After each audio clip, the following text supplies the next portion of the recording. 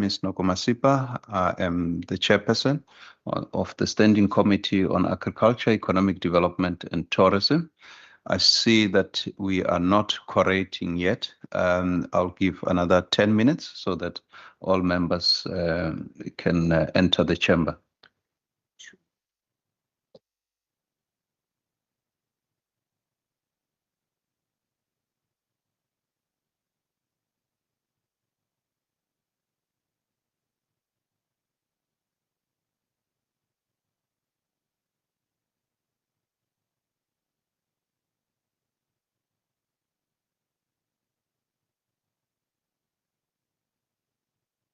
Morning, member.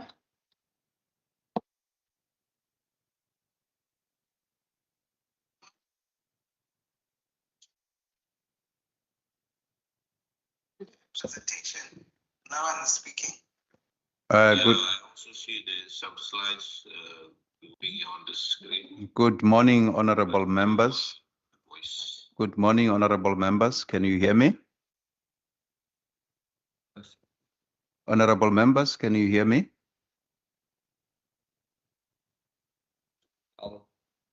It's already past 8. Can you hear me, honorable members?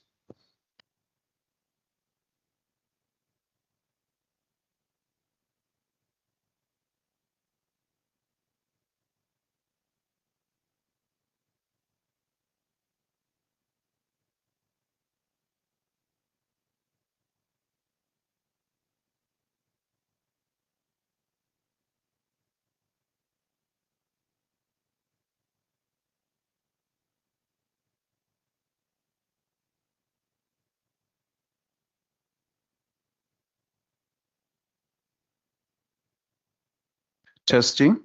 Can you hear me? Testing. Can you hear me? Are they online?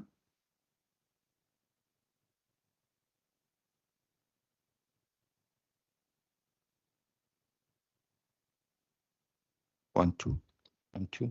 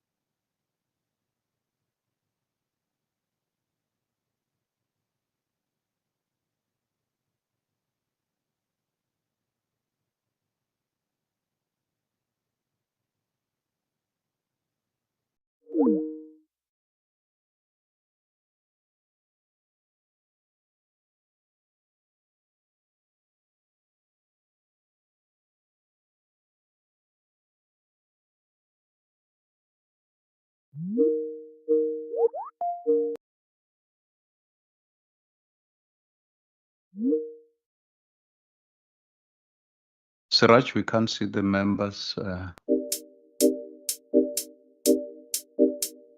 Honorable members, can you hear me?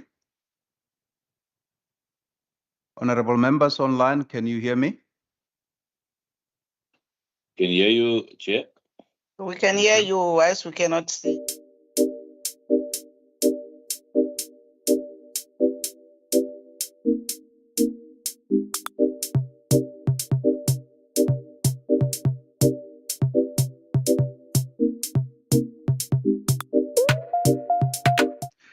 Which is the city of Cape Town. Honorable members, and the city of Cape Town official, Westcrow, BMA, the Home Affairs officials that are here, good morning.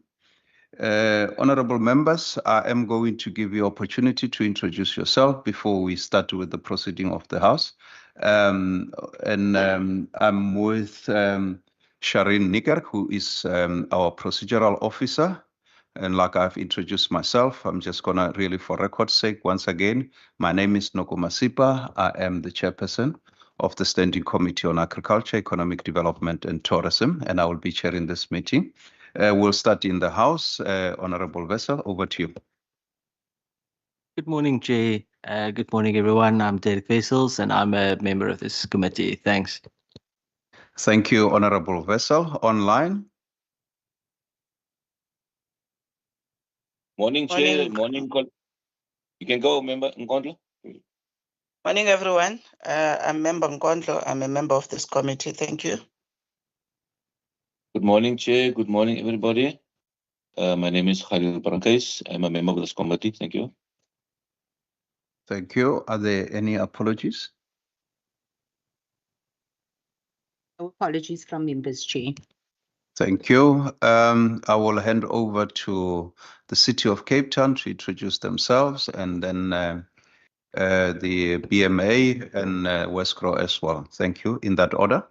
Good morning, Chair. I'm Commissioner Roberts. I'm the Commissioner for Public Safety in the City of Cape Town. Thank you. Welcome. Good morning, Chair. Director Fredericks, Operational Coordination, City of Cape Town. Welcome. Thank you. BMA. Good morning, Senior Commandant Alex Kemp, representing the Commissioner of Border Management Authority and the Port Commander for Cape Town International Airport Border Management Authority. Thank you. Good morning, Chair. Good morning, members. My name is Ronald Stander, and I'm the CEO of Westcrow. Thank you. Good morning, everyone. I'm Khadija Daris, Chief of Staff at Westcrow. Thank you. Good morning, Chair. Good morning, everyone. I'm Lana Coles, and I'm the Acting Head of Leisure at Westcrow. Good morning, Chairperson. My name is Russell Bruton. I am the Chief Marketing and Innovation Officer at Westcrow. Thank you. Good morning, Chairperson and members. I'm Jean Skeltimer, the Chief Commercial Officer at Westcrow. Thank you. Honorable members, we are obviously here to receive a briefing from the key stakeholders in tourism, which include the City of Cape Town, Department of Economic Development and Tourism, Westcrow. We also invited AXA, but they are not coming to our meeting. Cape Nature Sand Park, Department of Mobility, Department of Infrastructure, Department of Home Affairs on the province state of readiness for 2025-26 tourism season, focusing really mainly on coordination, infrastructure safety, and visitors experience. And thereafter, we will also look at the resolution and obviously look at general. So, honorable members, I thought it is really very important that I do a brief opening remark with regards to this very, very important gathering.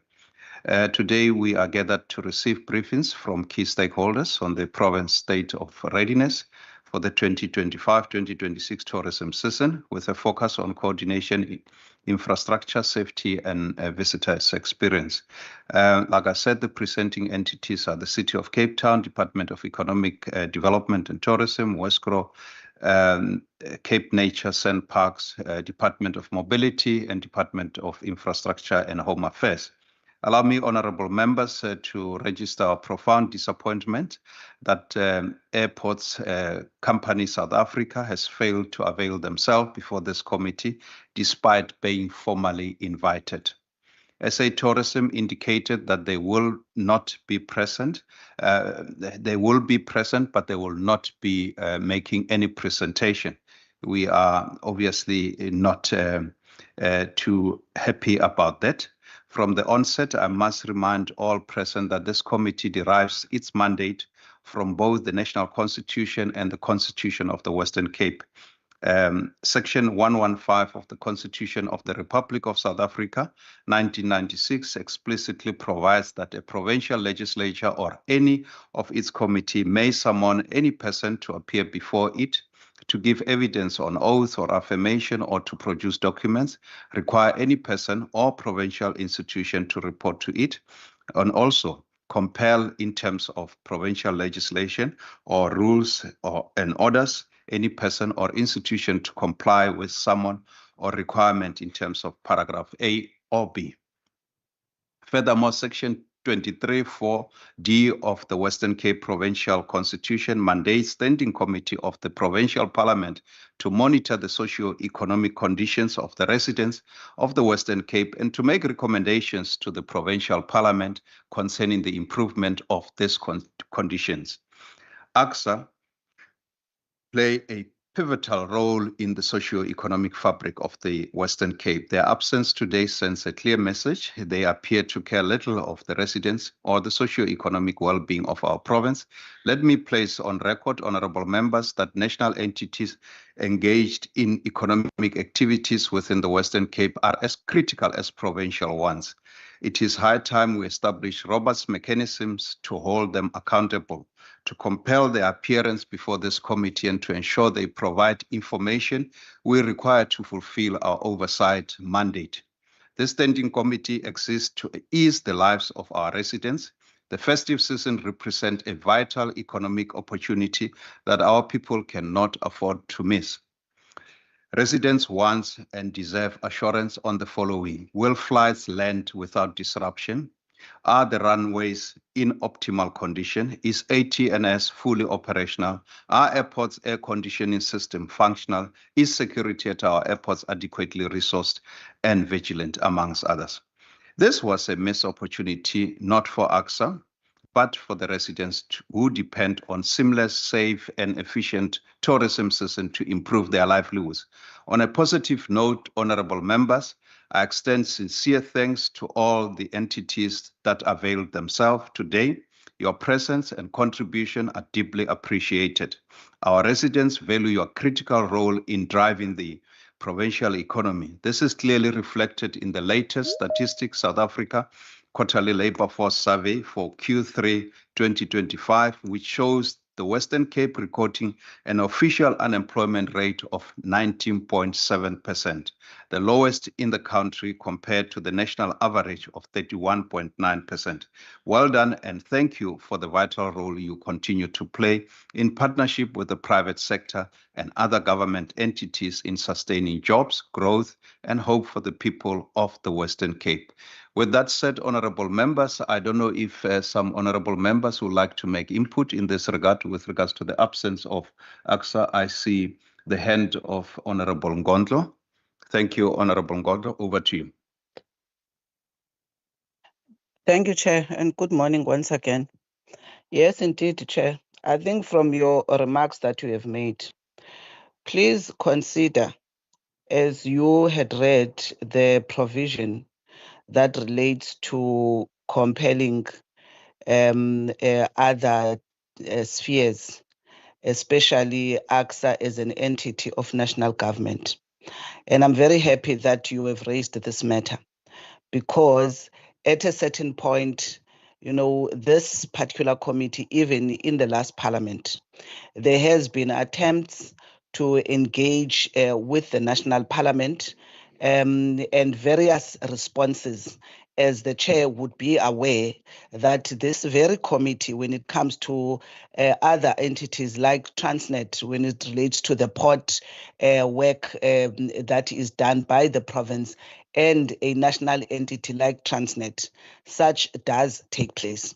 But even here in the province, I think MEC Bredel would have sought a legal opinion around this particular matter. So it is important, in the interest of intergovernmental relations that correctly are stipulated in the Constitution, that when we attempt to engage on these matters, we do so using the very experience, but also the very instruments that are available at our disposal.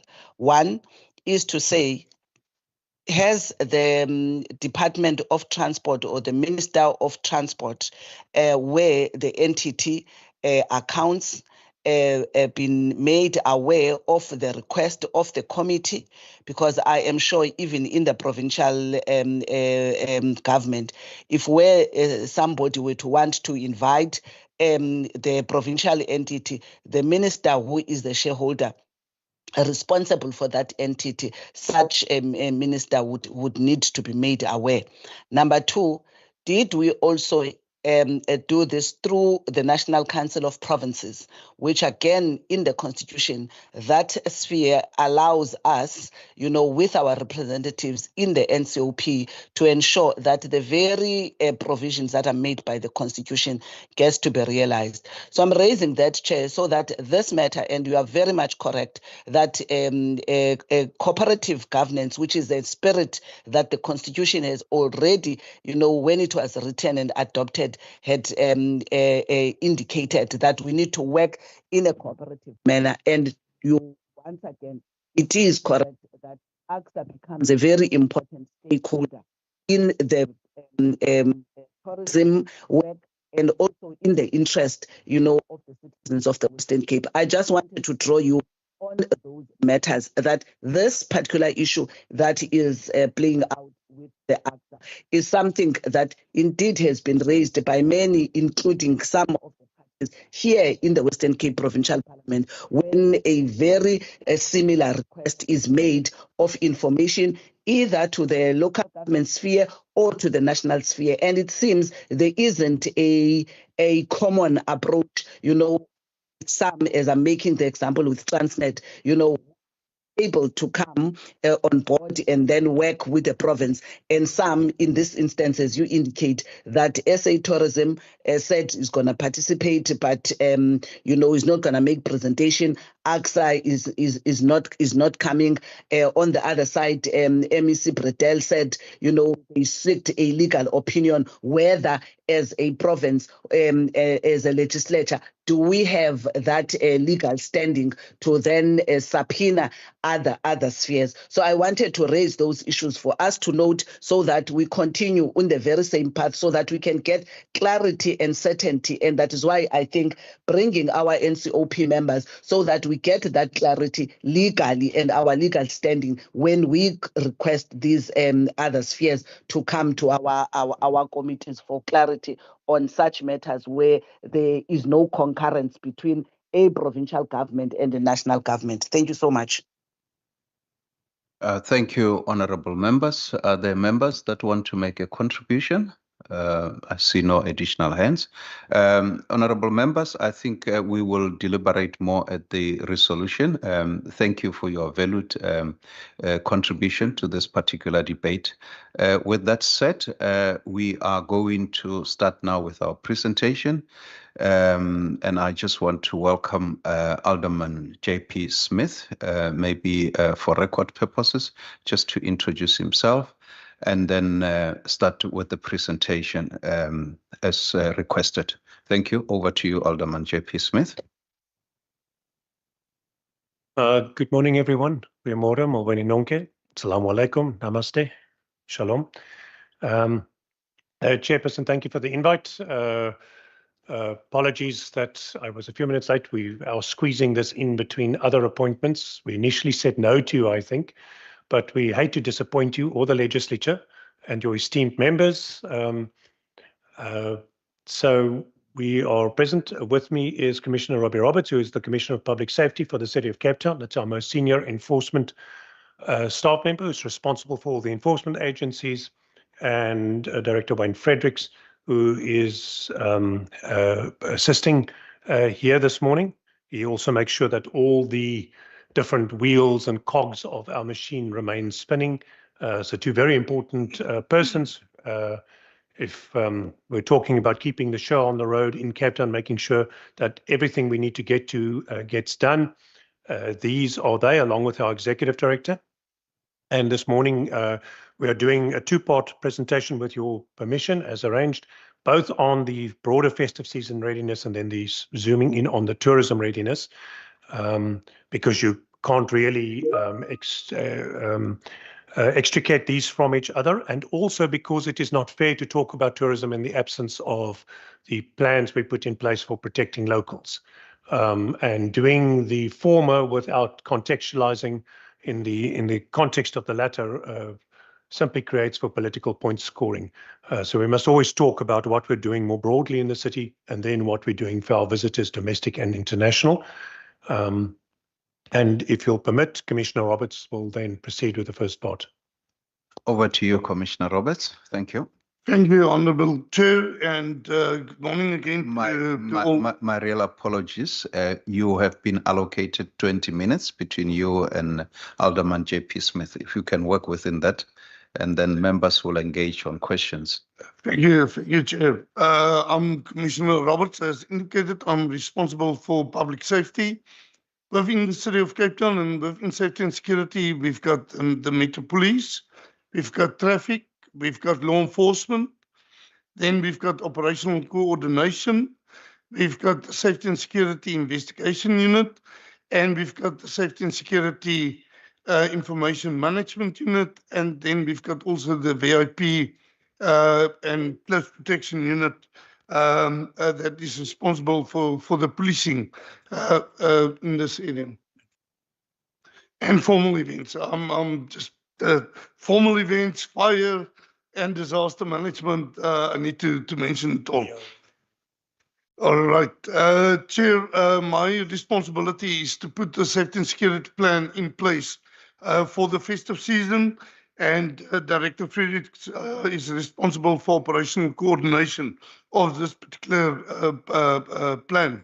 Our plan is based on 7 pillars, and as you know, the South African Police have 5 pillars, and we added another 2 pillars to our operational approach. Our first pillar is intelligence gathering, analysis, and coordination. And you cannot put any plan in place if you haven't got the necessary information and the intelligence with regarding to our metropole as well. It should be applicable to the whole province with regarding to tourism, with regarding to the safety of our residents and everybody that's coming down from the country to visit us. And in terms of intelligence, we are focused currently on 13 threats within the city of Cape Town.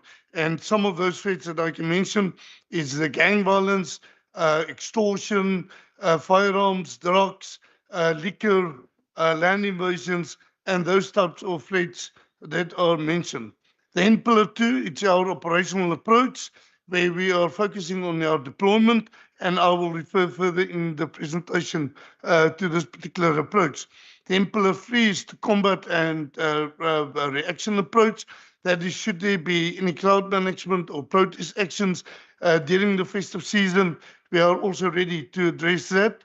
Pillar 4 is our reaction through detection, including organized crime, and that's where we are doing shadow investigation with our lead agent, the South African Police, but we are also doing internal investigation in terms of any crime that is committed towards the city of Cape Town, should it be in terms of any crime categories. Then pillar 5, our communication and liaison approach, and we have to communicate our plan to the business sector, to the residents, to the neighborhood watchers, to the public out there, as well as to our tourism environment, and to indicate to them what is in place, and also our awareness projects. And then pillar 6 is operational coordination.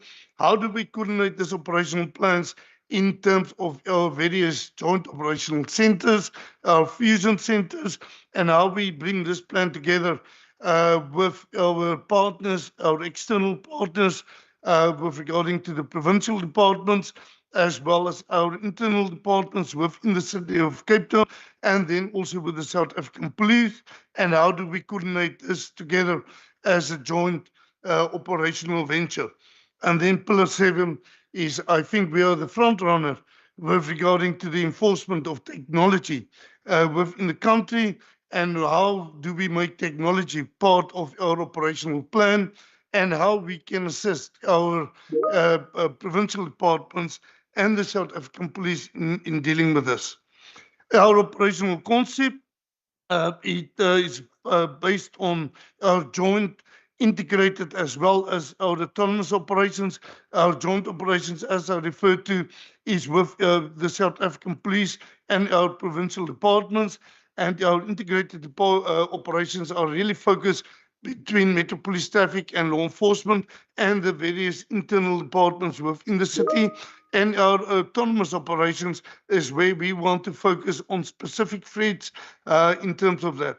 Now, part of our operational actions, our VCPs, our roadblocks, and our searches, cordon off and search, our visible policing in terms of foot patrols and vehicle patrols, and motorcycle and patrols all over.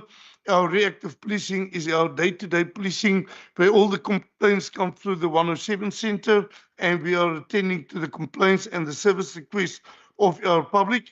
Our proactive policing is where we focus in terms of our operations within the hotspot areas, high risk, medium risk, and low risk areas within our metropole, and also where we need to give assistance to our neighboring municipalities in terms of our approach should it be needed. Crowd management, crowd control, and then the utilization of technology and specialized functions.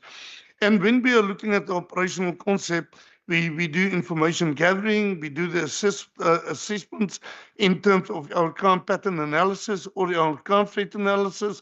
We are sitting around the table doing proper planning with regarding to the 62 police stations within the metropole or with any other role players. We're looking at our resourcing of this particular plan.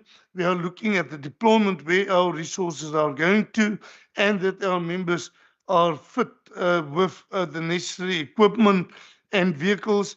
Then we do our monitoring of these plans, our coordination, our reporting, and our evaluation through our joint operational centers. Areas of deployments, Chair, it's in our high risk and medium risk areas that are really taking our focus. And as I referred to, and if I'm looking at the high risk areas, we've got currently 29 high risk areas, and those are areas like our Nyanga, Guguletu, Mitchells Plain, Mfuleni, Kraaifontein, Tenoon, Houtbay, Masipulele, all the different threats that are playing a role in these high-risk areas. Then we've got our leap deployment that are part and parcel of our deployment in our 6 station areas. We've got the freeway management operational plan that focus on all our primary routes like the N1, the N7, the N2, the M3, the M5, as well as the R300. And then we are also looking at secondary roads where we are covering it as part of our operational plan. Then our deployment of our NSO 465 NSOs that were deployed in 93 wards within the metropole, and that is a new supplement or new deployment to our current deployment in terms of our safety.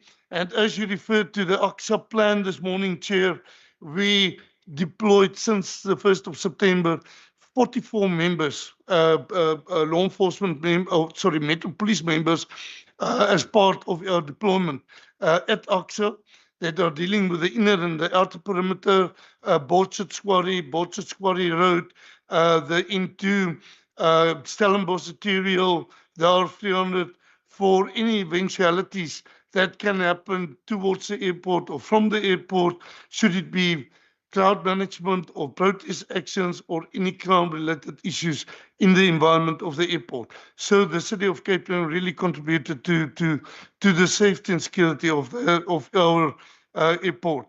Then our beaches, we've got blue flag beaches, we've got blue beaches stretching from Sparks Bay all the way to Silverstream, and we are having deployment over weekends and during public holidays, and mainly during the weeks as well in terms of our integrated deployment. We are policing our swimming pools and our tidal pools as part of the operational approach. And then with the current threat of extortion, we need to make sure that service delivery is running all the time. And that is where essential services are really of the essence during this public holiday. And I'm talking about energy, water and sanitation, waste management, where extortion caused our contractors not to execute duties anymore on their own, and we need to provide escorts for them. And we supplement our deployment from the 1st of September with 260 new members that are deployed as part of our escort unit in the city. Then we are policing our malls, our priority malls, all over in the metropole, our traffic intersections, our primary and secondary routes, as I already referred to, our tourist destinations, our mountain. We are focusing in Table Mountain, Signal Hill, and all around the whole Table Mountain. And there's specific focus on a 2-shift deployment from early in the morning, 4 o'clock in the morning, up until 10 o'clock at night, with regarding to 16 trials on Table Mountain to ensure the safety and security of our tourists and our community that's coming to visit Table Mountain. Then we've got also deployment in the gang-invested areas at the moment, and we are assisting the police with regarding to deployment on the request at the moment. And then we've got our 4 CBD areas where specific focus are being given to our CBDs. Cape Town is the CBD, the Wynberg CBD, Mitchells Plain CBD, and Bellville CBD.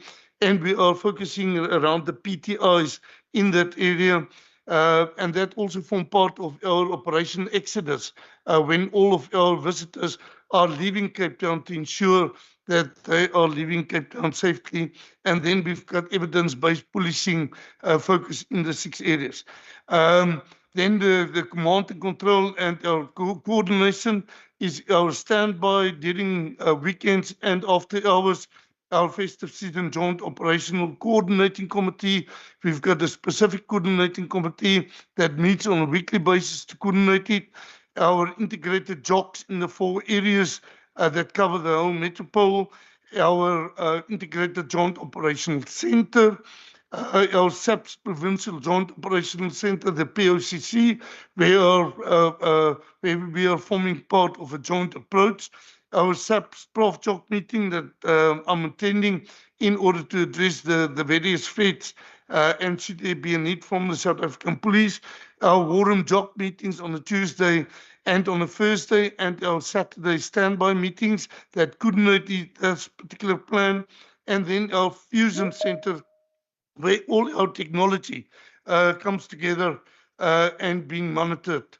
And then the technology that we are currently utilize are our drones, our dash cams, our body cams, our CCTV cameras, our EPIC devices, our ANPR cameras, our PTI cameras, our FMS cameras, our LPR cameras, and also My City and the Red Route bus cameras. And we are having over 6,000 cameras that we are monitoring. And at any given time, Chair, we can get live visuals and the live stream in our Fusion Center in order to attend to any issue, any crime-related issue, or any big event or a major incident. And we coordinate that as part of our festive season program. Now I'm handing over to Alderman Smith. Thank you, Commissioner. Over to you, Alderman.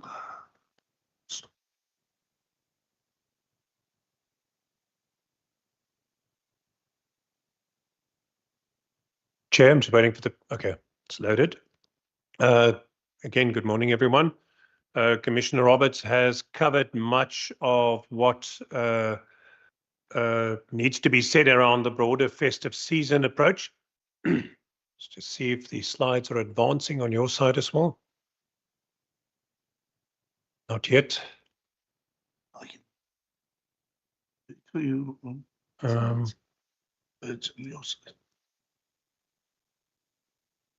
Okay, let's try that again. There it is. Okay, excellent.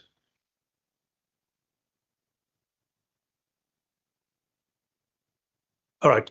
As mentioned by Commissioner Roberts, our festive season plan is underway, and we are activating a whole range of different entities within that operational and safety plan.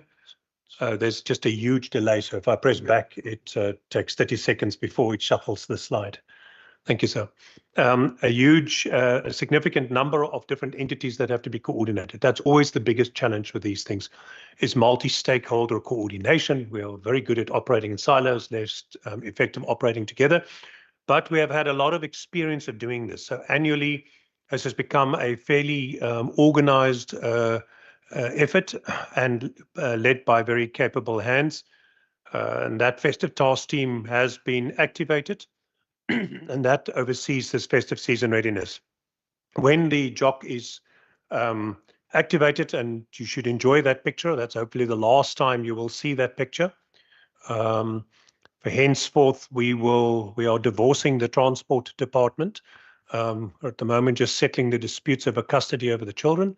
And then we shall move diagonally across the road to the Joint Services Operations Center. We've outgrown our operational coordination point in Goodwood, and we are moving to larger, at the Transport Management Center, we're moving to larger premises because they're not able to expand those glass boxes above in the atrium space.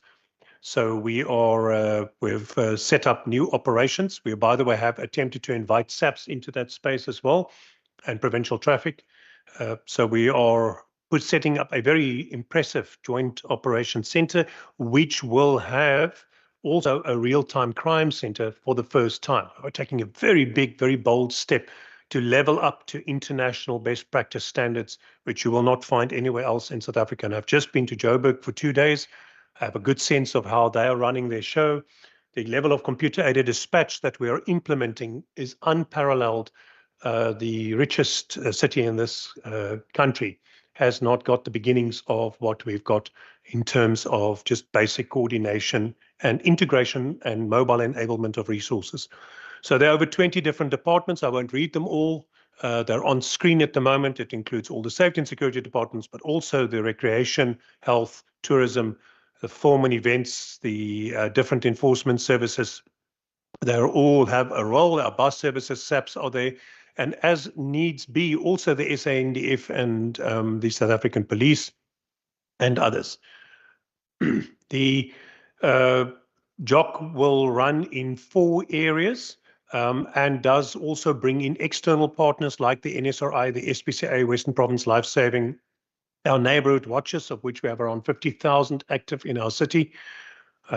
And we will have officials deployed in terms of those focus areas, as Commissioner Roberts indicated. I won't repeat all that, but those include not just areas looking at the tourist hotspots like your shopping malls and swimming pools and beaches, and the roadblocks on primary movement corridors in between, but also our LEAP stations, the gang and drug task team focus areas, in other words, your 11 gang stations, as well as the Fusion Center and Cyclops and Eagle Eye, the 2 CCTV operations rooms, as part of the strategic surveillance unit.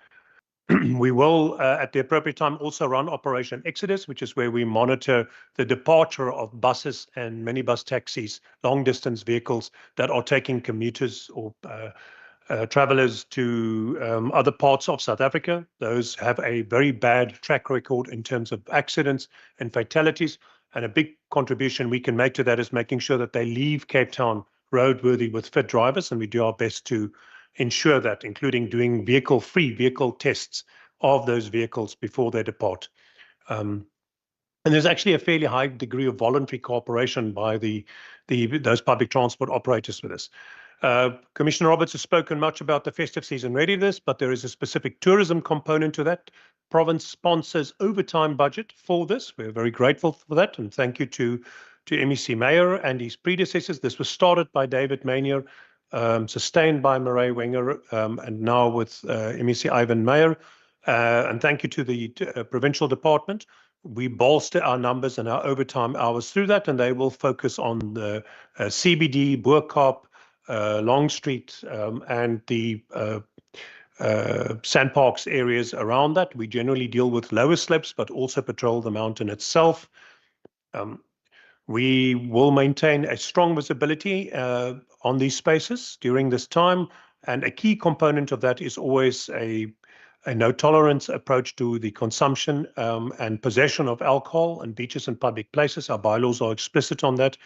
We find that the more effective we are in reducing the presence of alcohol, the less drownings we have. We have so far this season had a very, very low prevalence of drownings. I can tell you before we started this, it was not uncommon to have in excess of 30, 35 drownings a season. We are now seeing a fraction of that, and we intend to keep it like that. And alcohol plays a big role. While many people will consume responsibly and can conduct themselves in an appropriately social manner, while they consume alcohol, unfortunately, some people will not. And in this regard, we will obviously then also be doing a lot of roadblocks, vehicle checkpoints, as well as alcohol testing random using our RBT vehicles as well, beach patrols supported by our CCTV and our drones. Just during the matric celebrations, we had quite quiet matric celebrations. We had no major incidents. This also is something which, when we fail to effectively intervene, ends with drownings and accidents and serious injuries. We really want our matrics to go on and for this to be the start of an amazing part of their life, not a tragic time.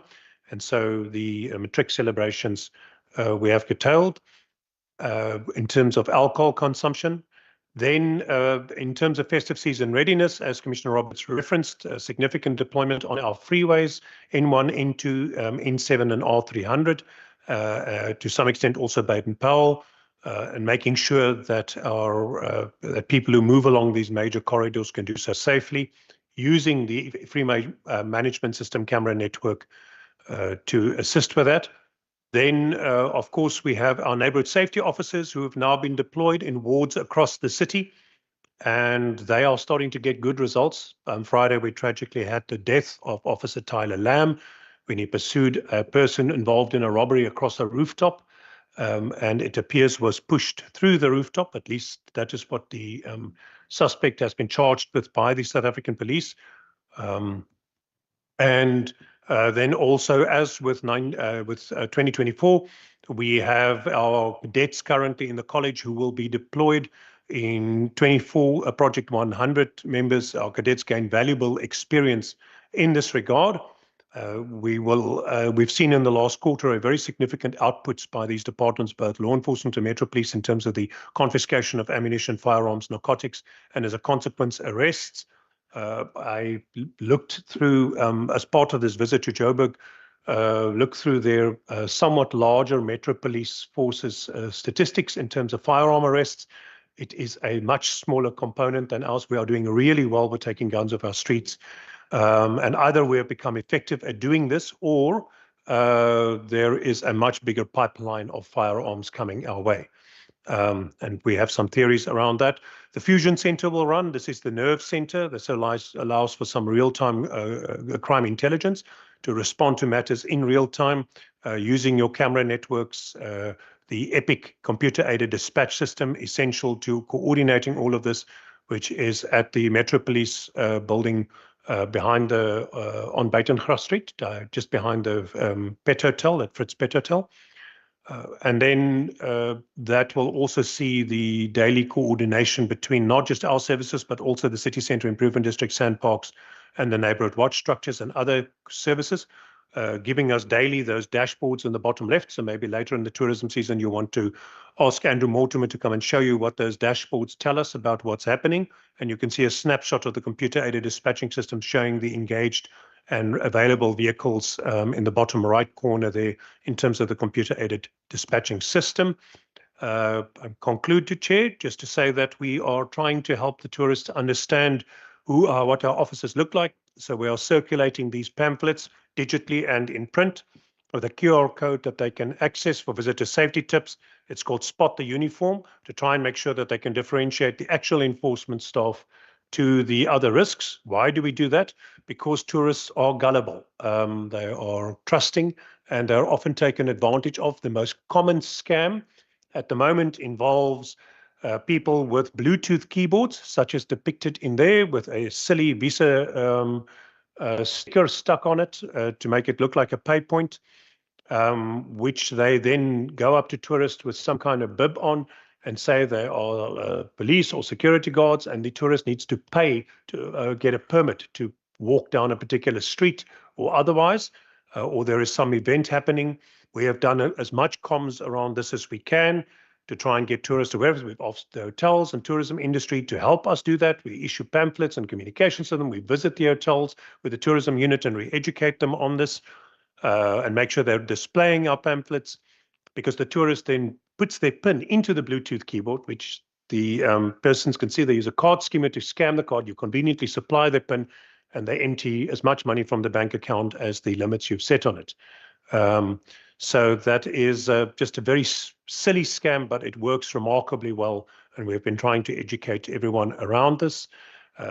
Cape Town Tourism is obviously also helping. They have safety trip tips on their website, which unpacks all of this. And then we are aggressively marketing the 021-480-7700 number.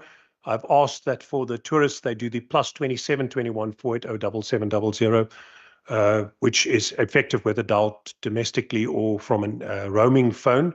And this is just to make sure everybody can get to that. 80% of those calls answered in the first 10 seconds, around 2,500 incidents a day processed. And these officers that get you directly connected to all of the agencies I mentioned above. We are trying very hard with Minister Malatsi at the moment nationally to get the 107 number activated, which is controlled by CASA, so that we can get people to dial 107 directly from their cell phone, which at the moment is not available. Thank you, Chair. Thank you to the City of Cape Town. Honourable members, we have the City of Cape Town showcasing their work. And really, I must say thank you really very much for the efforts that you're putting in ensuring that the citizens of the City of Cape Town are safe. So, honourable members, I'm going to allow rounds of questions. If we can have 2 rounds of questions, and then we move to the next presentation. I see the hand of Honourable Bryant in the House. Any other hand in the House? Going once, going twice. 2 hands. Honourable Mbombo, welcome. Online are the hands. I see Honourable Ngondlo in that order, starting with Honourable Bryant in the House. Over to you. Thanks very much, Chairperson, and thank you to Commissioner Roberts and to Alderman Smith for the presentations. Chair, I think it's important for us to note the level of sophistication that we've seen in these presentations. It's not something you see in any other metro, and I really think it is worthwhile us noting and appreciating the immense amount of effort that's gone on over many years and is continuing to go on in ensuring that our tourists and our locals are well looked after over the festive season. I've just got a couple of questions. I think a lot of my potential questions have been covered by both very comprehensive presentations.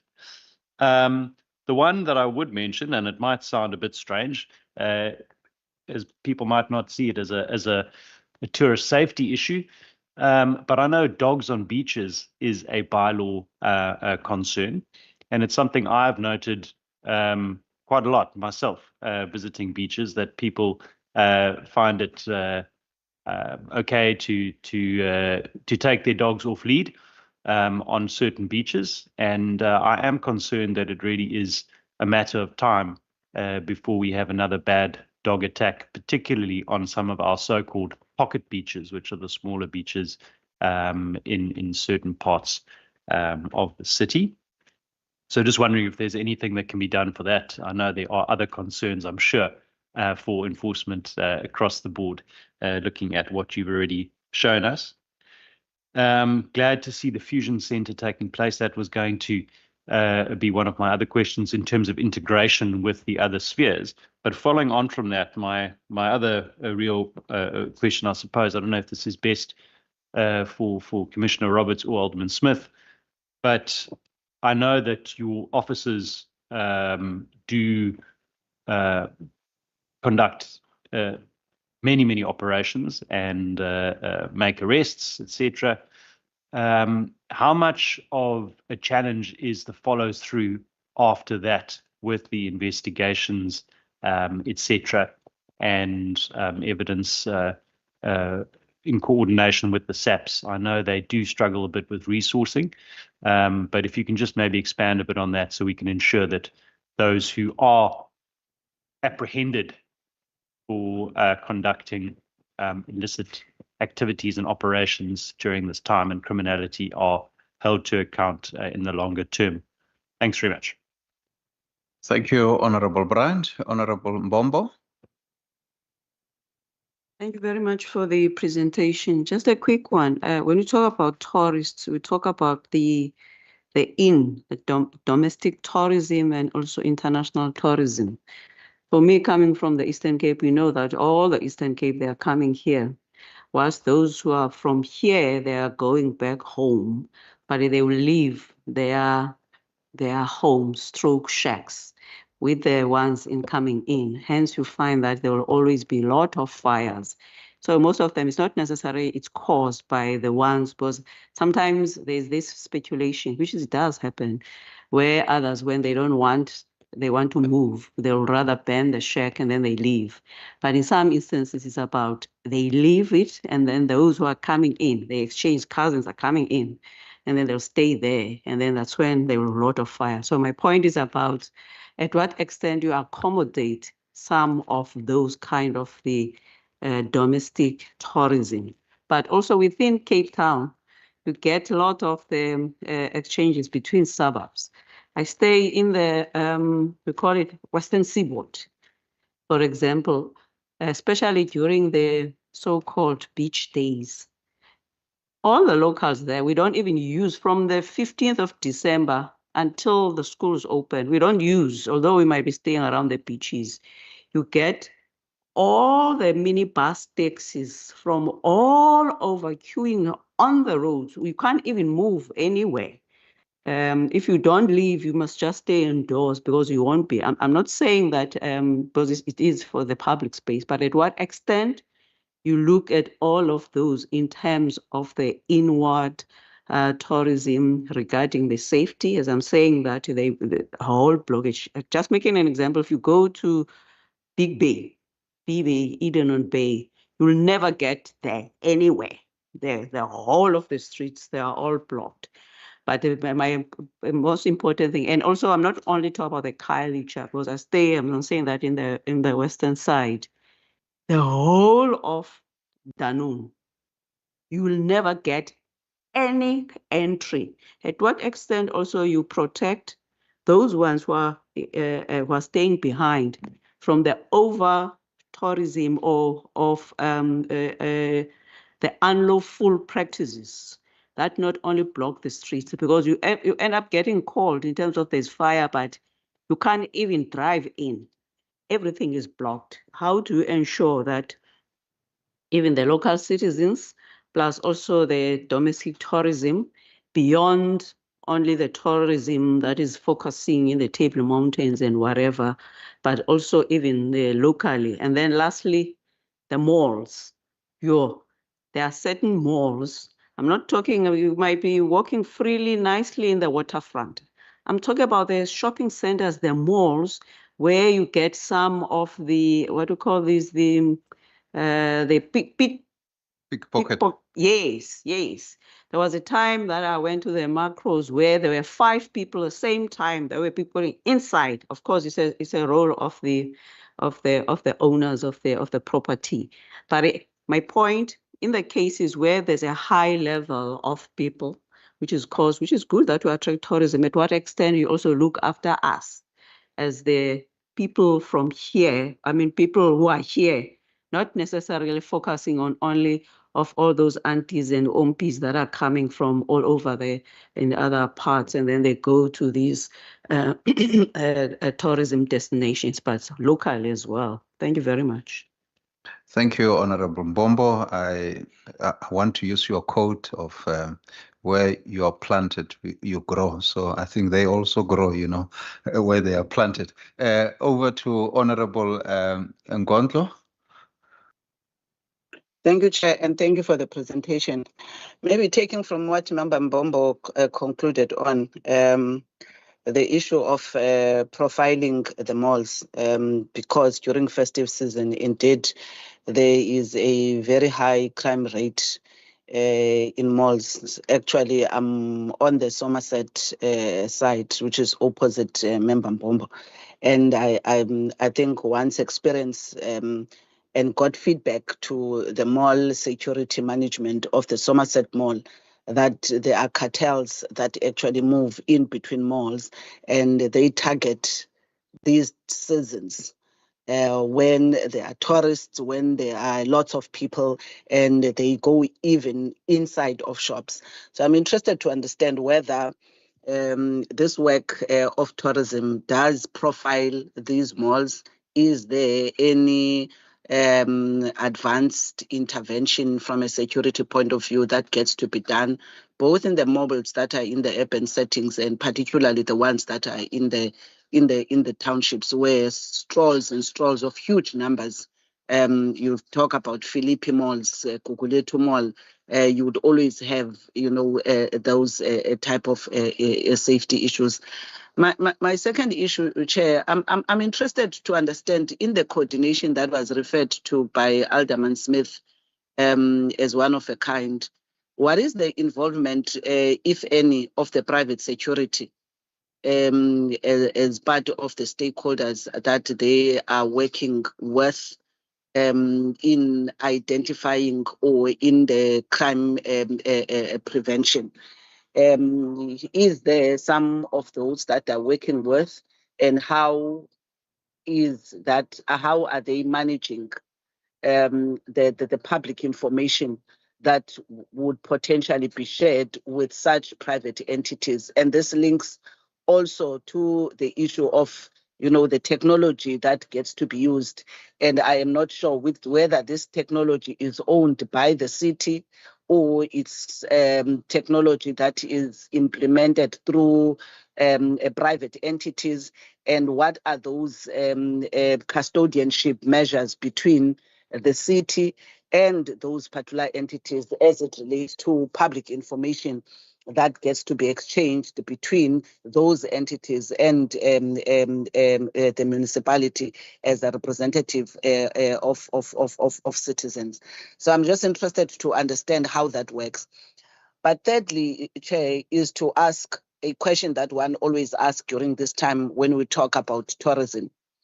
Is the actual work that is appreciated that would be done to protect the Table Mountains, to protect these spaces in town? But what is the plan for townships? Because in townships, and when it comes to tourism is about experiencing the spaces, and those spaces in the Western Cape, including in the city of Cape Town. City of Cape Town is not only the urban setting. City of Cape Town includes Manenberg, includes Kraaifontein, includes Nomzamo Strand. So I'm interested, what are some of the tourism safety initiatives that are targeted at these townships? Because there are a lot of people who come domestically and internationally, others coming from other provinces to also visit their families. They may be staying in town, but they would want to come and chill at the Rens in Khayelitsha, which is the popular spot. They would want to go and stay at the Spade, which is a boutique hotel in Khayelitsha, and go to Langa and enjoy a bride meet, and the vibe in Langa. So what is the tourism safety initiatives that are directed at those particular spaces? My last one, Chair, is to understand, is there any, I had seen this, I just forgot the name that is there in town, where there are these small kiosks. They used to be effective when they were arriving.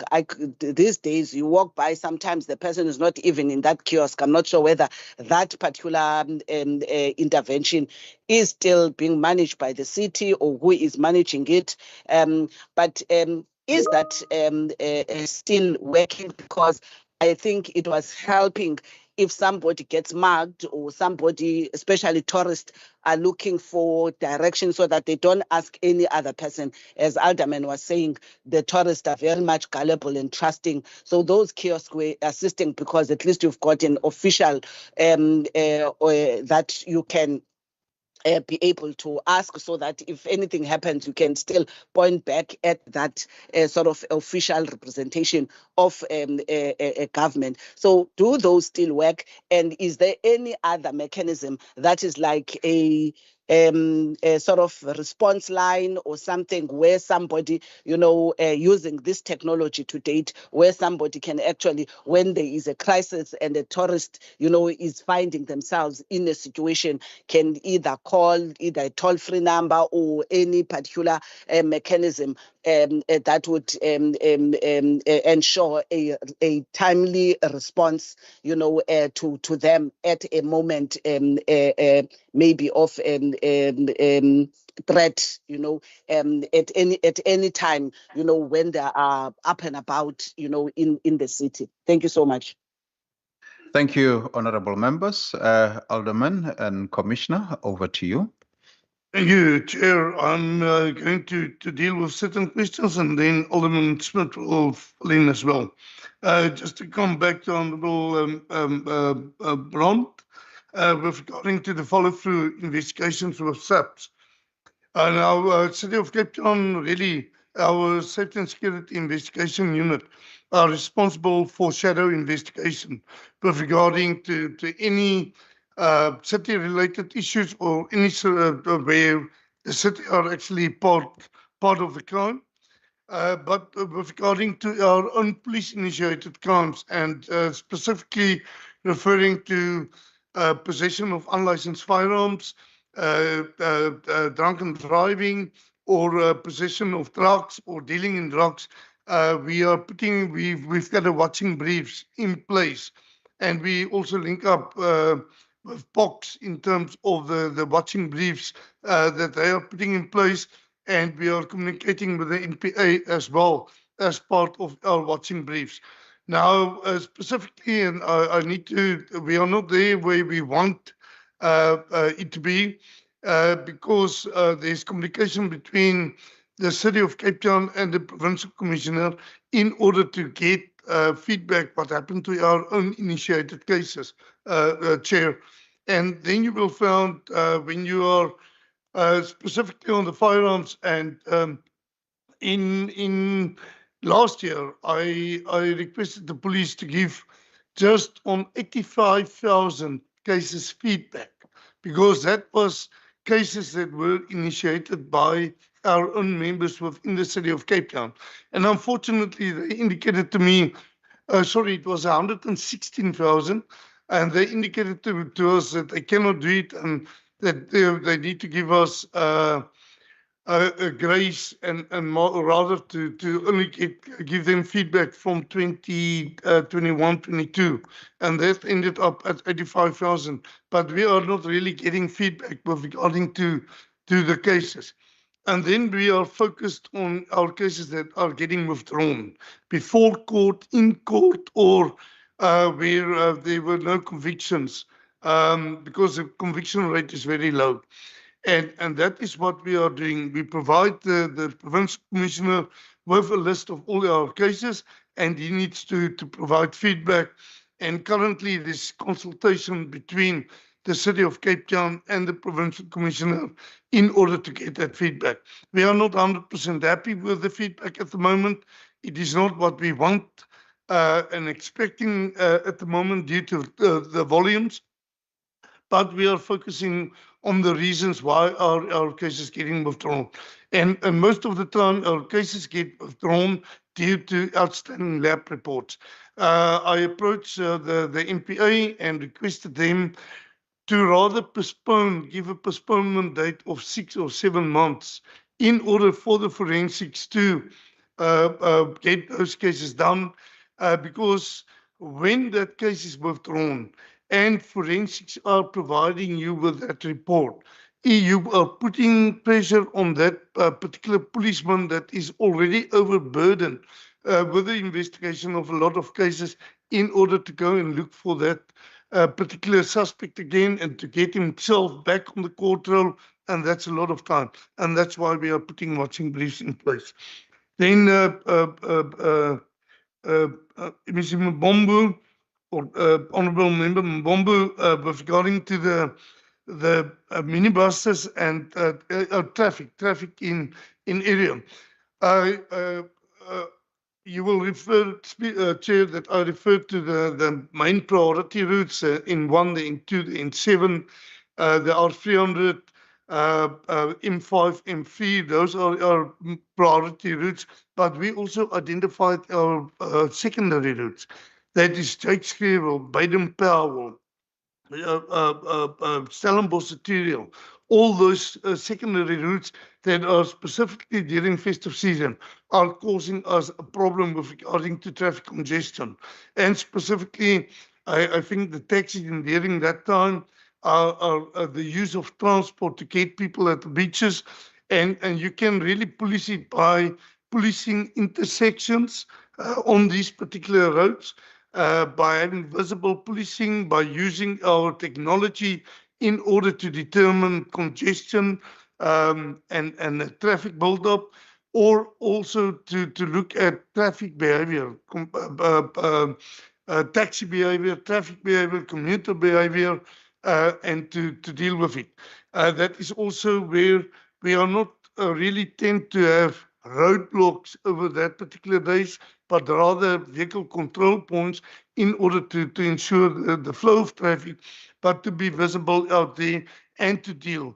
And having a roadblock, I can at any given time test a driver for alcohol related issues, and I can deal with taxi behavior as well. So our deployment, you found that people are moving since as from 4 o'clock in the morning to get a spot at a beach. And that is why our operational plans are always focused early as well as late. And Camps Bay is one of my hotspot areas. Muizenberg is one of our hotspot areas. Table Bay is one of our hotspot areas where you will find that some of our public that are going to the beaches are staying there till 10 o'clock at night. And then suddenly they want transport back to from where they come from, and they utilize taxis. So it's really a 24-hour policing that is put in place in order to deal with it. But we are using all our means, technology, our deployment, our operational access in place to deal with the traffic. Our malls, we've got a relationship with our malls. We've got 43 priority malls identified within the metropole as part of our operational plan. We've got static deployment at our problematic malls, and then we've got visitations on a rotational basis to all our malls. We also deploy from our members to the CCTV operational rooms at our malls in order to identify any criminals or criminal behavior at our malls and to deal with it. We are also in contact with our disaster management center. When you found that a mall is really overcrowded and then you can expect any problems with regarding to the public or with regarding to transport related issues, you do identify it, you communicate it to the POCC or to our fusion center, JOC, and that is how we are currently coordinating the malls as well. And then you also ask the police. They know exactly who are your criminals with regarding to pickpocketing, with regarding to shoplifting, that you've got your facial recognition. If that cameras within the mall is able to give us facial recognition to really get to those that are previously arrested for pickpocketing as well as shoplifting in order to identify them through facial recognition whenever they enter the malls at the time. But we are also having a relationship with the private security at the malls.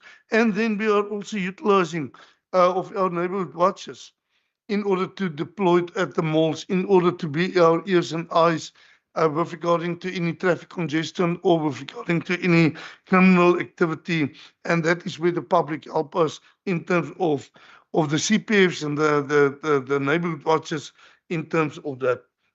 Then if I can just get back to Honourable Member Nkondlo regarding to our townships.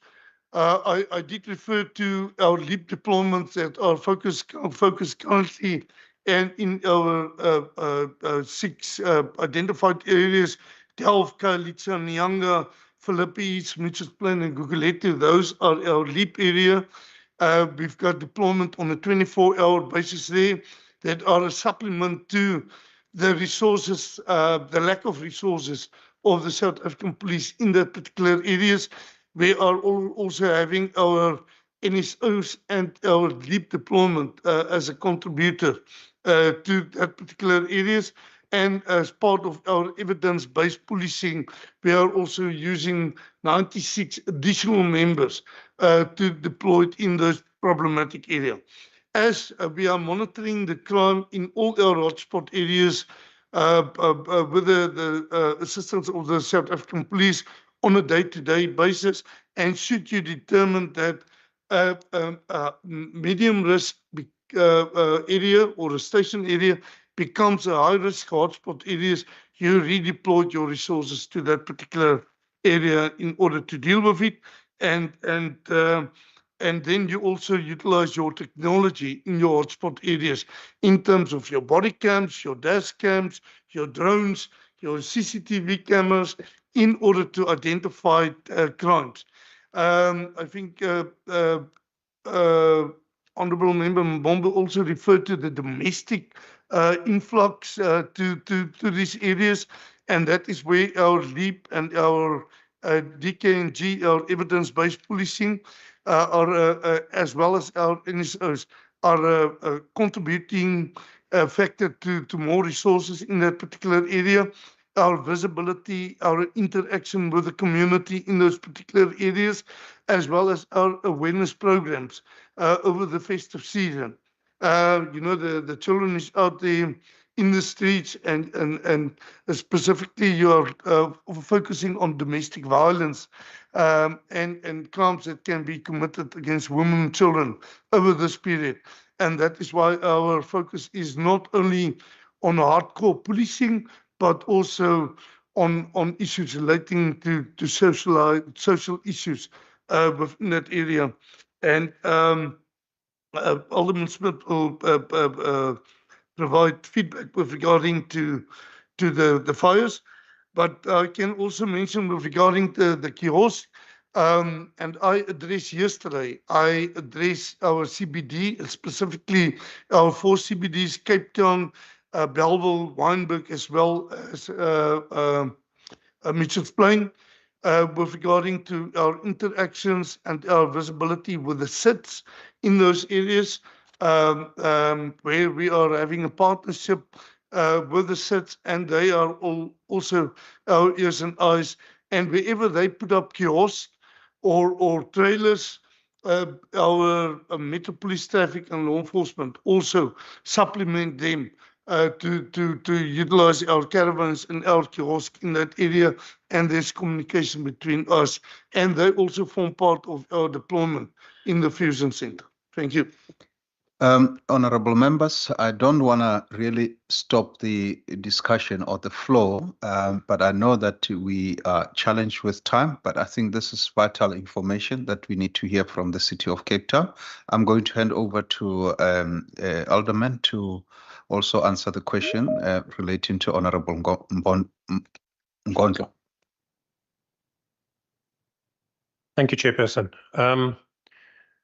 So I reconnected quickly because I thought it was worthwhile just reminding you of a particular factor that we're dealing with at this time.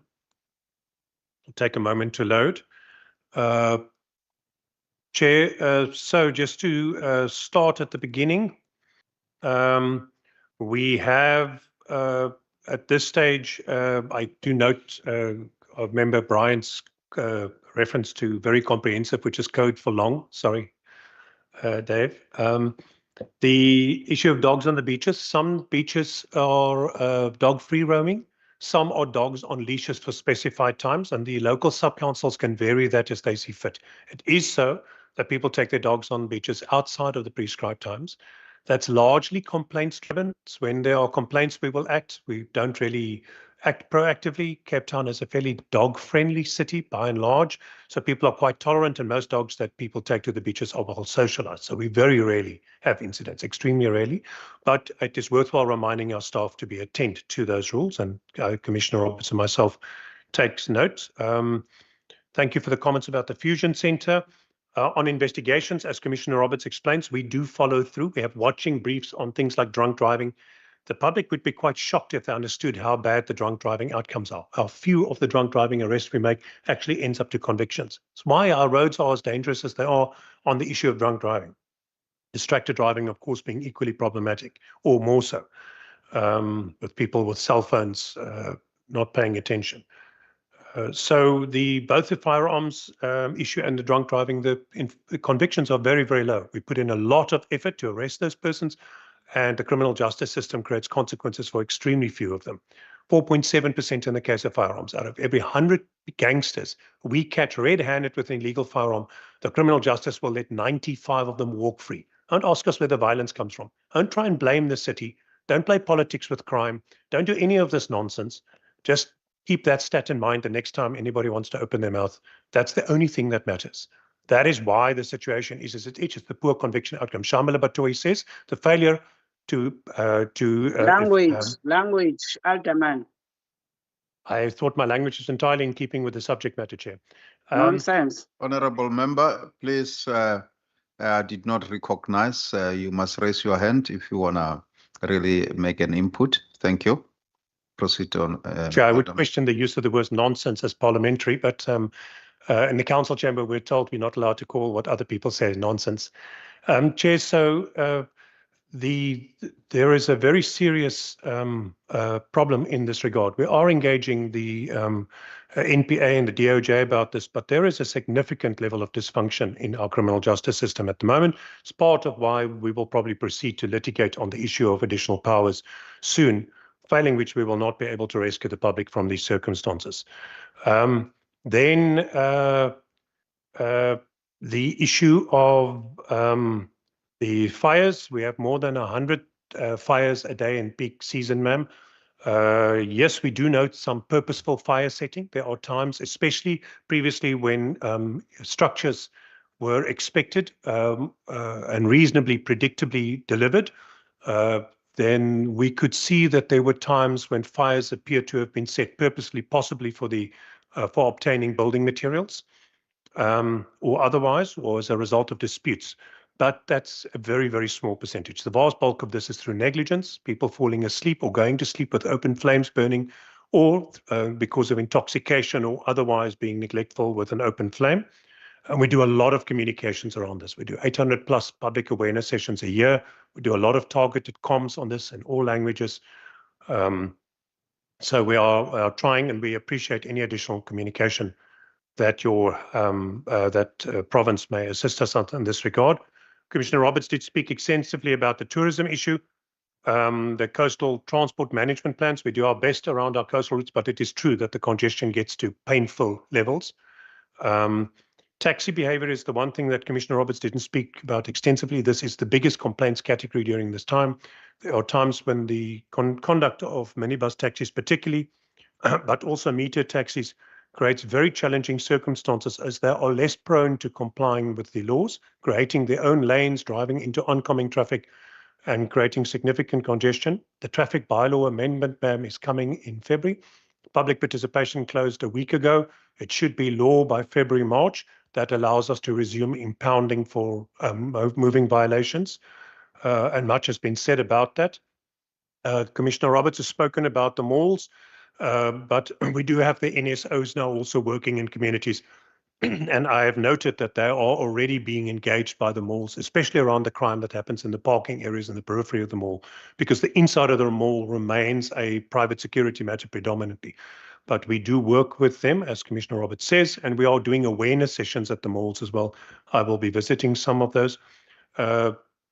We are trying to integrate private security. The concept of plural policing does mean that we do try and fully incorporate all possible partners in this. We have a trusted partner app that we are extending to the private security stakeholders. We have attempted to draw them into our control room with very limited success or joy, but that is work in progress. We will continue to do so. The township versus tourism argument that happens every year. As soon as we talk about about tourism, somebody will say, well, what about the townships and the Cape Flats and the communities? So that's why I preempted that at the presentation today by pointing out that we are sustaining our enforcement efforts in the communities because of the steady growth in our resources that allows us to do more than just have to choose between protecting communities or protecting visitors, whether domestic or international. So that argument is much less relevant than it was a decade ago because of the steady sustained growth in resources. And that's why I put this graphic again on screen, just to remind everybody that while we were increasing our staff contingent by 1,263, SAPS reduced the contingency in the city by 1,300. That is worthwhile keeping in mind. And then equally so on the issue of vehicles, while we have increased our vehicles by 560, SAPs have suffered attrition. So it's worthwhile remembering these things.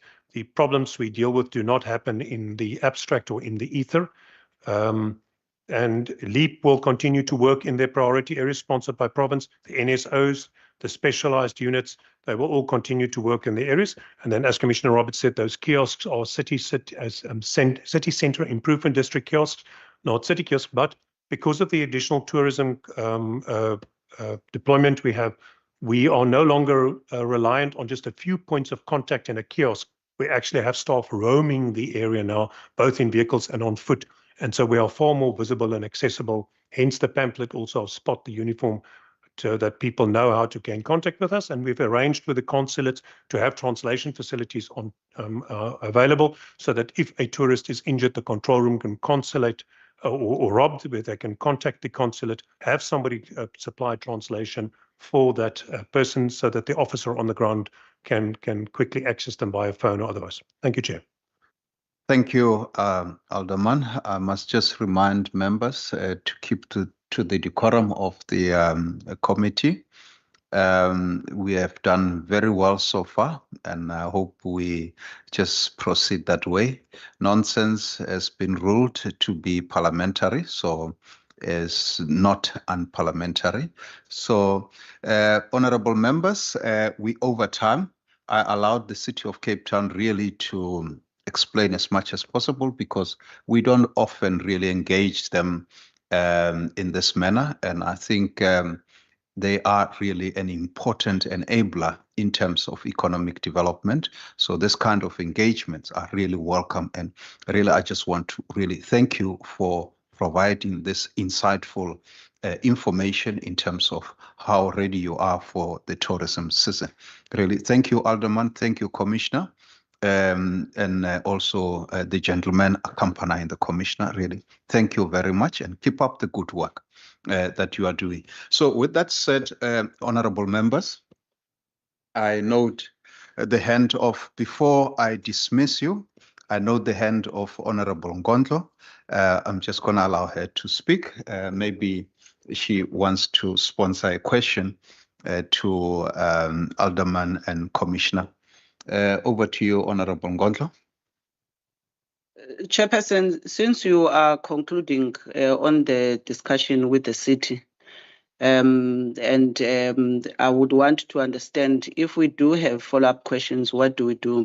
Because when you invite, and I think we raised this matter even yesterday, when you invite stakeholders here, we are inviting stakeholders so that we can ask questions and we can be provided responses in the most respectful manner. And I think that should be applied both in the guests and also in ourselves in maintaining the decorum. But then, given the fact that there is no time, what do we do if we have follow-up questions? Would you allow us to make written these questions, hopefully that they will be answered by the city? We will definitely allow written questions if allowed to, but I see Alderman seem to be prepared to take one more question or two more questions, or is that a question that you want to ask? Chair, in response to this, the city manager and the mayor have obtained legal opinion, and I think we've previously been in contact with the provincial government as to the extent of your oversight and the fact that we're not able to answer written questions. There are mechanisms of written questions within the council, so representatives of various parties can make those representations or questions within the council, and they will be answered there. But it does not become feasible for local government to, as an independent sphere of government, as mandated by the Constitution, to be subject to written questions from two other spheres of government.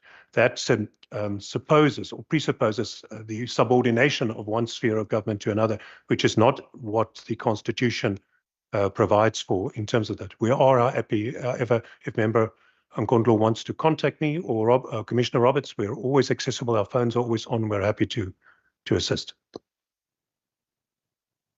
Yeah, I think I hear what Alderman is saying, but the Constitution is saying something different. Both the national and the provincial constitution made clear provision that the committees can invite any institution so that we are able to account to the parliament. And I think because we need to report back to parliament, but we will obviously, have discussion around that. I see the hand of Honorable Bryant. Thanks, Chair. I think it's probably just a technicality in terms of the fact that this is the session that has been dedicated to the question and answers. And I think maybe what Alderman Smith's alluding to is additional written questions in the same way that we can't submit written questions to the National Assembly as members of the provincial parliament. But he has offered, to be available if Honourable Nkondlo wants to ask him a question one-on-one. Thanks. Yeah, I think Honorable Bryant, you will become my legal advisor going forward. I think you have explained it even much better than I would have done. Thank you very much. Honorable members, that said, we will definitely be engaging Alderman JP Smith. You didn't offer us your phone numbers so that we can reach you. So maybe it's an opportunity to offer your phone numbers so that we can reach you. But yes, we will definitely be inviting you in the future to also engage us. Do you want to give your number? Chairperson, those contact details are available on the city website. For myself, my cell number and email address, and any emails for Commissioner Roberts, we will gladly pass on and copy the person making the query back in on that so that they can see that that's been done. Okay, thank you. Honorable member? Yes, Chair. I had a question and you allowed everybody else to answer my question. And my question was to you as the chairperson of this committee.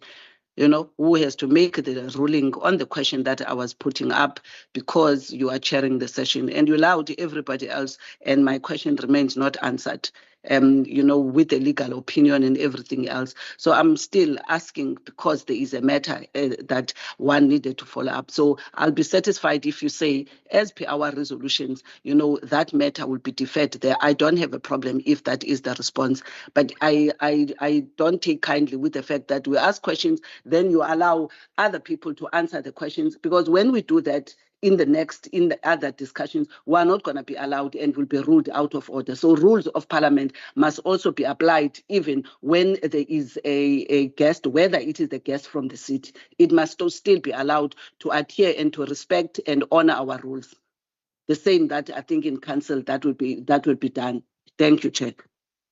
Noted, Honourable Member. I think what we'll do, we'll defer all this to the resolution, and then we will deliberate our way forward there.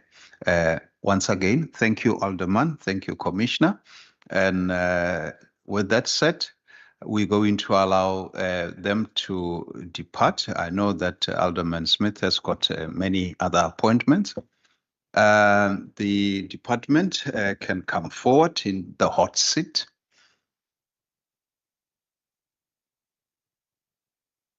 You can move up a little bit closer. And maybe Westcro can also just come closer.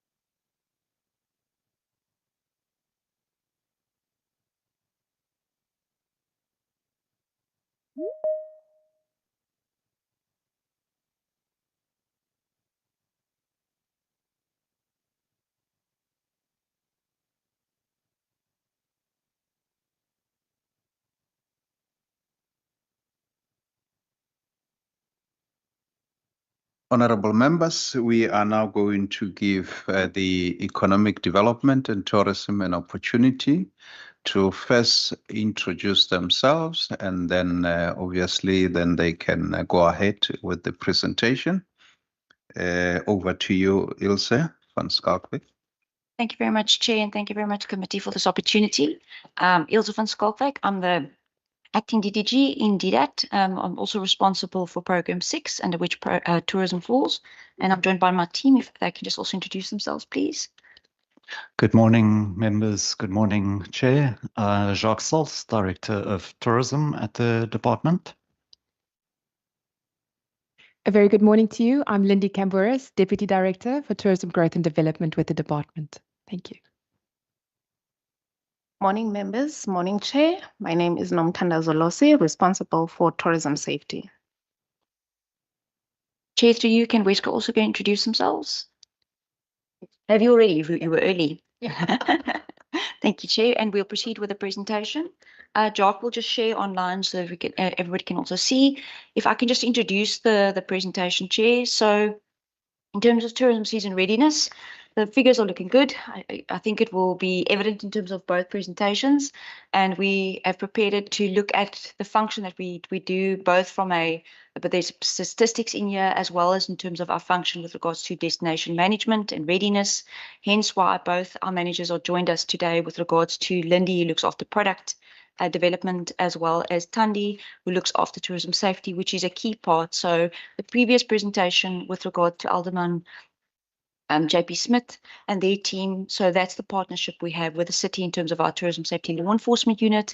So that'll also be covered in terms of the presentation. And yeah, a lot of work has gone into it, and I'm going to hand over to Jacques, our Director of Tourism. Go for it. Good morning again, members, and it's always good being here, and thank you for the opportunity to present in terms of the work that we do. I'm going to focus specifically on the destination management aspects, looking a bit at safety, visitor safety, but also other work that we're doing. And then go into the destination development work that we're doing, which committee requested us to just detail, particularly around the work that we do in terms of supporting municipalities and also the businesses and communities.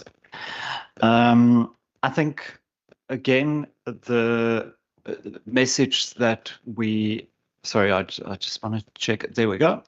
I think the key message is we're ready, and I hope that that's the core message that we will be conveying this morning.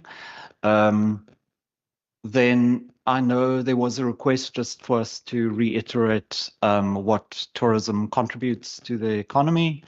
At DDAT, we have an economic model that takes the data from the tourism satellite account and based on Stats SA and SA tourism data, that then gives us a sense of what the contribution of tourism is, both domestic as well as international, to the economy. In 2023, our estimate is that about 28 billion rands were generated through tourism. And then also our estimates show that about 260,000 jobs, direct jobs, not indirect, direct jobs are created or sustained through the tourism industry, which more or less is almost back to 2019 levels. So we have seen rapid recovery in job creations through tourism. Just in terms of last year's performance and how we're doing in terms of arrivals. So these are SA tourism data, and I'll come back to some of the concerns we have around SA tourism data. But we've seen last year, we saw about 6% growth in international arrivals. This year already about 5% growth. And in terms of our growth for jobs targets, we need to sustain international arrivals at about 6% growth per annum in order to reach our 2035 targets. Domestic overnight trips also not quite back yet to pre-pandemic levels. But I think the standout story, if you look at the graph bottom on the right side of the screen, is the value that domestic tourism generates to the economy. So very high spend levels per trip, much more so than seen in other provinces. And then Wesco will give more detailed information about what is happening in terms of airport passenger arrivals. But again, we're seeing from international passengers, we're far exceeding 2019 levels. Domestic is also rapidly catching up. And then I think from there, just in terms of our tourism targets, these targets do come from the Growth for Jobs strategy, very ambitious targets. And the intention is really to double international arrivals to the province and grow domestic overnight trips to about 5 million. And that's so that really is part of the Growth for Jobs targets. Then just coming back to the destination management aspect. So I thought it would be useful to share information about how international tourists perceive the Western Cape. There are some data limitations that I'll get to. But I think firstly is to say that we continue to win the accolades. And actually on Monday, our department issued a press release about new awards that's been won by some of our tourism products at global platforms, as well as 4 wine estates that made it onto the top 100 list of best wine estates in the world. And certainly we continue to garner great praise for the airport, and also Cape Town continues to very regularly feature in the top destinations lists of the world. So that brings me to what tourists are actually saying about the destination. So I know that's very small, but I will speak you through it. So the SA Tourism conducts a departures survey at the International Lounge at Cape Town Tourism International Airport. And one of the questions that they ask is, what were your best or worst experiences? And then from there, we've got a sense of kind of where it is that the province is doing good in and not so good. And I think the key thing is, if you look at the third line from the top, is the overall satisfaction. And this is a score out of 5. And international tourists are saying the overall satisfaction level is 4.7, which is excellent by global standards. However, if you start to move down the list, you see that there are obviously big concerns about safety and security.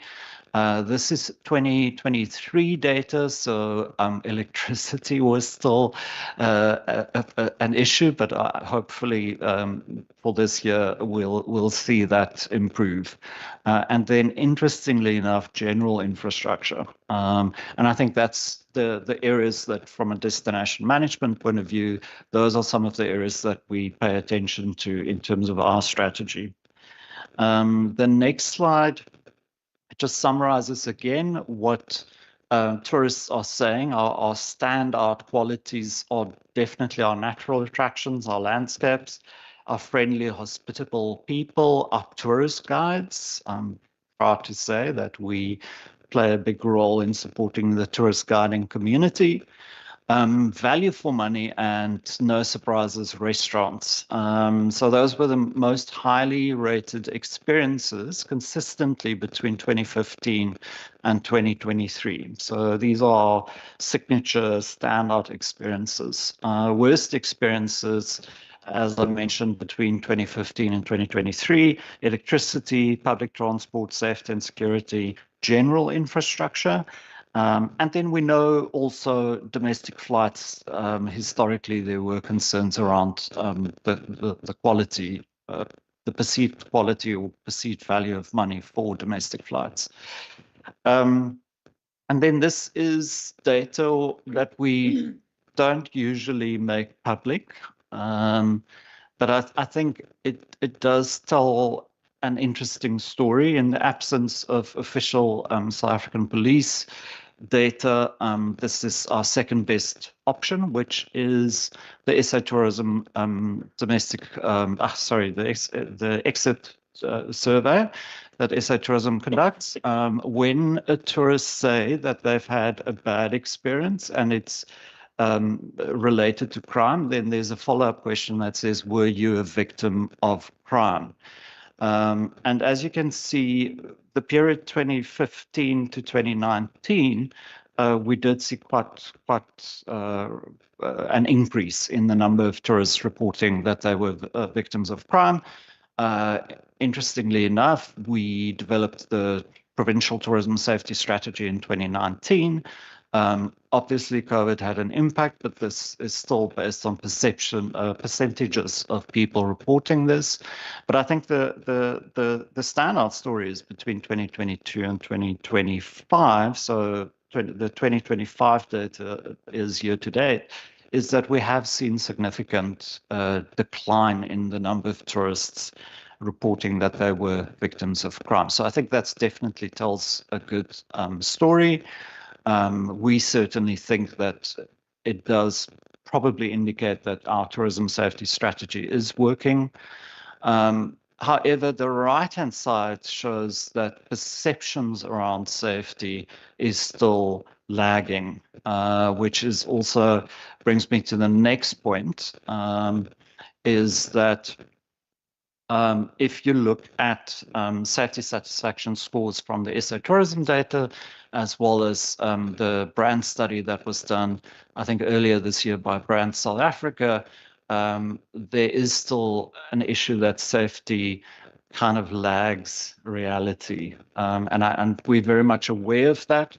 And the implications for the Western Cape really lies in the fact that the Western Cape, more than other provinces, draw the most first-time visitors nationally.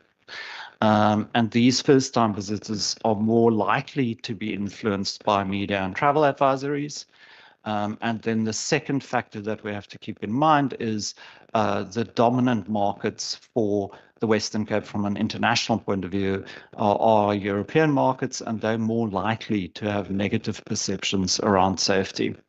So it's very, very important for us to keep on conveying the message that not only is the Western Cape safe to travel to, but also that we guard against any negative kind of publicity that might impact perceptions. And then just also there are obviously reputational risks that continue to be a concern. Table Mountain safety, I'm sure you are aware. Very often there are incidents that make headlines, news headlines. There are also other incidents, like we've seen with the rabies outbreak, that we have to continuously communicate to tourists, for example, not to approach seals. And then also mentioning that there are other infrastructure-related issues as well that sometimes come up, quality of beach, the quality of our coastal areas. And then the reality is also that travel advisories do get regularly updated. We've just looked at US, UK, and Canada advisories issued between June and September this year. And again, they specifically mention Table Mountain, the Cape Town Airport, access roads, and then other prime hotspots affecting tourists. So how do we respond to this? I think the first thing is to say that we do take a holistic destination management approach. And it is about saying it's not just about the visitor. It is about engaging the community. It is about engaging business and citizens. So the focus is not solely just on the visitor. I think that's the crucial point. We do follow a 5-year, 6-point focus as the tourism directorate. And you'll see that reputable and safe destination is one of the key focus areas for us. But so are some of the other things, which is equally important. For example, increased inclusivity and sustainability. So how do we support communities access opportunities in tourism? The focus is very much also on coordination, partnership, support, and awareness. Certainly from a resource point of view, our tourism safety budget is smallish, total budget this year of about 3 million. So we have to make every rand count in the work that we do. And therefore, it is about working in partnership and collaboration. We held a media briefing not too long ago in lead up to the season, and it was really about all of the key stakeholders from the South African National Parks to the South African Police Service to Cape Nature coming together and communicating what the plans are for the upcoming season, and just to help create awareness of plans, but also to amplify messages that industry and tourists need to be aware of. As earlier mentioned, we do fund and support the Tourist and Visitor Safety Unit. These are tourism law enforcement officers deployed by the city, and they are specifically trained to engage and support tourists. We also have the Tourism Safety and Support Program, and we provide support to tourists wherever they might be in the province. If they need help, we reach out. We've got a dedicated team, and we also work very closely with Cape Town Tourism's Band-Aid program. Then just moving on, I think from a messaging point of view, a lot of the work that we do is about reinforcing the fact that the Western Cape offers so much more to explore. And our safety tips is really geared at saying, how do you explore confidently? And then also weaving in the message around responsible tourism through the Be the Hero of Your Journey kind of theme. We produce safety collateral, both in digital and print copy. Those hangers are rear view hangers that are distributed through car rental agencies at the airport, and these are driver safety tips. To date, we've distributed about 100,000 of these tips. We also run digital campaigns that we'll do that again this season. Very successful campaign last year. And then just moving on and finally, just to summarize what we're doing from a destination and enterprise support program.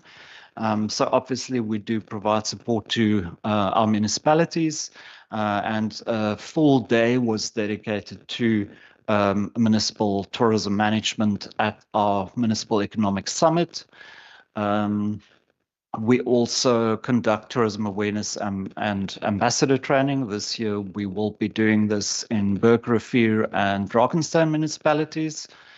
Customer service training, we've trained more than 100 frontline staff in Prince Albert, Riversdale, Grabouw, and Hart Bay. Really incredible program that we're very proud to support. This is accredited customer service training. And the feedback from our businesses and stakeholders have really been excellent. We also invest quite heavily, as I mentioned, in tourist guide training. In September, we hosted a 2-day business of guiding workshop. We've just started a tourist guide training program in Stellenbosch in partnership with Visit Stellenbosch. We'll be training adventure and culture guides. And for this program, we received more than 400 applications. And then we are currently also embarking on an Astro specialist guiding course that will be targeted to Weskus and Central Karoo guides. Lastly, we also do continue to offer support through Tourism Growth Fund. So there are 8 projects currently active. We are working on a masterclass series to help communities understand the process of creating visitor experiences. And then an interesting pilot project is the Design Labs, which is currently has commenced. And this is really looking at specific challenges that local destinations might have around tourism and how do we come up with creative solutions to those challenges. And lastly, I think there was a question also about sustainability. So this year we've conducted sustainability training. We ran a very successful webinar in May. 2 of the participants from our pilot project went on to win awards. Stellenbosch's Township and Village project won a gold award at the Africa Responsible Tourism Awards. And last week, they won a silver award at the Global Responsible Tourism Awards. And then Ubizo Events and Tours, Langa-based enterprise, they also won the Saki Business Tourism Community of the Year Award. And then lastly, just also that we do continue to obviously also promote other support programs and funding available through our partners. Thank you, Chairperson. Thank you, Mr. Jack Stolz. Well done with your presentation. Honorable members, I'm going to go straight to Wesgro, CEO, to her presentation, and thereafter we can really engage on the 2 presentations. Over to you, CEO. Thank you, Chairperson. Good morning, members. I'm going to move quite quickly into the it takes a bit of time. This is a little bit small, but this just lists all the key messages. I just wanted to make sure that the members take, if I only had 5 minutes, this is what I would say. But since I've got a little bit longer, I will go through the presentation. I think the first slide really echoes what our colleagues from DDAT have indicated. We are entering the upcoming season from a position of strength. The hotel bookings are looking good. The international air traffic, the arrivals are projected to be good. So we are, in general, we are happy with that. I won't amplify because I think Jacques has done quite a good job already. Westgrow, certainly, we form part of a broader ecosystem to deliver on tourism growth. And I've used this opportunity just to sketch what some of the different players are along the value chain. And what occurred to me while Jacques was talking is that DDAT actually plays across all three areas. And so they do a really good job with their 3 million budget. Chair, from a Westgrow perspective, certainly there's not one team that delivers on the tourism mandate. There are a number of different teams. So it is the destination marketing team, our research team, the tourism facilitation team, Cruise Cape Town, Convention Bureau, Cape Town Air Access. So together, we really try and make sure that we are able to deliver on the targets as set out by the G4J project. In November later on this month, we will be rolling out the domestic campaign with Love from the Locals. It's a continuation of one of those campaigns that we started last year that turned out to be incredibly successful. So even though it targeted the domestic market, it really is a lovely story about our province. In addition, we are working with partners. This is just one example of that, where we are trying to help the destination get ready for the Indian travelers that will hopefully be coming into our province. So we've got a partnership with Peach Payments to launch the UPI payment system, which is a system that Indian travelers are really familiar with. And we will be doing this in partnership with Table Mountain. If this works, this is obviously something that we could roll out across the province. In addition, we had a retail activation in India together with Reliance. And we used that opportunity to also tell the story of place through product. And in this way, building destination for familiarity in markets. Right now, Julia Lowe is in India. She is working with all the cricket greats in preparation for the SA20 cricket tournament. We're leveraging that opportunity to also tell the story about South Africa. And of course, Cape Town and the Western Cape.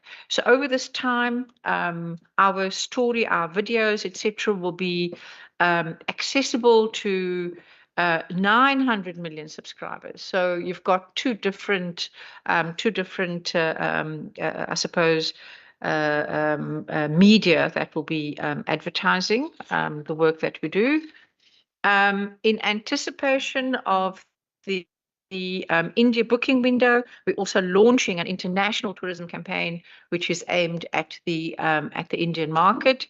This particular slide gives you a sense of the campaign focus, some of the key insights that we know about the market, and also the timeline and the target audience. I won't go into all of that detail. In addition to all of the campaigns, so the campaigns are domestic and they are international.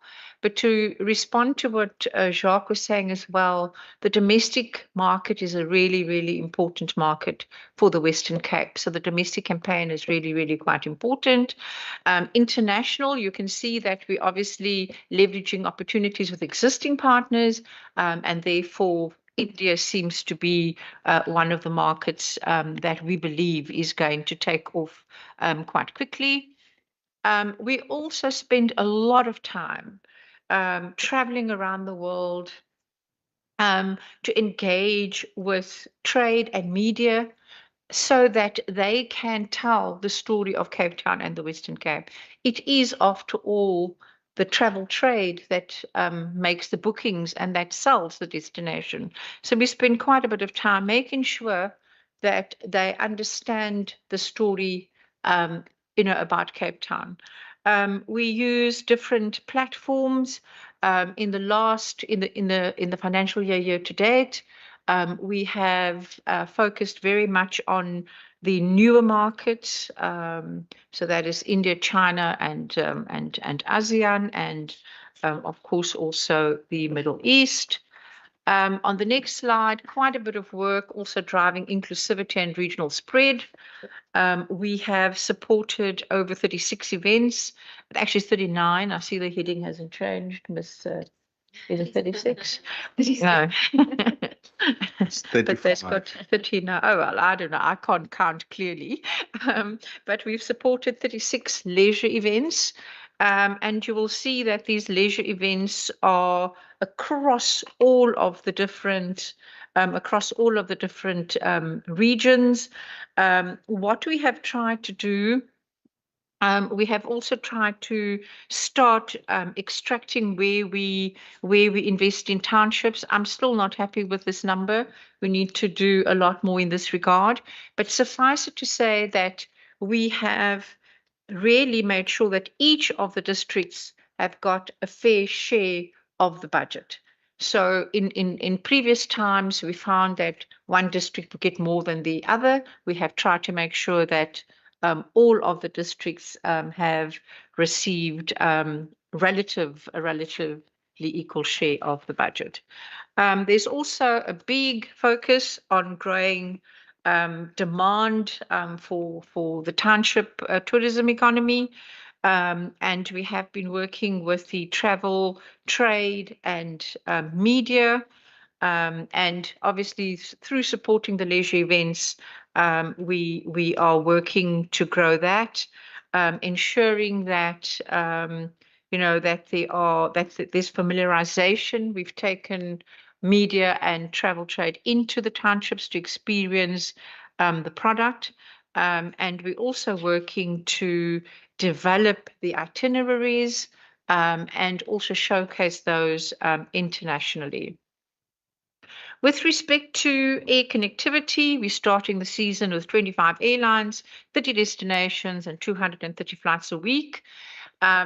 We will be starting off the season with 200,000 additional seats relative to last year, which represents an 11% year-on-year growth. The next slide just really talks to that, but perhaps it's also important looking at this slide, you'll see that relative to 2019, we are 18% ahead of 2019. So I think, that is not just recovery, that is growth. But that is international two-way seat capacity. On the next slide, we're expecting 75 cruise ships over the season. Let's give it a chance to move. Okay, stuck there.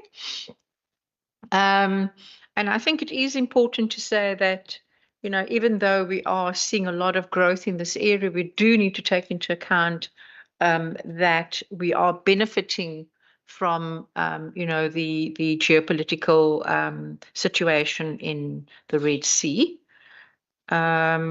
We did a survey on the season for the last financial year, on the 24-25 financial year, and we saw that the economic return was 1.7 billion in contribution to the Western Cape economy. Do I need to stop, or are members able to follow online? Chair, it seems like. What's happening? No, it's No, but the slides are no longer showing. I got kicked out for some reason. Just a second. Give us a second. We'll just try and go back in.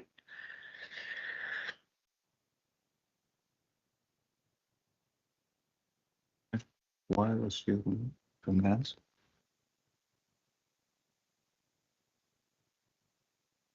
Should carry on. I'll try and carry. There we go. So we're expecting 75 cruise ships. The season has started. It kicked off with Mine Ship 4. which was in the harbour recently. And we are looking forward to a very, very exciting cruise season. The last season generated an economic impact of 1.7 billion, which was ahead of the 1.3 in the previous period.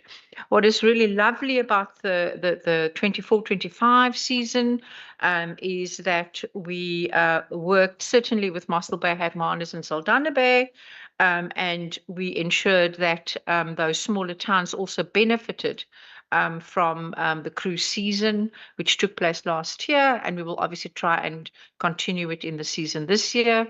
32,000 passengers across 26 ship calls benefited Mossel Bay, Hermanus and Saldanha Bay.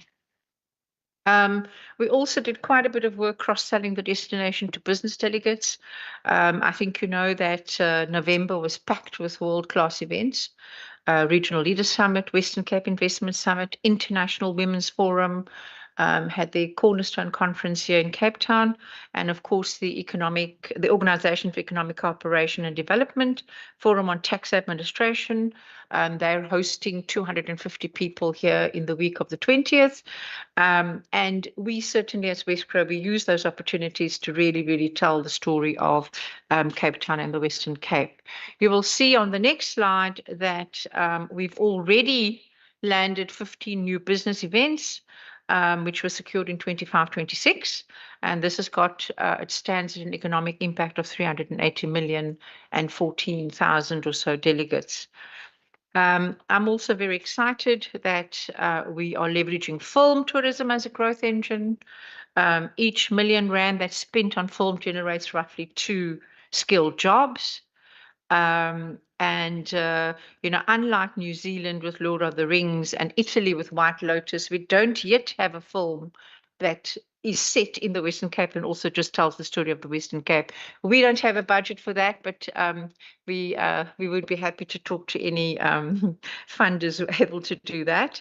Westcro has a dedicated team that looks after services, creative industries and film. That supports the industry on advocacy policy development.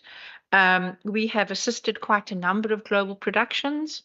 And in the current financial year to date, we've had 1, 2, 3, 4, 5. Actually, we've had 4 film missions, 1 scheduled for Feb. And we're also having 2 of the biggest film producers, Walt Disney Studios and Amazon Studios, that'll be coming to the Made in the Cape Hosted by Us program in March next year. So obviously quite a big focus also on film and leveraging film as tourism. And then we're expecting quite a number of film declarations later in the year. I'm going to probably stop with the last slide, which just talks to enhancing the visitor experience and the safety playbook that should be online from December. But I think it might just be useful for the members to appreciate that we work all year round so that the season will be successful. So we don't necessarily do anything specific or deliberate in December, but it really is an all year round series of work that we do. Thank you very much. I will leave it there. Thank you, CEO. And once again, really, we appreciate the work that you're doing. Honorable members, there's the 2 presentation. I see the hand of Honorable Brand in the house, going once, going twice. There's only 1 hand online. See Honorable Ngondo's hand. Over to you, honorable members. Thanks very much, Chairperson, and thank you for the presentations. Firstly, can I just say it's worth noting that we feel like we are currently sitting in a refrigeration room. And I did ask Ms. Nikak to follow up, so they are trying to turn it down, but it is very, very cold. But that said, the presentations were quite hot. So there you go. Is that okay? So if we start off, I mean, my first question is something that hasn't really come up much, is the question around accommodation. Do we have enough accommodation available in your estimation at the moment for the influx and that increase of the 5% of international tourists, etc.? Obviously, we're going to have a lot of domestic tourism as well. But then maybe following on from that, there's been a lot of discussion and debate around the role of Airbnbs. I know we're certainly not on the same level as Spain, where they're squirting tourists with water pistols to try and get them to leave the main town centres. But what is the overall importance of Airbnbs when it comes to providing accommodation, especially short stay accommodation in Cape Town? And can you just expand a little bit on that? That'd be great to hear. I also find it very interesting in terms of the first presentation that there's a difference, well, maybe it's anecdotal, but there's a difference in an international tourists' perception of overall infrastructure when it comes to the province. And maybe some of them are used to dealing with a much higher level of overall infrastructure. They come in, they go, oh, this is okay. Whereas domestic tourists from other parts of the country who come down here go, oh my gosh, you don't have potholes, in every single road. So I think that's something to note, which is quite interesting for me. And then finally, just when it comes to the ideas around perceptions, and you mentioned some of the negative publicity and some of those headlines. The one that stood out for me was the one about the influence of swimming in sewage. And, that was a clear case for anybody who grows up in Cape Town or lives in Cape Town for a prolonged period of time will be aware that brown foam in the ocean is actually a sign of good ocean health. It's generated by kelp and plankton, and it's certainly got nothing to do with sewage. But the international headlines that went viral around that were so negative. And I really think that it's important for us all to stand up when there is misinformation and disinformation being put out there to correct that. Because it certainly wasn't very good for our reputation. And there are also some groups that are intent on spreading misinformation in the face of incredibly high levels of water quality and the blue flag status of so many of our beaches. So I think it's really important for us to do that as well. So yeah, the second two are probably just points to note, but the first one in terms of accommodation, Airbnbs, I'm quite interested to hear. Thank you. Thank you, Honorable Bryant. I didn't know that the brown foam is really represent the good health of the sea. Honorable Gondlo, over to you. No, thank you, Chair. And thank you for the presentations. And maybe it would help for us as the committee to maybe invite the environment team, at least we do have a department and there are specialists there, and also some of the scientists, because I think to sit here and to present ourselves as if based on the information that is out there, we would know what is the difference, because the issue of the sewage in our beaches remains an issue that is in the public. What I would agree with Member Bryant is the fact that we need to be able to stand on what is the correct information, and that correct information must be provided for based on evidence and science. So perhaps it's one of the things we need to prioritize as a committee, because it impacts on our tourism in terms of the image, both from those that would argue that the sewage and those that would argue that it's brown foam and it's health. So we need that science to be tested and be brought in front of us for conversation.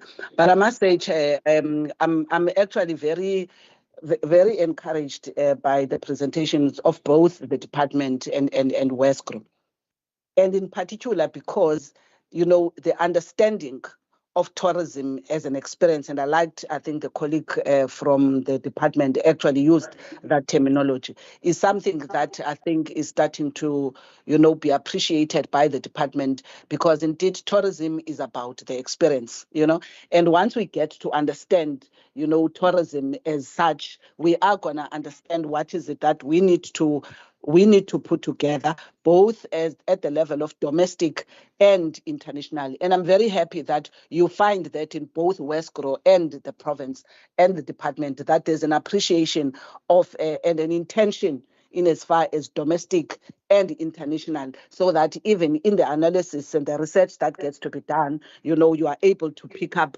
on these perceptions, and what ought to be done. So I think it's quite an encouraging, way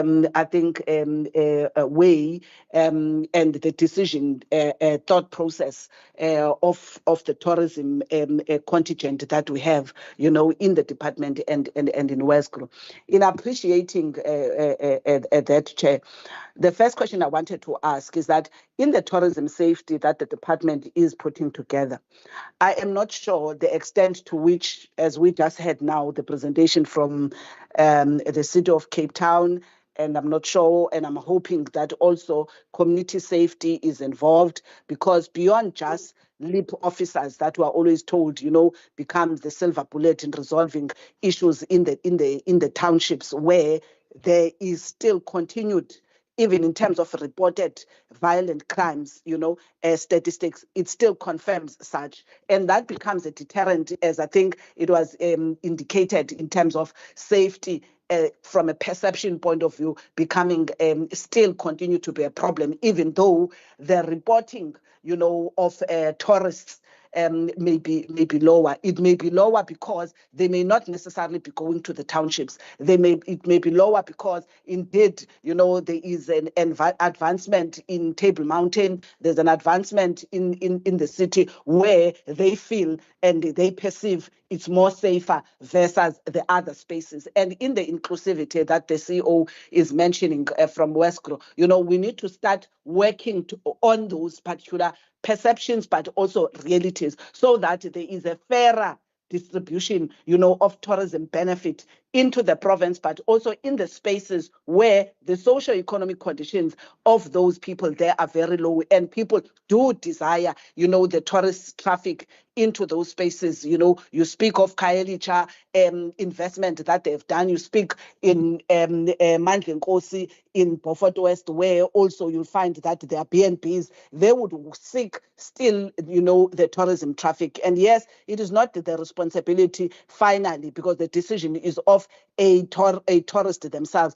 but ours is to enable. So I'm trying to understand the logics, because I understand safety people are going to look at safety their way, skid and donor, but I think the aspect that the department has brought to the fore, that also the raising of the awareness, customer service safety, this sort of information that they give to what car hire companies, because these are some of the things that help people, because when people are informed and they're empowered, they make better choices. So I must say big ups to both the department, for those interventions that must then augment, the other aspect of safety. But I keep on asking, what is it in the safety, how is it harmonized with the safety cluster, these joint operations and the likes? And also, how are you on your side beefing up, to try and still create the tourism safety and the perception, towards the township spaces? So that's my first question to the department in particular, and maybe Westgro, if there are particular ideas.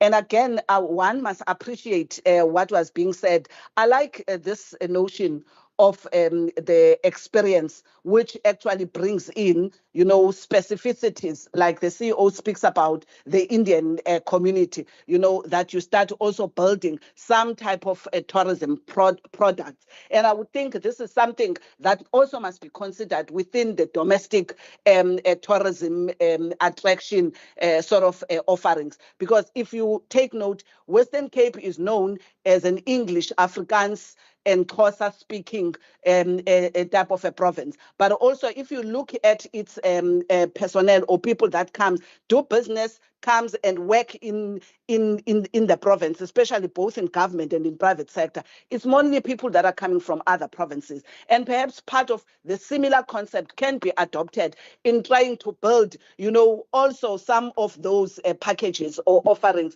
that look at how do you bring sort of an environment of Limpopo, an environment of Free State, of Northern Cape, you know, so that you can also draw those tourists that over and above when they are here, you know, they could still, you know, feel that this province appreciates the diversity, not only of those that are in the province. So I like that. And I was just wanting to say to the CEO and perhaps to the colleagues also from the department, this is a good sort of intervention that I'm hoping that you are able to look at.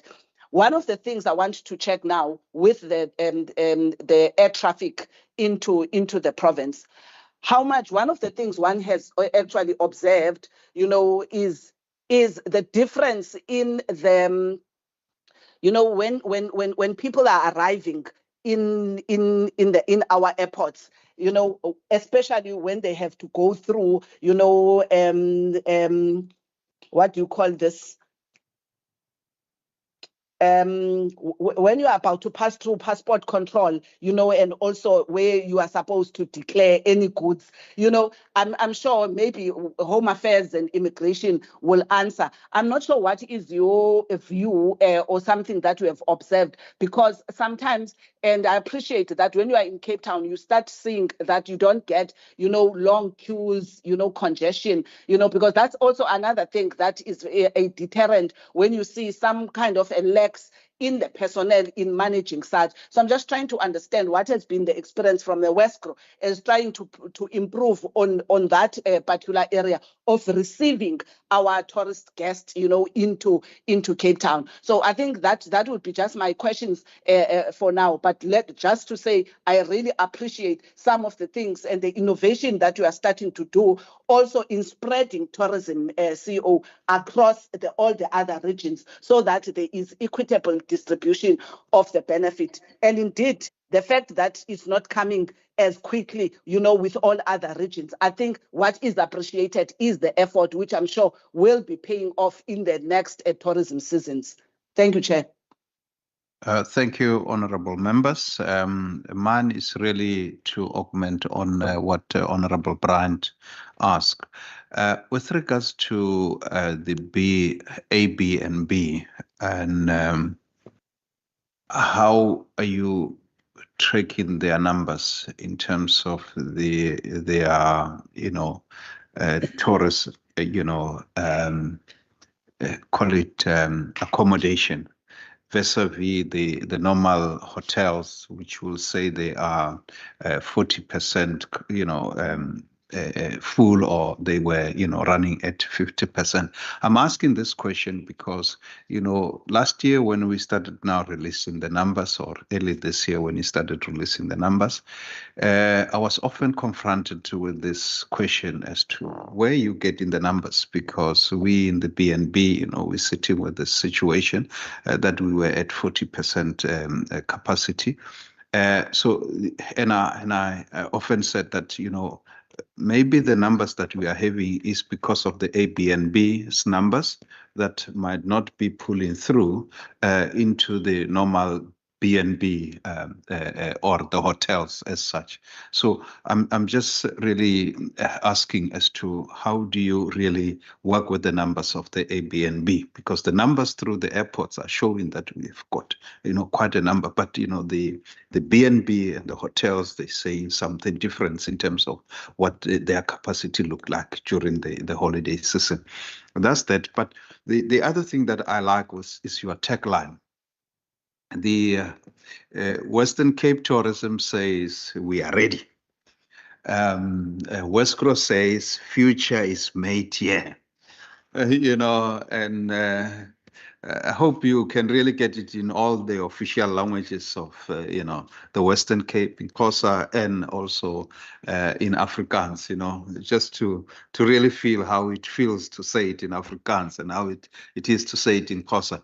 Really, thank you. Over to you, CEO and DDG. Thank you very much, Chair. Between Jock and I will cover our questions and we'll hand over to Ranal. The first one in terms of Airbnb, this is not a new issue. I think it's been coming up for quite a number of time when they wanted to do a review of the Tourism Act. What was it, about 3-4 years ago? We had extensive engagements with Airbnb. So there's a subscription which we procure in terms of STR data, which is basically tracking hotel occupancy across South Africa. And we, in September statistics, so we always get it lagging, we were, I think, sorry, it was about 65%. So on average, for a new accommodation establishment, if your occupancy is more than 35%, that is your break-even point, meaning you can actually open another one. You've covered your costs. So that occupancy, when we do our post-season, you'll see we usually have the figures. It can go anywhere to 80% in season, in peak season. And again, it's distributed and how long they stay, etc. So critically to note that some properties, even in hotels and formal guest houses, etc., they do multiple listings. They'll list on Airbnb, they'll list on Lekker Slaap, on bookings.com, etc. So they are advertising, they're getting customers from a range of electronic platforms in terms of getting bums in beds and seats, etc. So do we have a need for more formal hotel accommodation? Yes, we do, especially because of the housing crisis. I think that's not something which Airbnb, and they're one company. There's actually multiple of these types of companies that are running away for, and I think that's why the City of Cape Town is looking at, because it's a land use management issue in terms of how do we actually deal with the short stay rentals. So in terms of the data that we get, so the company shares the information. So they share with regards to what they call their hosts in terms of how many people that they get through and where it is, occupancy, etc. So usually we get access from Airbnb and ourselves. They also share it with Wesgro, etc. So they're very accommodating in terms of that. They don't hide that data. To mention with regards to tourism statistics, the short stay accommodation, meaning your guest houses, etc., there is no one single place I can go and procure that data. Whether you have to work with a lot of the small, and this is mostly outside of the city, they use something called Knightsbridge. Knightsbridge is a payment platform, meaning most of the hotels use that when you book in and you pay, etc. But it's quite difficult to access that data. Tourism data is an ongoing, but we have to constantly find different ways, and you never have one perfect picture. STRs are good because it's the formal hotels, they give us these statistics. So from that perspective, that is something we have to look at. From a supply, I do want to make mention, we are busy with a project with regards to municipal resorts, because we have to make sure that there's sufficient accommodation on all stars, meaning for 3-star as well. So our municipal resort project, which is a budget accommodation, is a big catalytic initiative which we're currently undertaking in one of my other teams with regards to utilizing and supporting municipalities to develop a affordable accommodation solution utilizing municipal caravan parks. They've got amazing properties for that. So that's the one aspect. Then I'm just going to ask Jock to just deal with the issue with regards to the infrastructure and the perception. And then Thandi will speak to Member Mkondlu's question with regards to our tourism ecosystem. And then just to mention, I'll just cover the Home Affairs one if you can just indulge me, Chair. So there was 48 new border control officers that were deployed, which is a partnership between the Western Cape Government and City of Cape Town that will almost double the capacity with regards to the staff deployed at the airport. So that's already underway. Jock? Thank you, members, for those questions. Maybe I should just add to the, let's call it the Airbnb question, even though we know that there are other service providers in that space as well. But if you look at SA tourism data for last year, nearly 4 million bed nights were sold through hotels.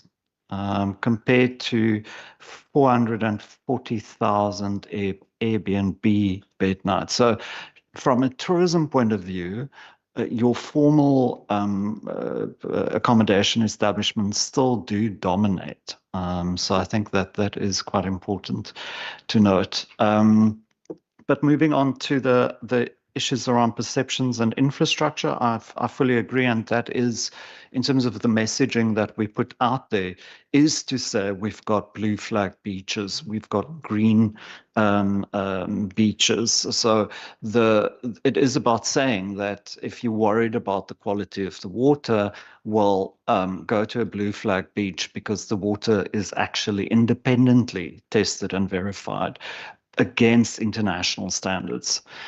So I think that's how we try to ensure that that message comes across. And then perceptions, yes, absolutely. I think, unfortunately, the SA tourism data, there are limitations to what we can read into it, because typically an international tourist would not just visit the Western Cape, they might visit the Western Cape and the Eastern Cape. So it's not 100% accurate whether what they're saying is a reflection of just the Western Cape. It might be they hit a pothole in a neighboring, or maybe they did hit a pothole in the Western Cape. So, but that is one of the things that we're looking at, and we are embarking on a project specifically looking at tourism infrastructure. I just want to talk a bit about the experience side, because again, I think, I've been doing a lot of work, particularly around the experience development within a community-based tourism context, on how visitors actually perceive township-based experiences on platforms like Viator, Get Your Guide, etc. And generally, these experiences are excellently rated by the visitor.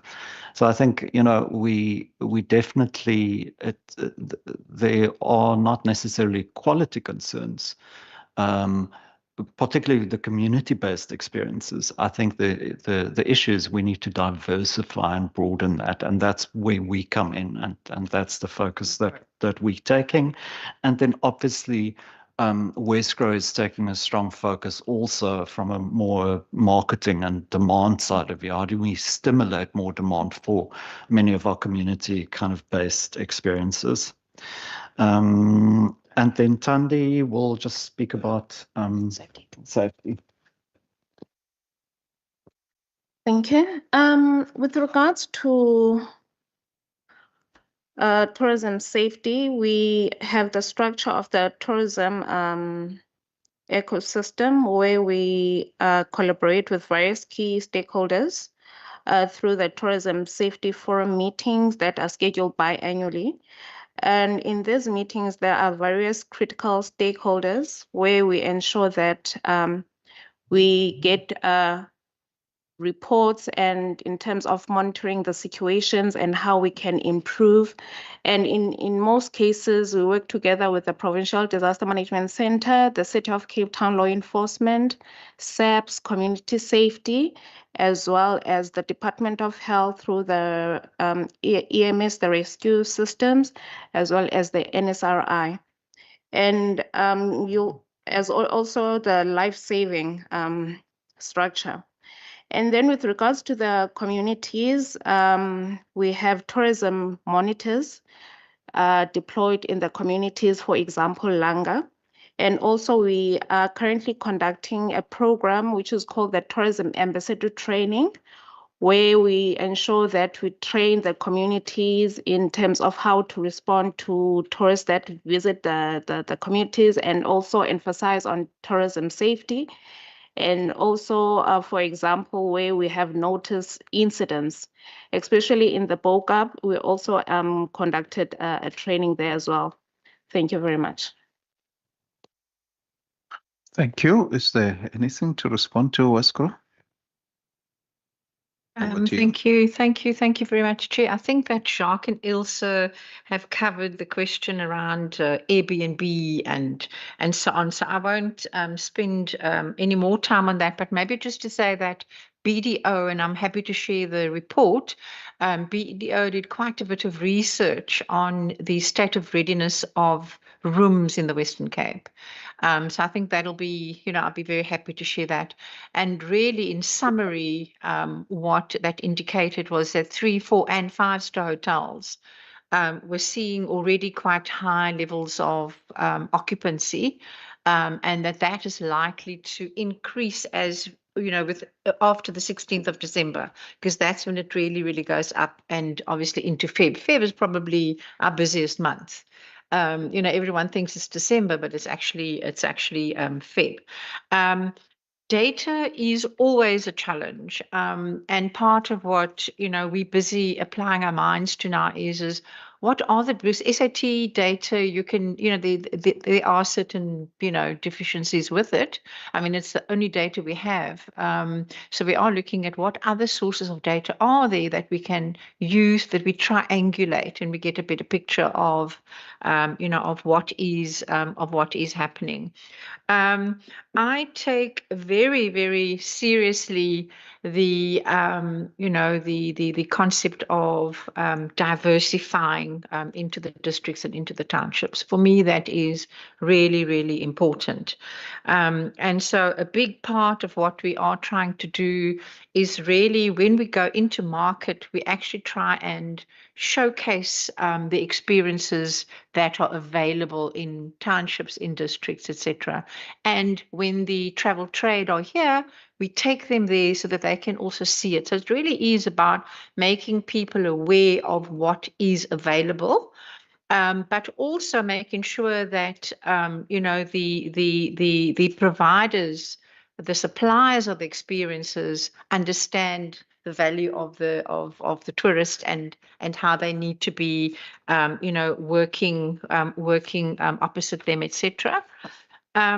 With respect to but I do agree with Member Nkondlo that we're starting the work now in earnest, but it'll really the results we'll see the results a bit later on. You may not see it this season, but you might see it in a season or two. With respect to air travel, what are the perceptions? I think that obviously passport control, customs, often, but generally I think 80% of the time it's fine. But there is that 5 or 10% of the time that perhaps there are long queues.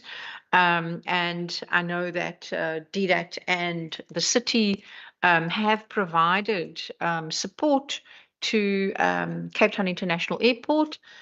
We have had for the cruise season, we have had complaints that disembarkation of the cruise vessels take too long.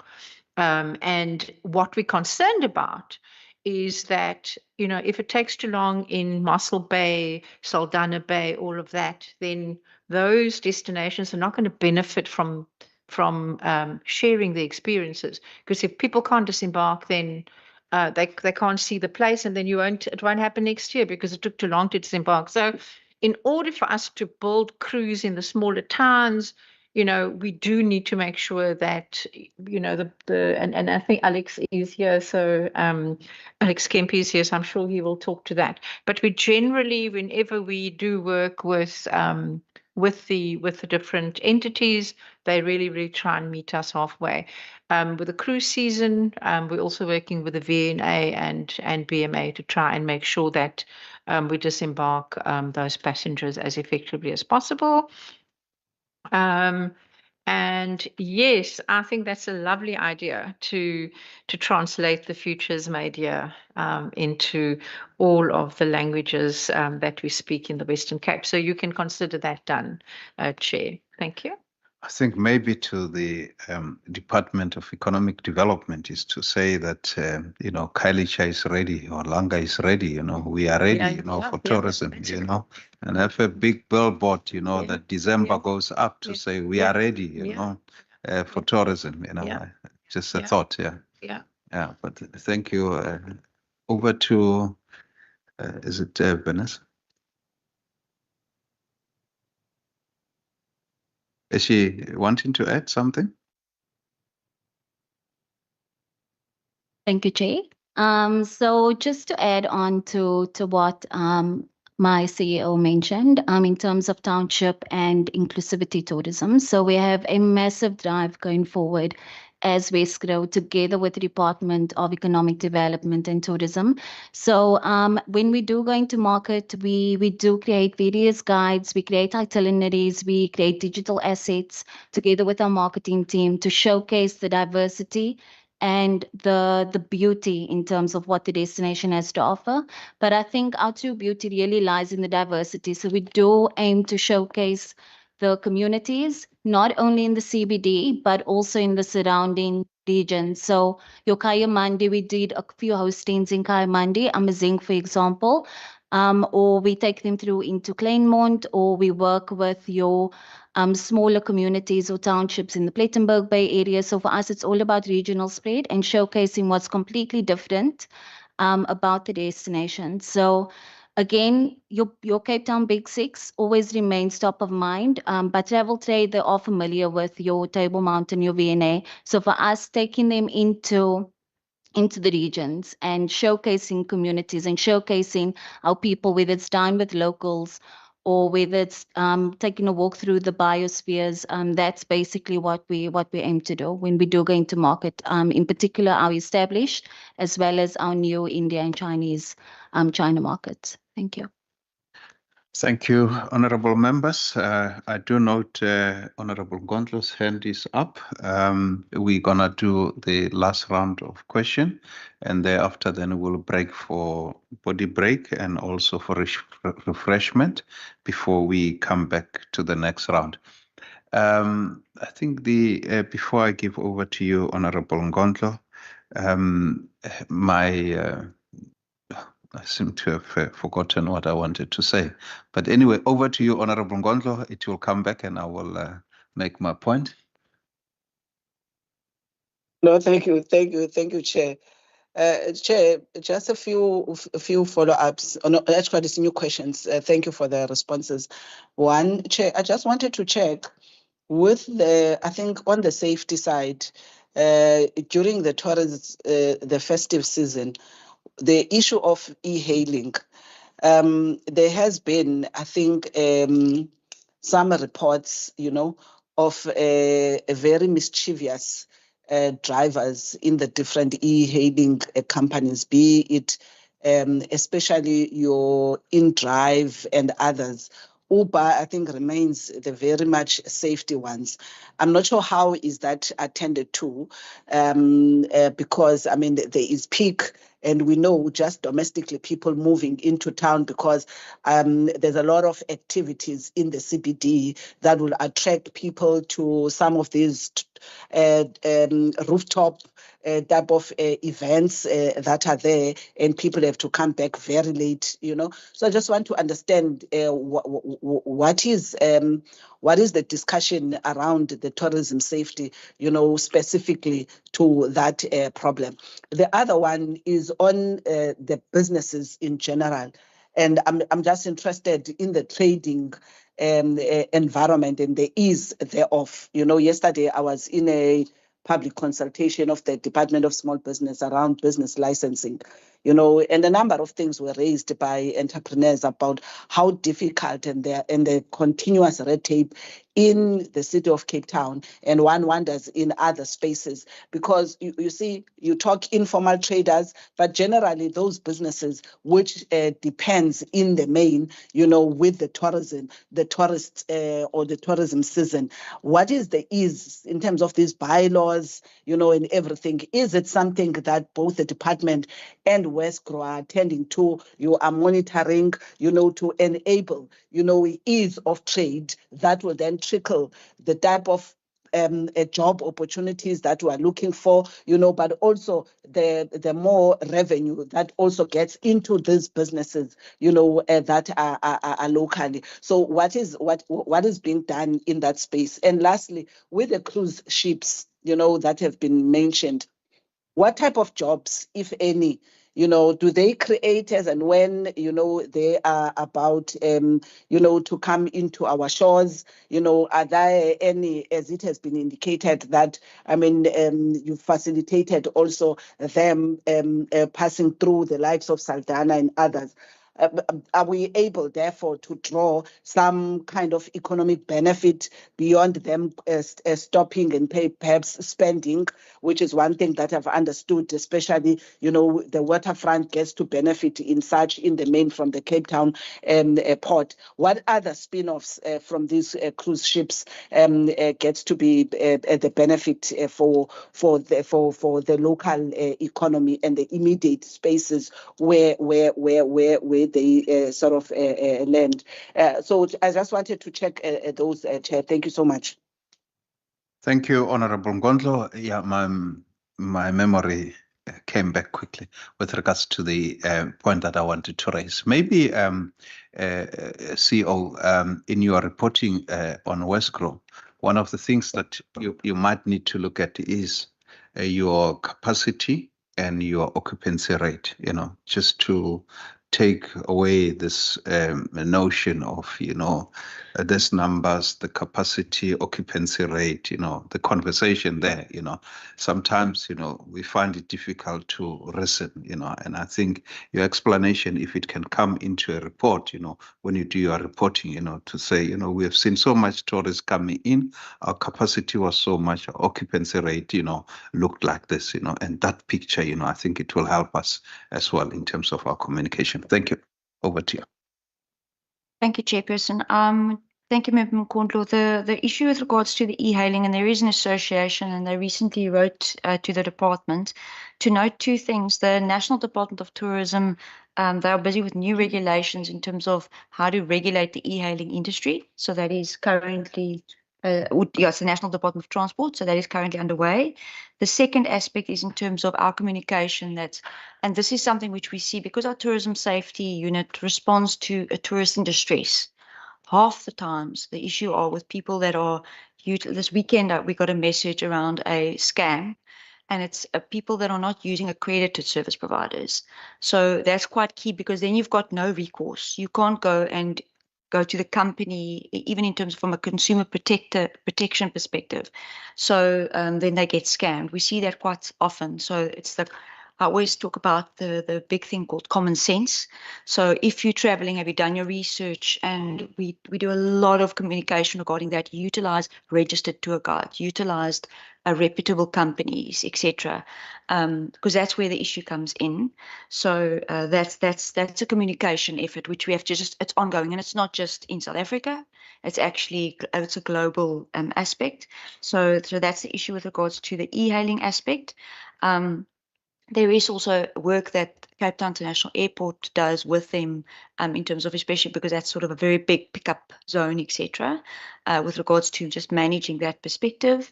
And then I think with regards to the cruise season, Renal will answer that based on the research that they concluded recently. Okay. Thank you very much, Chair.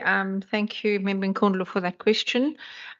So obviously the cruise ships create quite a number of jobs, and they have a multiplier effect. So the cruise calls have a multiplier effect.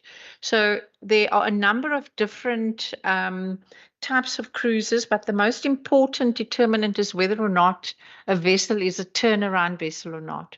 Because if the vessel is a turnaround, then what you find is that Western Cape products are then put onto the vessel. The vessel's clean, the vessel's refueled, restocked, and all of that then also generates quite a bit of revenue.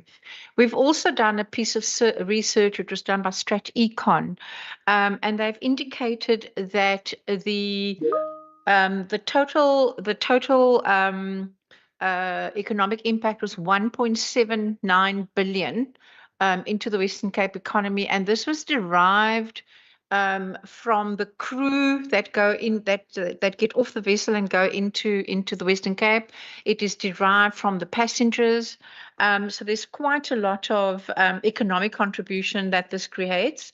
In addition, there were about 3,200 jobs that have been created because of the cruise season in the smaller towns, and this was the first I suppose, major season where we've seen these vessels stop at the smaller towns. And so this is really, really important. We want to build on this. But you saw 32,000 passengers getting off there, 26 ship calls, and 47.5 million was spent in those smaller towns. So that I think is quite important. I don't know offhand the number of jobs that it creates in the smaller towns, but overall for the Western Cape number that we've got is 3,200 and what did you say? 3,274. So that is the overall number of jobs. So it really is an important it really is an important sector for us. Thank you. I know that I made my recommendations, so I'm going to take that on board. Yes. yeah, and Honorable Gondlo also wrote that can DDAT and Westgro consider what could be termed tourism tips, which will have info that could be circulated through social media if such don't exist. So I think that's a brilliant idea, but I think social media. you got them, yeah. And I think we are ready as well, can be something, that could be circulated, and targeted, areas, Kailicha, are you ready? They must say we are ready, on that particular platform. So honorable members, with that said, we are going to break for tea and body break, and we will be back here at 11:15. Thank you, and really thank you very much. I did say that this is going to be the hot seat, so I think Nomfundo decided to turn on the aircon to just make sure that you don't get too hot, so I'm really sorry for that. But with that said, really thank you really very much. You can really be excused if you want to go catch up with some other work. And A cup of coffee.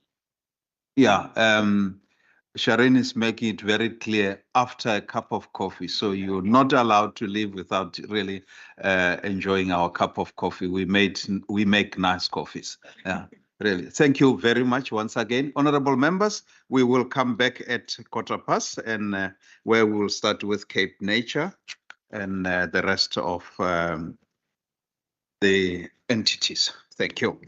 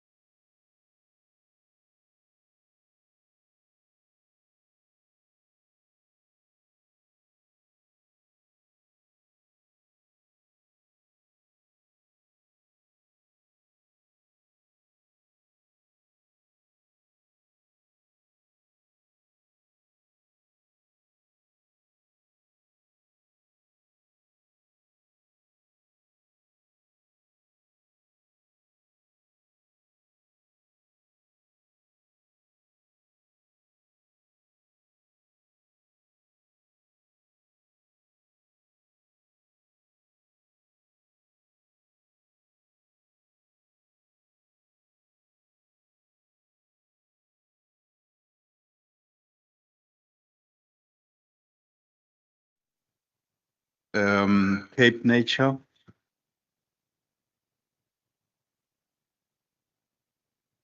Cape Nature will go first. Cape Nature represented by the CEO and Mr. Ishmael, Executive Director, Ecotourism and Access, and Sand Park represented by Ndate Bongani Mnisi. Over to you, CEO. Naidu, are you ready? Yes, Chair, thank you. And thank you, honorable members, for inviting us to illustrate our readiness preparations for the upcoming season. Mr. Sharat Ismail is the Executive Director for Ecotourism and Access, and he will take you through our short presentation. Thank you. Once we can find a way to share it efficiently. Thank you, Chair. I realized that he's got a problem with the computer, They love, people of nature, they don't like the technology. So we do understand, and we'll give you time to get it right.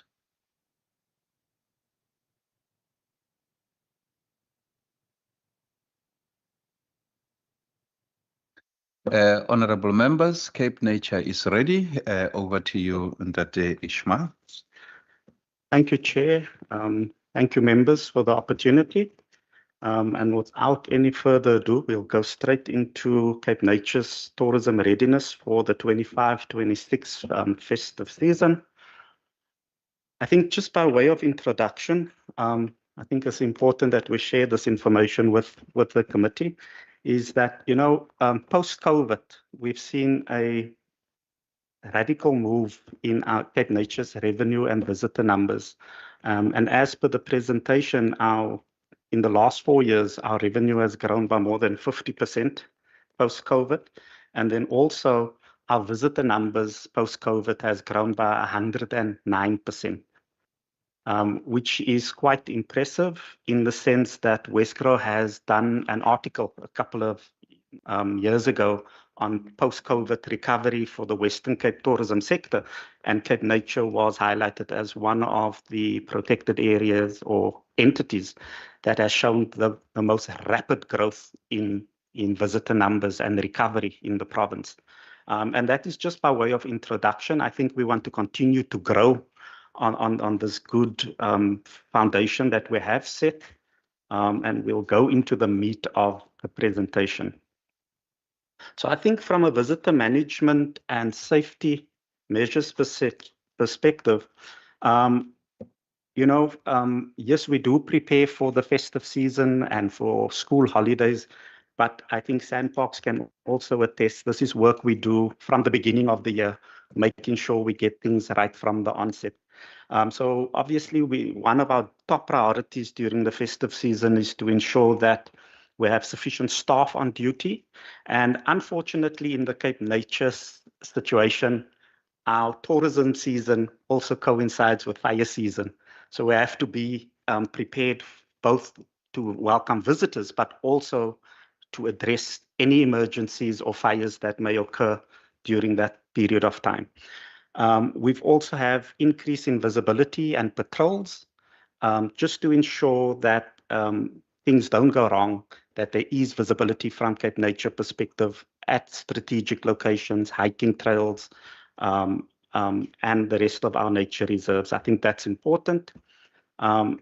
Also, compliance to carrying capacities at a reserve. That is critical.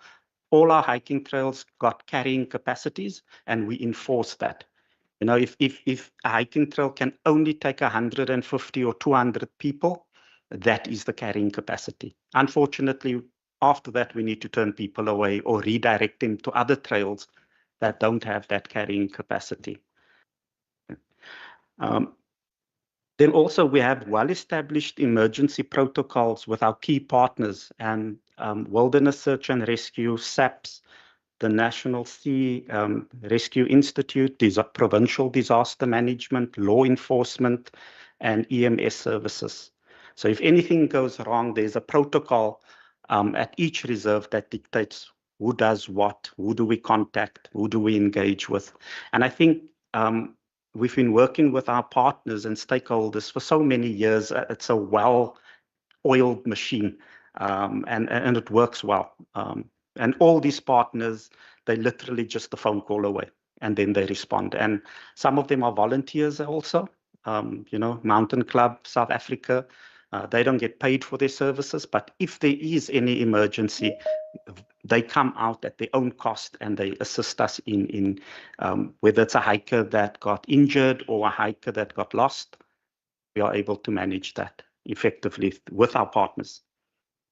And then I think what is also important for us, because we manage these protected areas, is safety information and maps. When you do a booking with us, part of the information that we do send is safety information and then also maps. So whether you book online or whether you book via our contact center, or even if you a walk-in client at any of our reserves, we have staff and maps are readily available. Some of these maps you can purchase, and some of them we give to clients. We continue.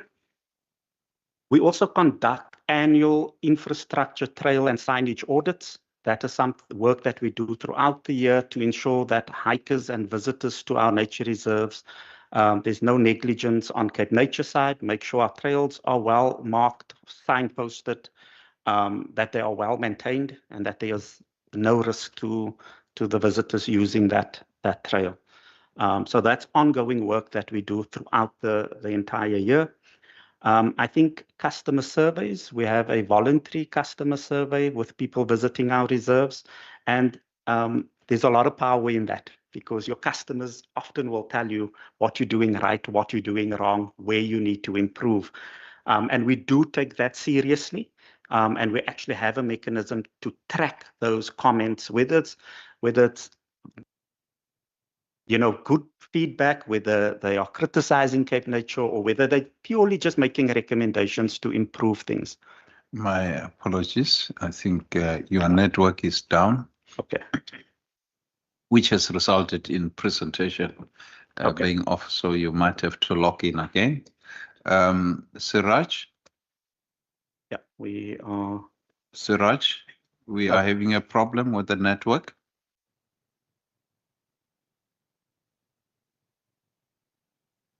Presentation is down.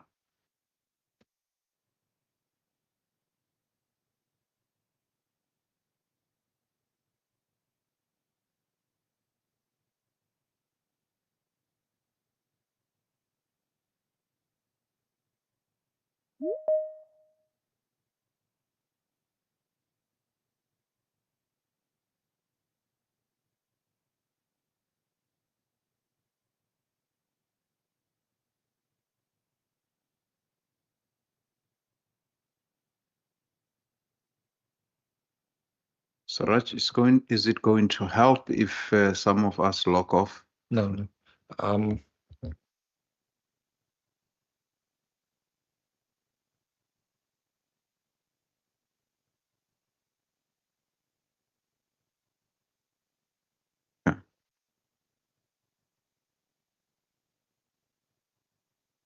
Spain let in, but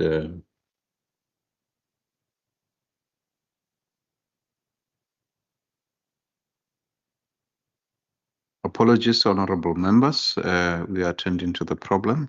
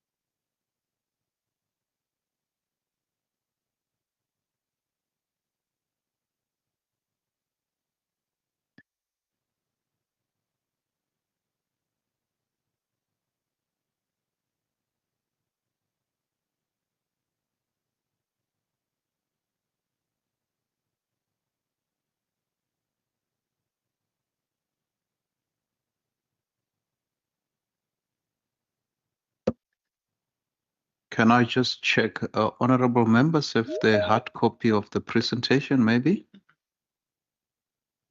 No.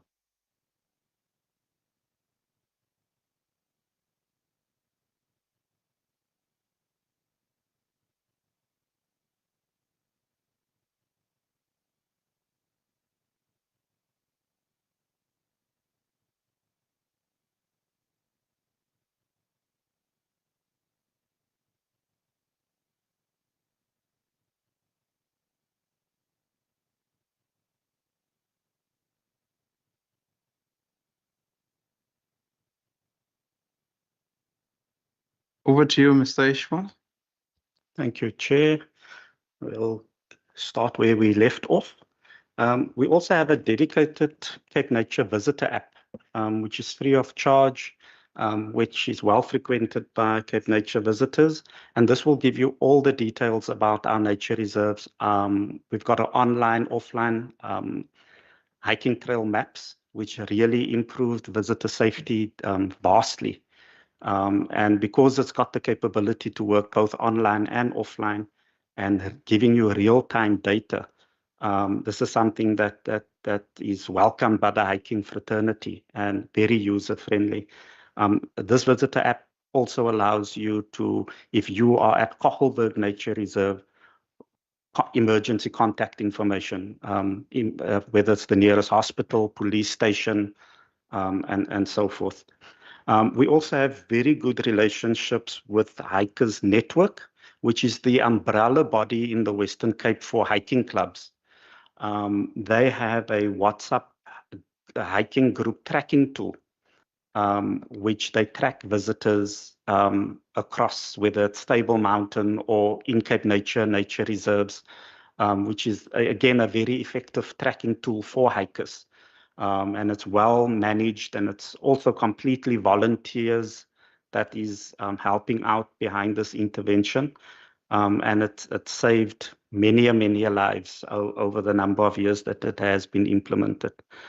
From a Cape Nature perspective, we also have staff that's on standby 24/7 with a dedicated cell phone number per reserve.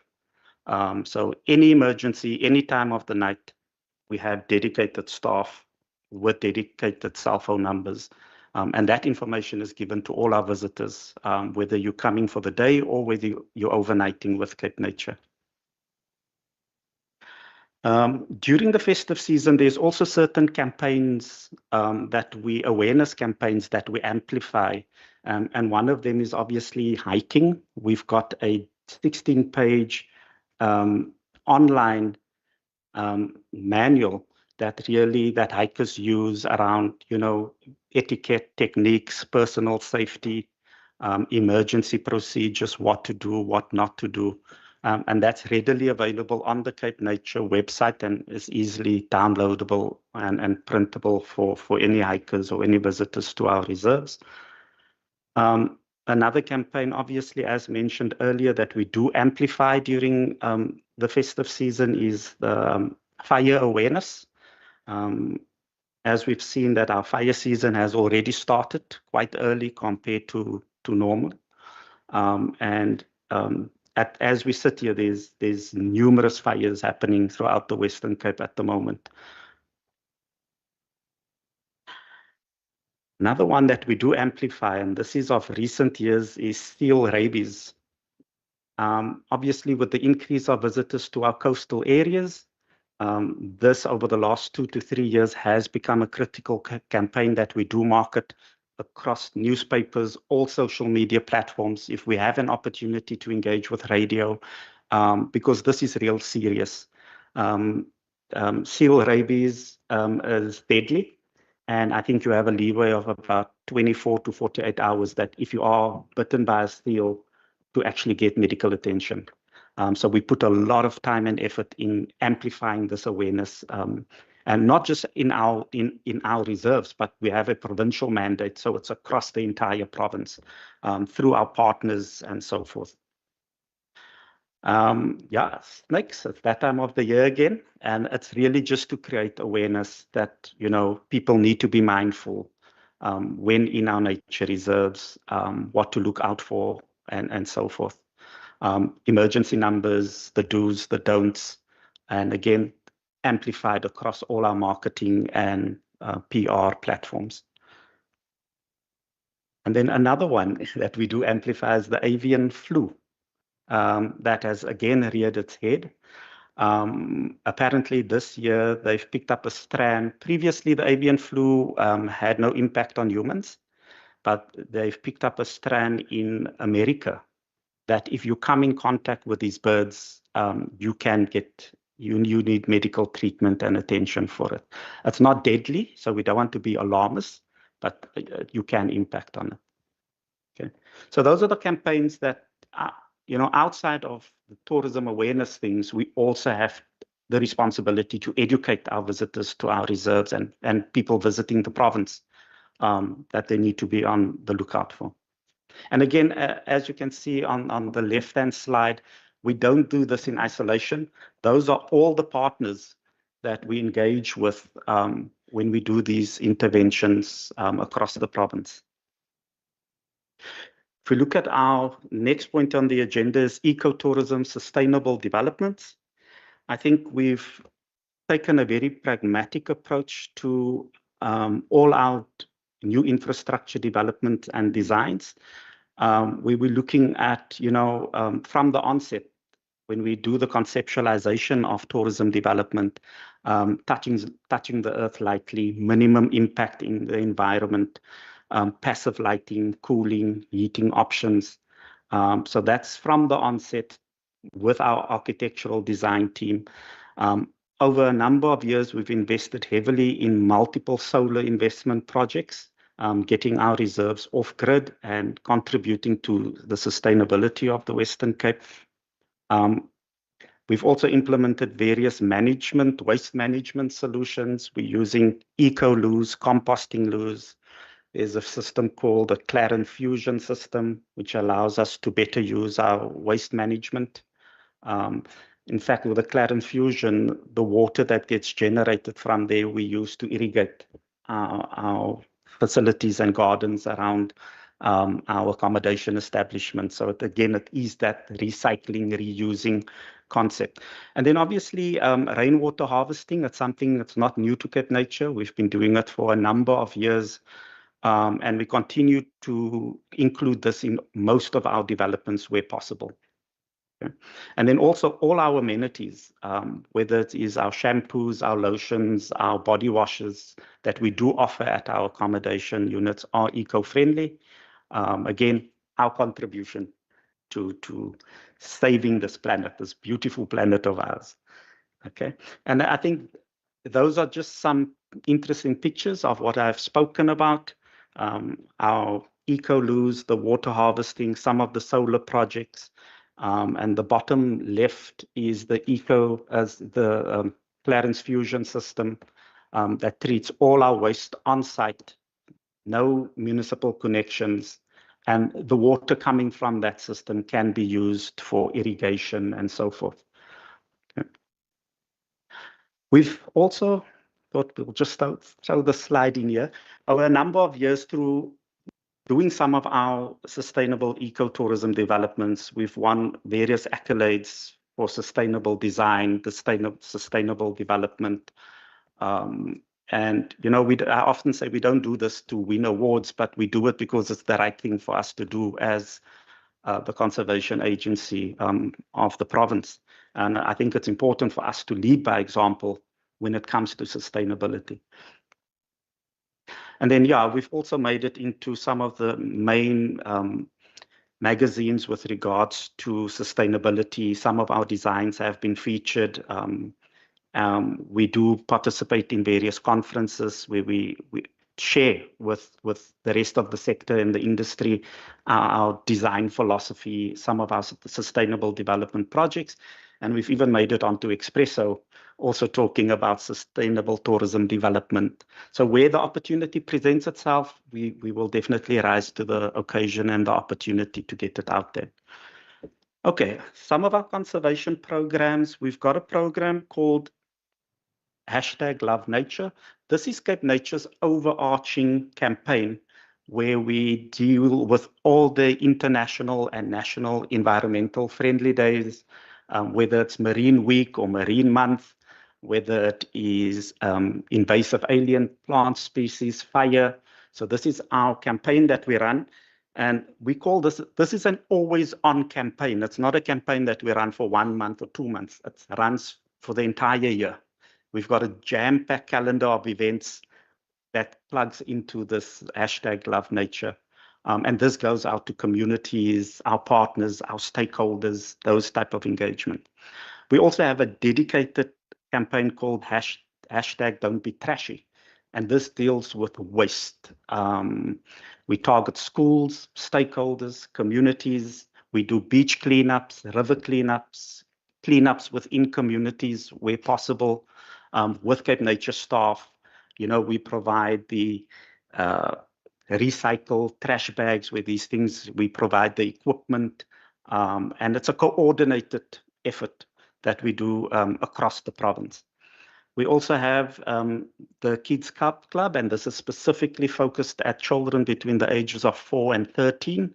And you sign up, it's free, and we do a bunch of activities around conservation, ecotourism, living sustainably, projects, and so on.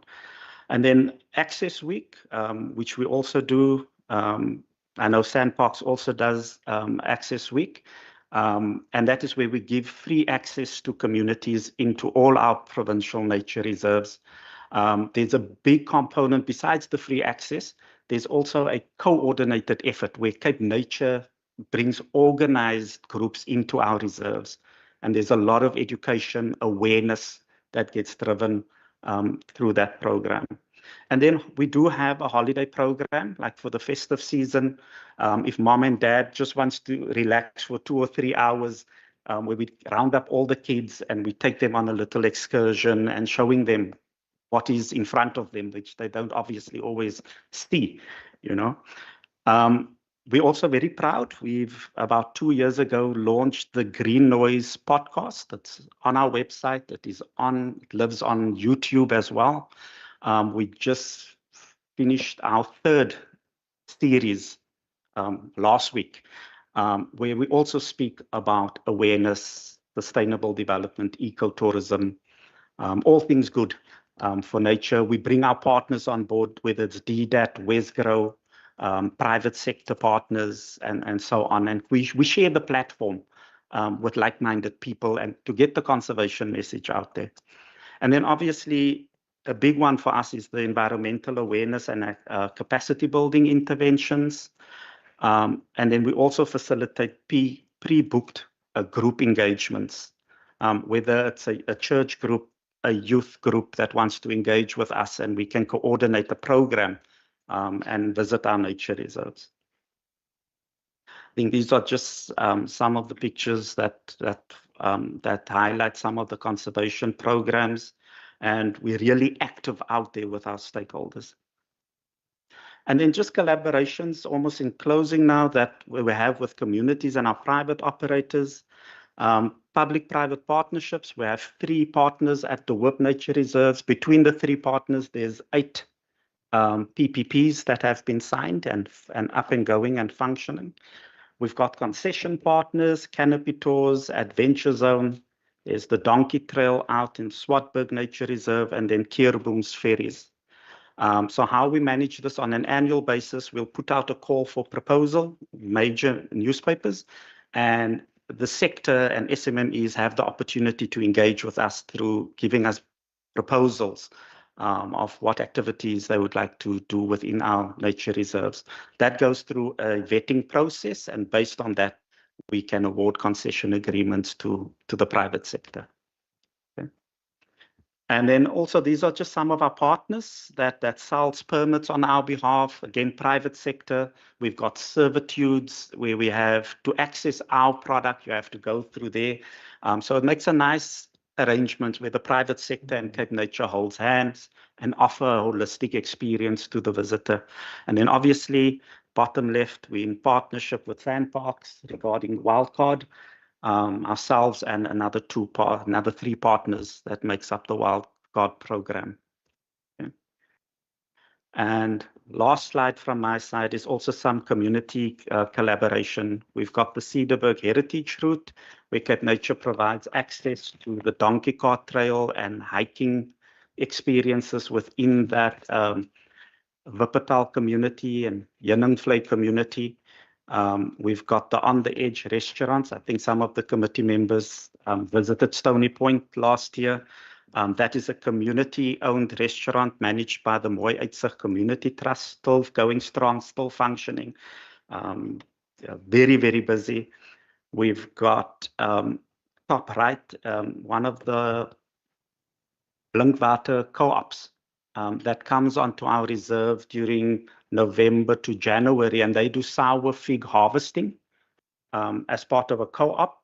And last year they harvested 4,500 tons of sour figs, which they process, they dry, they make preserves, and then they sell, and that becomes a little revenue stream for this community. I think last year they employed for that 3 months just under 60 unemployed people from the community to do that. Yeah. And then we've got the Damara Trail. It's a slow trail, the first slow trail in the country, which we launched last year. What is nice about this is that when we do all our marketing collateral is how do we get those hikers, because they end in the town of Arniston.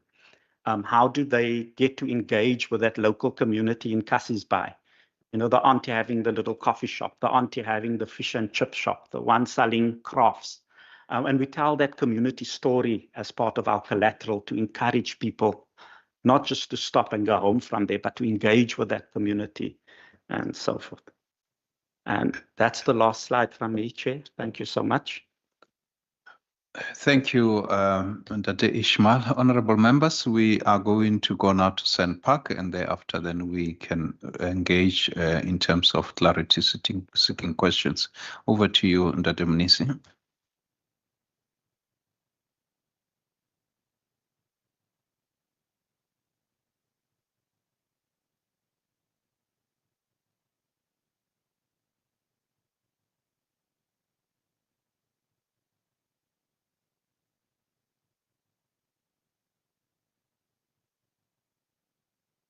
Good morning.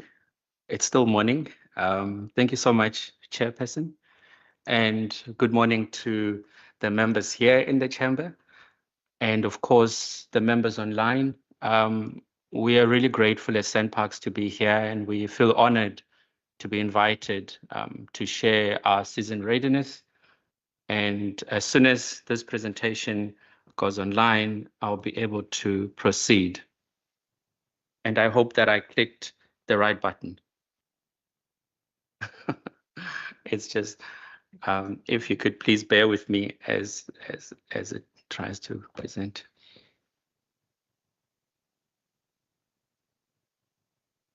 The procedural officers say to me that it does take a while. Just try again. It should be. Just try again. Okay. Click try again. So it's sharing this side, but not on the screen yet. No, it's still saying you must try again.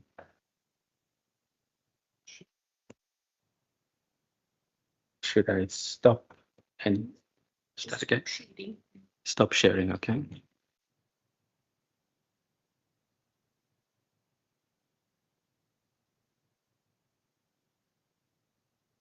Which one is it? It's this one. Okay, but which one? Yeah. It's this one. Okay.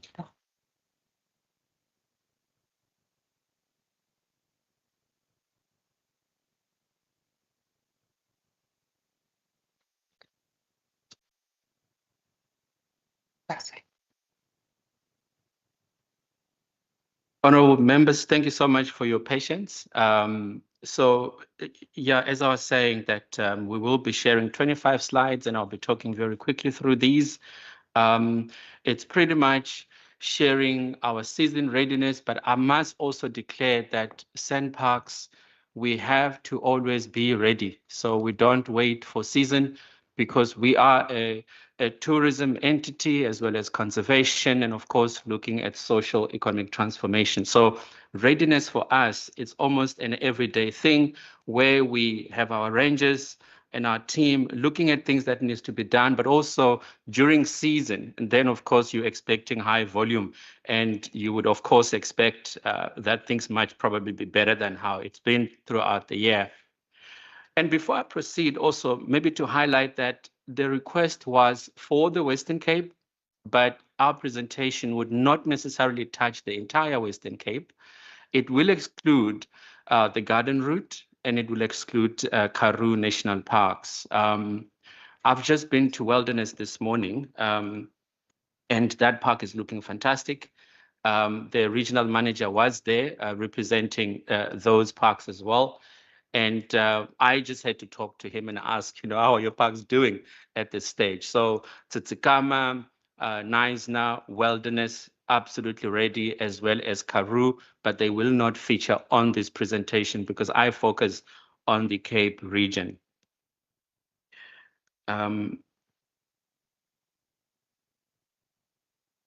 Cyclic. Yeah, that's a different way of presenting. Okay, that's fine. So yeah, we'll be touching on those particular points, and of course, looking at visitor crowds. You've seen various media, particularly Table Mountain, which is right here at home where we are in the city, where there's always issues of crime, and that actually puts us on our toes. Having to do things differently all the time.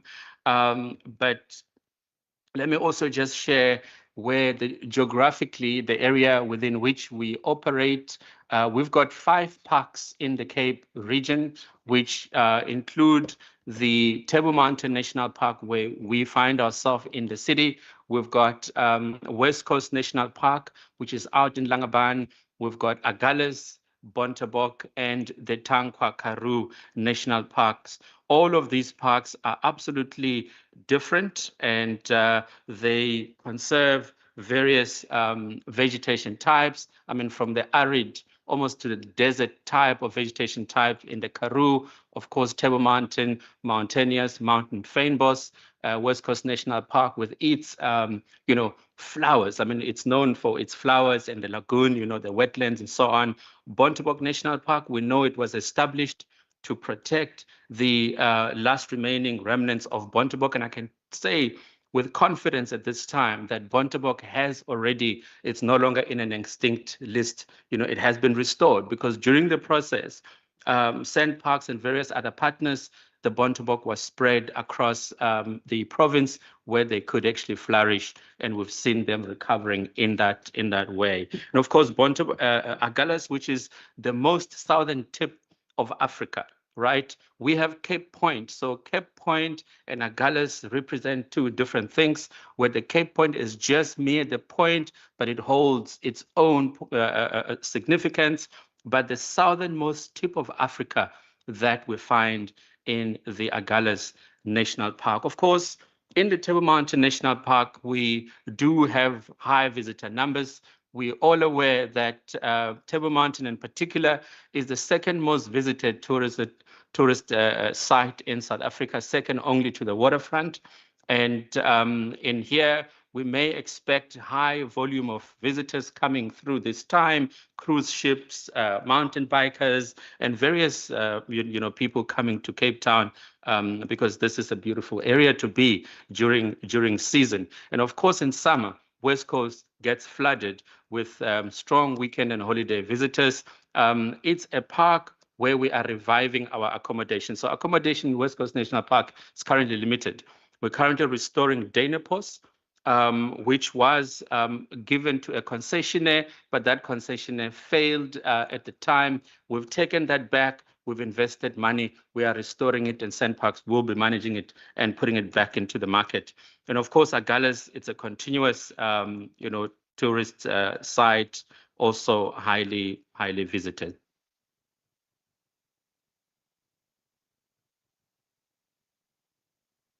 And yeah, I won't be reading much on what you see on the screen. These are the numbers we recorded for these parks. as at December 2024 last year, and we can almost compare these, with this season. It could even be better because we've seen a continuous trend in these parks. But if you look at Table Mountain in particular, this number, it's only for those that are coming through the gates. But actually, the park itself receives way over 4 million visitors because it's an open access park. And again, just taking you through what we do all the time because of high visitor numbers. Boardwalks break, roads get damaged, and so on. And we're also expecting high volume. So there's going to be high, alert on litter to make sure that the visitors don't leave or visit in areas that are littered, making sure that our staff are highly alert. But also, if you look at Table Mountain as well, Table Mountain has aged infrastructure, right? Aged infrastructure that has to be maintained. Now, if you continue, you can only maintain something up to so far. The plans now are to maintain what we can maintain and renew what needs to be renewed, and of course, build new infrastructure where it is necessary. And of course, we are busy doing that. And you can see that I was also visiting this site. I didn't know we had to come and present, but I was just doing my rounds as well, just to make sure that we are ready for the season. I'm a conservator by nature, so I really want people to visit an area that is ready for them. We can't say we love people, but we are not ready to receive them. In other words, our house, it's not in order. In Agulhas, for instance, we've also made sure that the lagoon house, it's ready through repairs. It's by the coast, which of course can receive high level of corrosion and so on. So we've maintained those as well, making sure that fire breaks for the fire season there as well in West Coast. It's also ready. But also strengthening the partnerships with various law enforcement agencies, the municipalities, as well as SAPS. Tankwa Karoo, very far. I am not sure if any of the honorable members have visited Tankwa Karoo. It's out between Ceres, Calvinia, and of course, Sutherland areas. Very, very beautiful. You can see there that picture on the far left-hand side. Knowing how hot this place is, we've created splash pools. So this is a private splash pool for your unit. You book your unit. Unfortunately, they are not heated, but you probably won't need a heater there because it's very, very high. You can see what we also do is to, monitor weather as well in Tankwa. Those are the things that we also do to warn the public so that when they come there, they can really, really expect high temperatures and they must be prepared. These are self-sustaining units, completely running off solar. Again, you need to be prepared because you may lose your tires when you go to Tankwa, but I assure you that the roads are ready to come to Tankwa, but please drive with caution. I was told by the park manager there that at least maximum 80 on the roads will save you tires. I've seen that. And of course, Bontebok National Park, just here in Swellendam as well, very much ready. Very beautiful units just there by the banks of Breede River. If you haven't been there, visit these parks. We can't own what we don't understand, and we can't manage what we don't understand, all of us, because these parks belong to us. We've made sure that, all units, be it, air conditioning, generators, and so on, are ready in that park. Again, West Coast National Park. Also here, we've had various challenges in the past where long traffic along the road on R27, was really, really causing some accidents there. At some point, we've recently reopened the gate at the West Coast National Park. We're able to take at least in total 3 vehicles at a time. So we have a 3, lane traffic there to make sure that, we don't have people, waiting too long by the gates. And we will be launching, in fact, we will be launching this, but we are celebrating the 40th birthday for this park and launching this gate on Friday. This is not an invitation, it's just to share what is happening. But if you happen to be in the area, please do pop in. Again, you can see these beautiful pictures there representing the West Coast National Park right there. But also, I've highlighted fires. Cape Nature also spoke about fires. You know, we're working together. Fire, it's, you know, doesn't have limits. Here in Cape Town, we work with the city of Cape Town. We can't do without them. You know, so these are the things that we do all the time. We're working with various volunteers like VWL's wildfire, and rescue services as well. It's a volunteer fire services, right? VWS, and we contract NCC as well to help us with fires. But also, what's very nice is that SANParks has secured a tender for air services, so I don't have to wait too long now. You know, my team can really just call on that helicopter. In fact, one has arrived already and it's parked in Newlands, so we can respond immediately when there are emergencies in that regard. And of course, you've seen the various fires that we dealt with, particularly in this year, and it's a constant thing. What we've picked up in Table Mountain in particular is that various groups, go up the mountain, they stay overnight, they make fires, and this is a constant battle because we have to go out, remove people because the park is closed at night, but people still want to go to the mountain.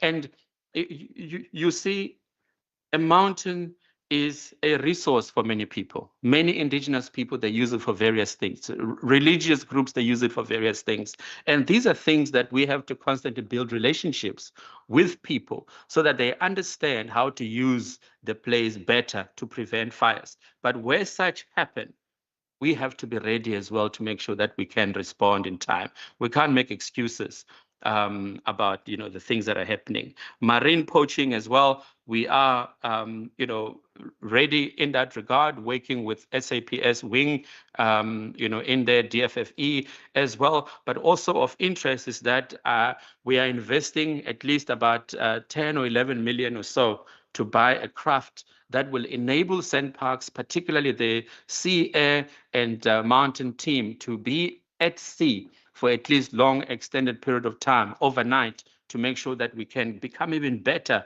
in managing the scourge of abalone poaching in this area. I talked about fire breaks. I won't repeat that. That's actually very, very important. One thing that I must say is that not only do we just cut fire breaks, we also make sure that during the year, we run what you call prescribed ecological burns. And these, of course, require permits from the city of Cape Town, and also sometimes it goes through the public participation. So sometimes, even though we want to do it, there might be someone that says, no, we don't want the fire. So it is a constant challenge because nobody wants ash, on their clothes and so on, but still we have to push through and make sure that we do what we need to do. And that's the team for the safety, the sea and air mountain team. These are the specialized force within the Table Mountain National Park. These are not the only rangers. So we've got 40 of this and another 111 rangers that actually are the conservation general rangers. So these do tourism, conservation, and law enforcement. In other words, these are the people who are readily on the ground, but then what happens is when there are critical stuff, it's almost like your SWAT team. I don't know, just a better way to explain it. Those who watch those police movies and drama series, the SWAT team, when things become tough, these are the guys who would go out and deal with such situations. And we've got a number here that is widely publicized. Table Mountain has got its own operations room in particular, but we're working with the City of Cape Town Fusion Center. You see, in a city like this, you can't work in isolation. So we've got people that are actively stationed at the City of Cape Town's Fusion Center. What I'm busy ensuring now is that these people must be there 24 hours. I need to create positions for those to make sure we can have them 24 hours so that, people don't get stuck, even if it's at night. Although, as I said, it's closed, we still find people going out there. And when they do, we must still be able to go out and safeguard them. I hope you're happy with me not reading through everything on the slides. And also of interest is that the Senior Manager Visitor Safety and Protection Services has been appointed and has accepted the contract. So this is the first of its kind position in South African National Park. The first one we're appointing here in Table Mountain is going to start on the 8th of December. Why are we appointing this position? We've realized that, you know, we are under siege, right? Criminals, when the city does its work, you know, they do great, they're cleaning up, you know, and then people are running up the mountain. When things are better in the mountain, they are running back in the city. So how do we best work together here is that when the city does work here, we also must be ready to ensure that we deal with the people coming up the mountain and ravaging our visitors. So this person will lead the team, but also will bring volunteers together to ensure that we continue to, you know, win the fight. For me, I don't want anybody hurt. We want to make sure that we detect and prevent, right? It's not about apprehending someone. Yes, we want to do that. But if we can prevent crime before it happens, that's exactly what we want to see happen. You can see the rangers patrolling there, Table Mountain with dogs and so on. We've recently also acquired 6 extra vehicles for these guys just before season. We've just received these vehicles last week to make sure that the team is ready. I'm going to just rush through this. Are just pictures, but also to show you the kind of things that we do in Agulhas, for instance, in Bontebok, the kind of information signage that we have, and the kind of readiness, because the Stroom, it's one area that it's highly used by people of Swellendam, for instance.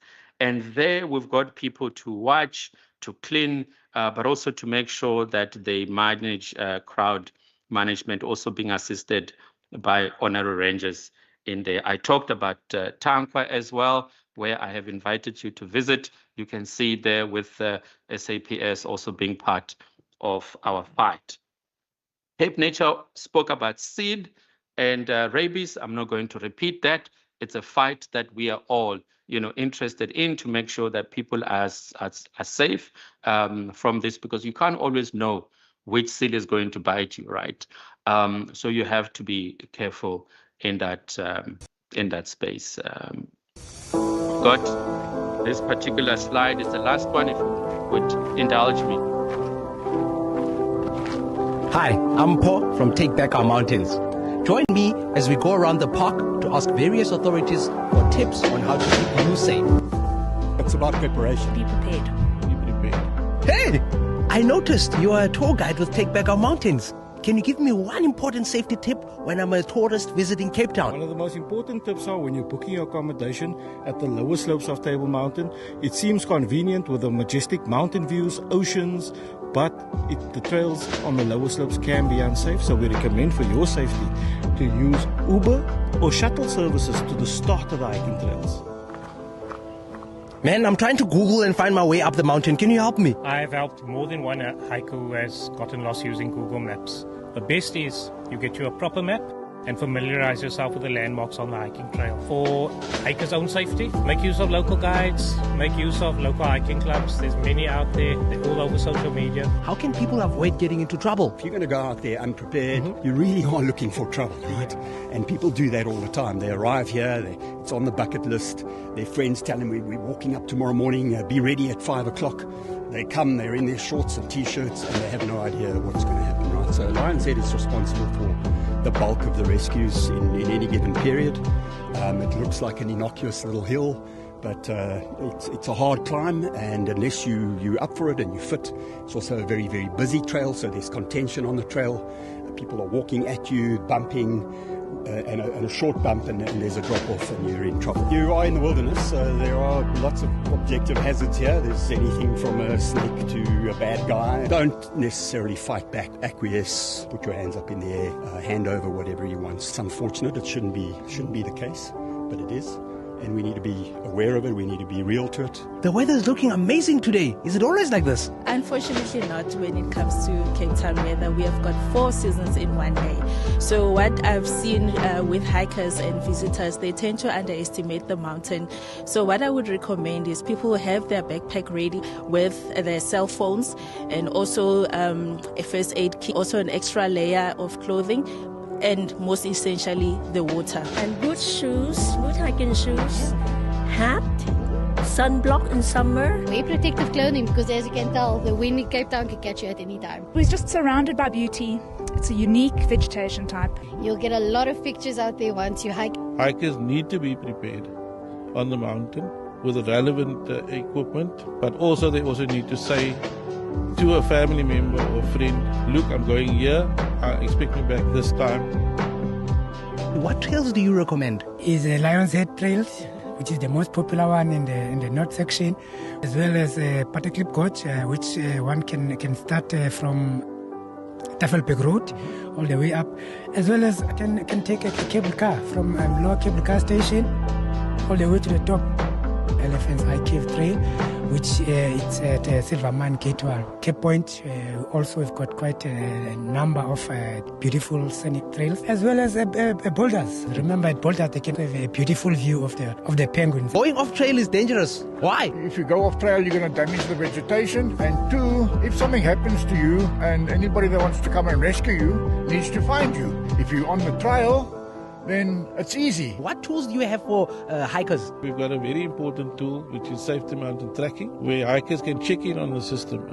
The hikers need to register on our tracking system. They will be tracked for the duration of the hike, and when they check out, eventually we know they're safe. If there is an incident on the tracking system where they possibly don't know where they're going or they're unsure of a path, we can also talk to them. When there is an incident, a rescue incident where somebody is injured, they can immediately pass this to us, and we will directly pass that to Wilderness Search and Rescue. At Table Mountain National Park, we recommend that you do come in a group of 4 or more when you're hiking, and please allow enough daylight to come back when you're hiking. And please do not leave your valuables lying around in the vehicles, and please do not flaunt your valuables when you are hiking. We spoke earlier on about having a plan. You plan your route, you plan your hike, you plan your walk, you plan your climb, you plan your ride, whatever you're doing in the park on the day. That's really the bottom line. There's so many things to do in the mountain. You feel energized, you feel connected to the mountain. We're just really lucky, and people from all over the world want to come here and experience it. It's amazing. Table Mountain is a special place for us locals. It has a lot of beauty, history, culture, and we use Table Mountain to break away from our daily lives. Nature heals.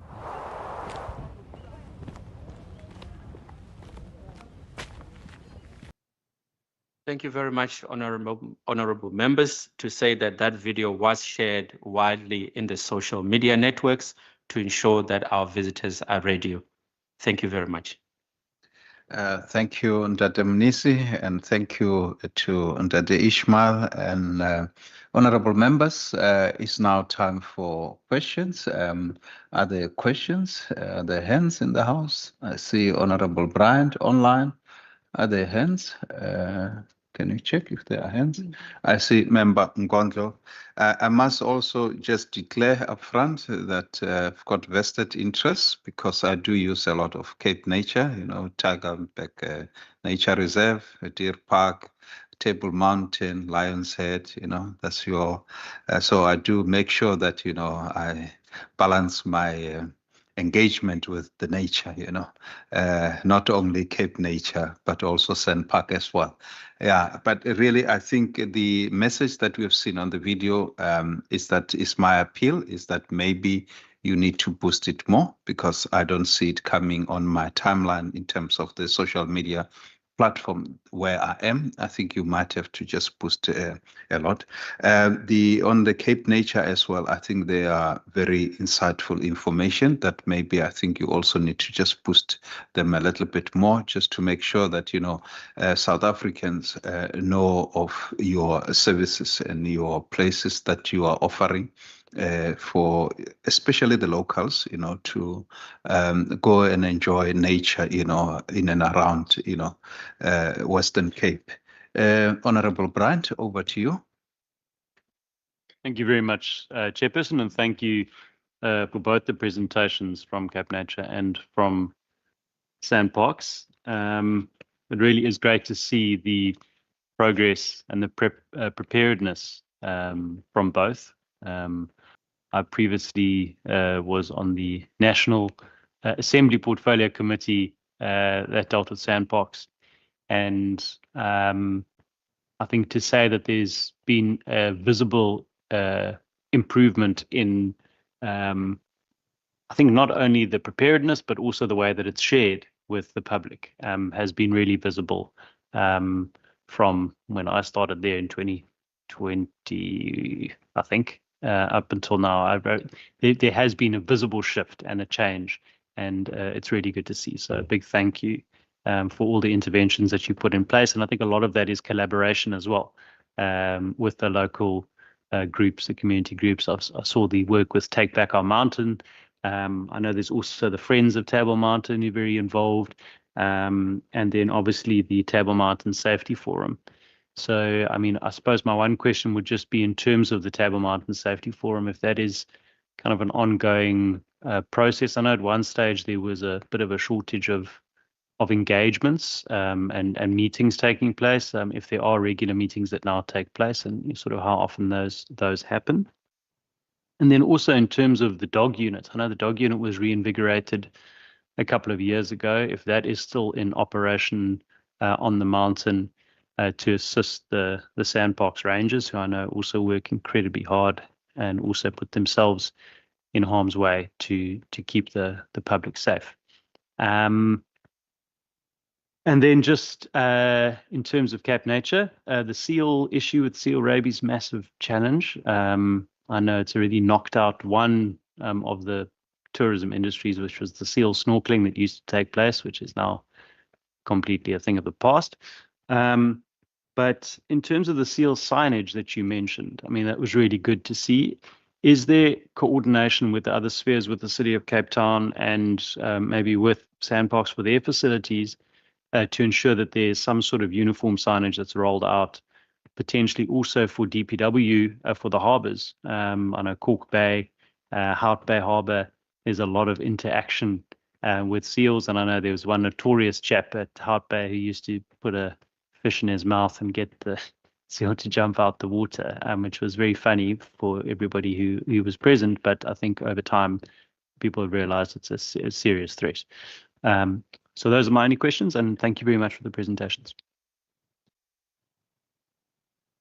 Thank you, Honourable Bryant. Honourable Ngontlo, over to you, ma'am. Thank you, Chair, and thank you for the presentations.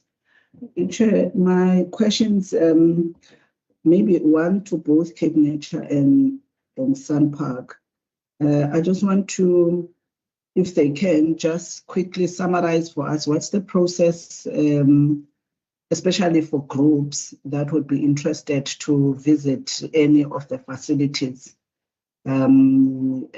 Particularly, I know it once one had been asked by Tembalet to special school, which is in Kugli, to a school of disabled people. I think there's a group that was interested to visit either Table Mountain or one of those Cape Nature.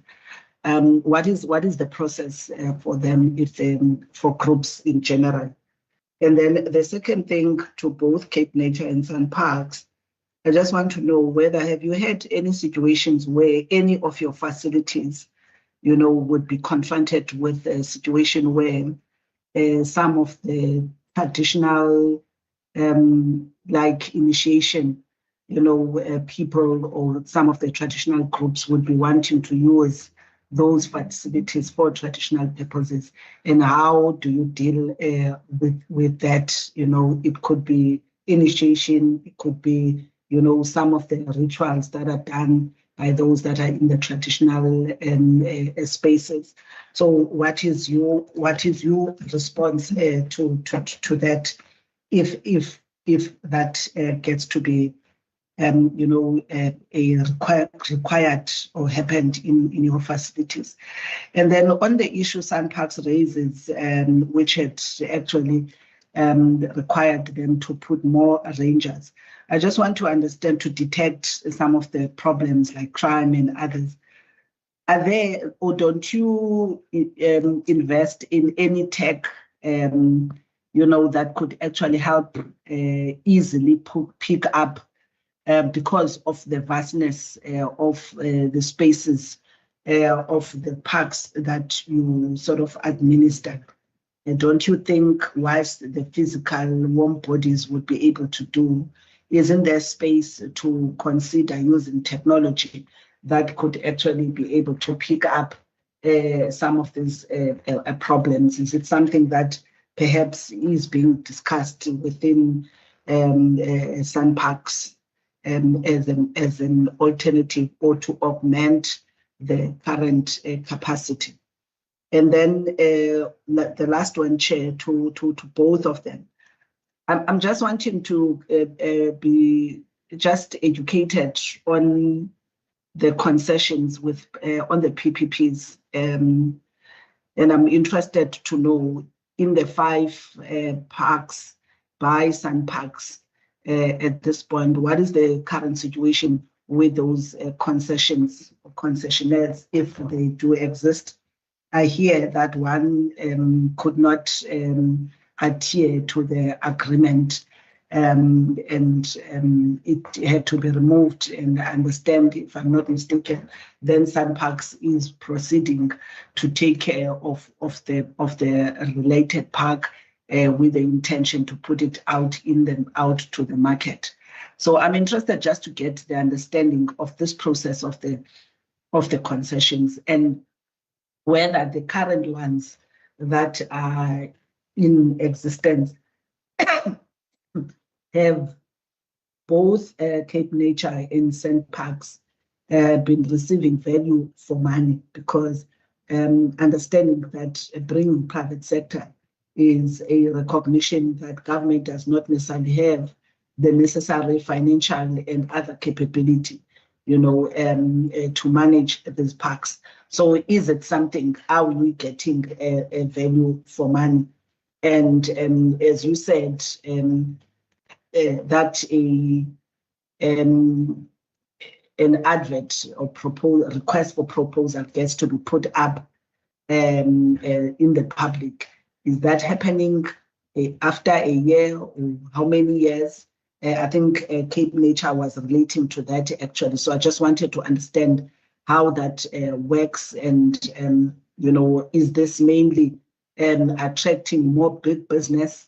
Are we able, from an inclusivity point of view, providing opportunities for small and medium-sized enterprises, and that are local, including with what I think was said to be private sector providers, and whether is that something in terms of your a contracting process able to also provide a diversified opportunities to also small and medium-sized businesses? Thank you, Chair. Thank you, honorable members. Over to you, CEO, and Dr. Munisi, the General Manager.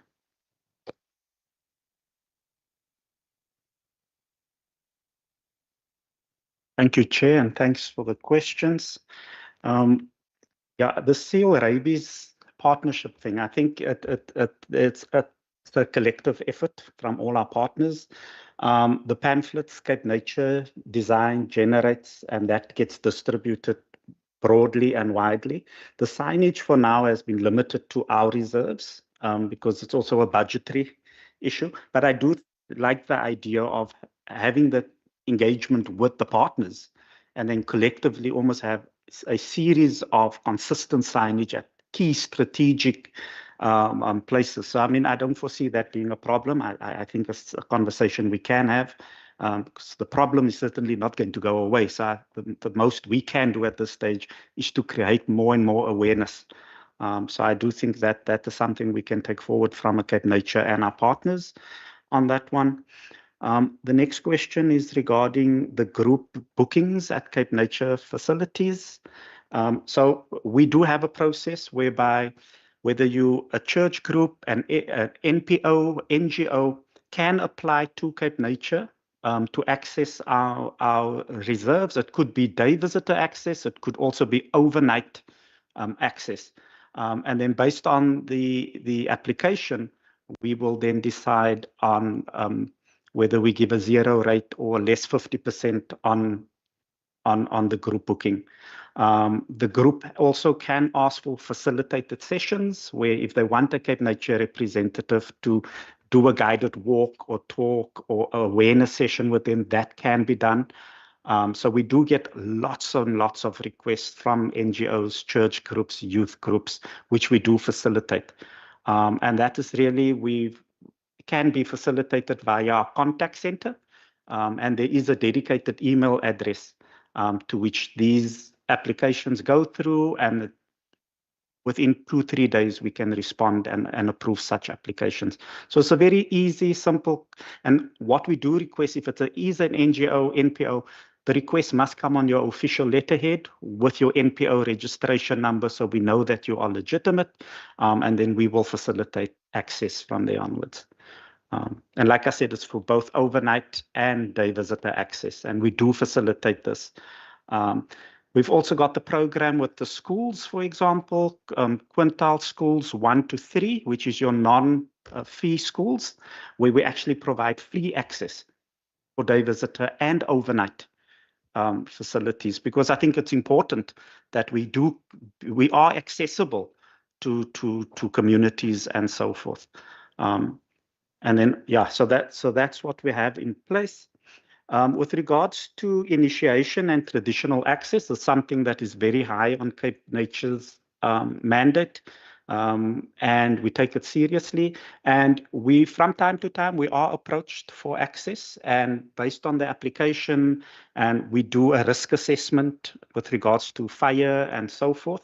And if the conservation manager gives the heads up, we've cleared all the access stuff, we've cleared all the risk mitigation stuff, then we do provide access. So we do have a formal process again, where there's an application and then we facilitate that access. In fact, access now, including cultural, spiritual, traditional access to Cape Nature reserves, it is we establishing a baseline this year for it. And if all goes well, it will become an APP deliverable for Cape Nature in the new year. So we're measuring ourselves and we're holding ourselves accountable to ensure that we give responsible access to communities. And then the PPPs and concessions and the value for money. I think PPPs, it's a long process, just getting the PPP off the ground. But I think we're starting to see the benefit realization of those PPPs now after the first 5, 6, 7 years, where Cape Nature is getting revenue generated by these PPP partners. I think, don't quote me on this, but this is an average. I think between our 3 PPP partners at the WIP, they've created in excess of 130 permanent jobs. And the economy, the spend in the local economy, Swellendam, Bredasdorp, just on the provisions of goods and services is millions and millions of rands that gets injected into that economy just through our PPP partners. Concessions, like I said, on an annual basis, we put out ads, and we normally do it in 2 major national newspapers. And then also through our network and stakeholders, the local tourism bureaus, Westgrows, DDAT, we send it to them and they distribute it as far and wide. And then from there, there's an evaluation process. Not all applications are good applications. So we go through a very stringent vetting process because the last thing we want to do is to set people up for failure. So we go through that process, and we've had good success in this area. Also, from a service provider perspective, I shared with members earlier the Damara Trail. We actually have a local contractor that comes out of that community that's providing a shuttle service. So you start your hike at the Mont Nature Reserve, you end up in Arniston, you get picked up by the shuttle, and the shuttle brings you back to your vehicle. And we want to do more and more of these things with local communities, with local SMMEs. But we need to find, and the one thing I must say, we actually did this in partnership with the Agulhas municipality through their local economic development section within the municipality. We even had someone lined up to offer accommodation in Arniston as another leg of it. And that was approved, everything went well, but unfortunately, it was a local SMME as well. The person withdrew from the process. So we are out there looking for these opportunities for communities. Cederberg, for example, we've got a local community which we call the Bostor. There's a contractor that comes out of that local community that does cleaning services, laundry services on behalf of Cape Nature, employ local people. And those are the successes we want to get out there, you know. Thank you, Chair. Thank you, Ndade Ishma. Ndade Mnisi, over to you. Thank you very much, Chair. And thank you, Honorable Bryant, your observation. We do appreciate those. As SANParks, we receive complaints. We also receive compliments. So we take both and do better in that regard. I think the two questions that you touched on were the safety forum and the dog unit. And the safety forums are still happening, and they currently happening fortnightly, every other week. And this is during season, but in quiet season they meet at least once a month. So this is happening, and of course the other point on dog unit. This one is still continuing. Recently, I think you might have seen some news, either social media and so on, even in the news, that some dogs were removed.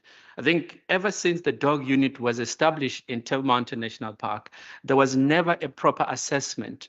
One, for dog handlers, but as well as the dog fitness. In other words, what sort of dog does this terrain and the type of issues that Table Mountain deal with is necessary. Of course, that process needed the Performing Animals Protections Act. Those is to come and see whether the kennels are good. The kennels are good, but also in terms of dog healthy, you know, SPCA, they came on board, and some of the dogs were aged and some could still work, but could only work elsewhere. So they had to be retired from Table Mountain to go work elsewhere. We've got 2 dogs remaining. We are currently doing a 6 months assessment to see what's best for Table Mountain, and then we're going to, you know, move forward in that regard. I hope I've covered those questions sufficiently there, Honorable. Thank you so much. And moving on to Honorable Nkondlo. Thank you so much for your questions. I think my colleague as well highlighted on the issue of a uniform messaging. I think, no, this was actually Honorable Bryant. If I can actually just talk to that point also, is that even though we don't have same signage, the message is consistent.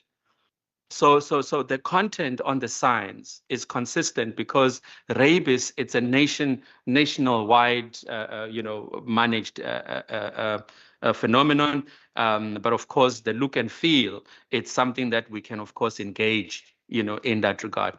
Thank you for that. And the process to book facilities, yes, of course, Honorable Kondlo, from our side, we've got what you call the social economic transformation team. And in here as well, you are able to book for environmental education groups or even church groups. So if you want to book for church groups, then, you know, you book through this team. But as SANParks, we always evaluate, you know, things on a case-by-case basis. For the first time, last week we hosted the World Tribal Alliance, the first time hosted in South Africa, and particularly at Table Mountain National Park in Buffalo's Bay. They came, of course, through the Deputy Minister, fisheries, forestry, and environment, looking for a place to host it. We hosted it free of charge, and these were world leaders. Now we don't say that everybody must pay to come to use facilities, but we of course assess what the need is. Are we going to be involved, and what would it mean for the wider society, and we respond to it in that regard. Initiation schools, not really something that we actually experience. I know in my Cape Nature days, we did a lot, particularly in drift sands. And in my City of Cape Town days as well, City of Cape Town reserves experience that a lot, but South African national parks are largely remote. And the communities, of course, they want something that is closer, something that they can walk to. They don't want to use transport. And that's what we find that we have an experience in South African national parks. And Table Mountain, it's high. They also don't want mountainous areas, right? It must be in an area that is accessible, place that has water and so on, where they can, perform, the process. And the investment in tech, Honorable Nkondlo, very important question, this one, because although I didn't talk to it, we actually actively investing in tech. Already we are working, what is that project? Project Shield and some cameras that we will be doing, but over and above that, we are using CIMO. CIMO, it's an app where every ranger and every individual is able to detect and record the incidents in real time. And then rangers can actually respond to that. We are also looking at BAZA. BAZA, it's another app I was, introduced to last week, where you are able to record something and it can actually ring here. If somebody recorded something, it would have rung on my phone if I was linked. In other words, then it can show who is closer to where the incident is happening, and that person can, of course, respond in that regard. But we are also looking at, what do you call these cams? Is it body cams? Body cam. I wanted to say chest cams. Body cams, we're using those. We're using drones. We've got a drone tender that currently is happening. Now we're sending our drones to actually assess the area.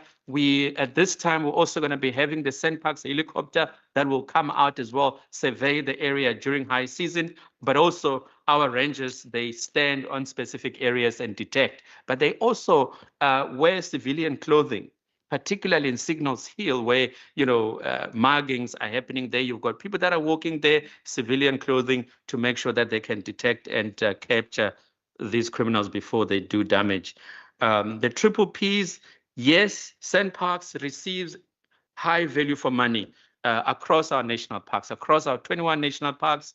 There are certain things we're simply just not good at, and we don't try to do those things. We give it to those who understand it, like Etinswalo in Table Mountain is doing pretty well. In fact, they've built that business from nothing, and SANParks is reaping benefits through that. The TMEC, we all know, a contract that started in the city in 1929? I think way back 1929, and later on transferred to the, to SANParks as well, doing, primarily well, but it's a very old contract, which is coming to an end next year as well. The Cape Point, triple Ps as well. The one that failed in West Coast is because not everyone, in other words, we've got one that failed in West Coast, one that is failing at Agulhas. And I want to just highlight that not everybody who comes into SANParks are able to make it work. Because some people, they believe you just come in there, bring people and take the money. They don't reinvest into the business. That's what we've seen happen in West Coast. Hence, Dynapos has collapsed. And then we've taken that resource back. We are refurbishing it. We're going to manage that in-house. It's going to be better for SANParks in that way. But yes, there is absolute value for money. We will be going out on tender for Rhodes Memorial. We did go out this year. We just didn't get any responses on that one, as well as the one, the Manor House in Tokai. And I know there was some media about how dilapidated that house is. We care, and we want it to be renewed, and we want it to go out to the market. We will be looking into that as well. And Let me check if I've left anything. Monique, have I left anything? I don't think so. Did I? Thank you, Chairperson. You did not acknowledge me for using your national park. Chairperson, thank you. We acknowledge that as well. Really, thank you very much. I see a follow-up hand from Honorable Bryant. Thanks, Chair. Just a very quick follow-up. And I can verify he does hike. He's got a very nice big floppy hat and everything that he goes up with. So, no, it's just very quickly on the Rhodes Memorial, that tea room issue. I mean, I know that's been going on now for years since the fire.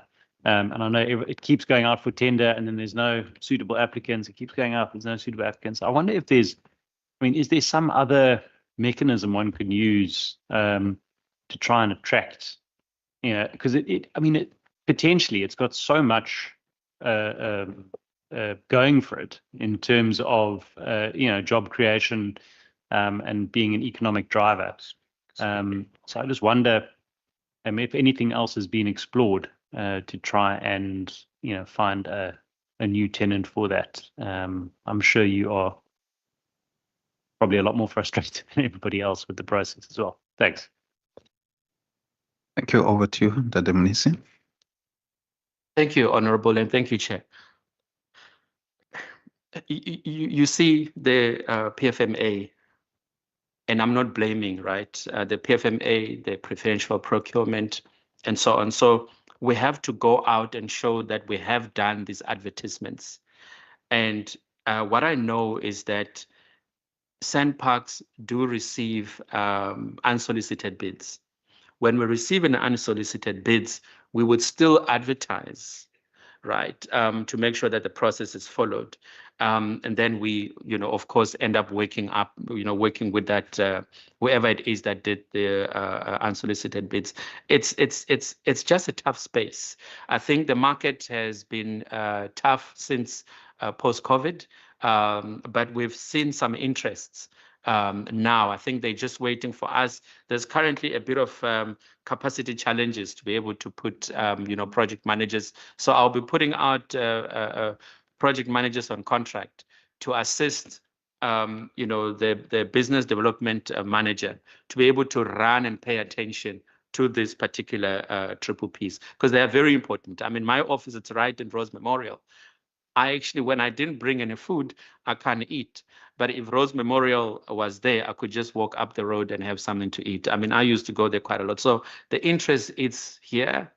It's just the challenges that we are encountering, but we are making ways to try and resolve that, Honorable. Thank you very much. Thank you, Ndademnisi. I think you are between the members' lunch and, so I don't know if there is any other hand. I don't see any other hands. Members want to break for lunch. But really, from my side, I really just want to say thank you for availing yourself, and thank you for the work that you're doing.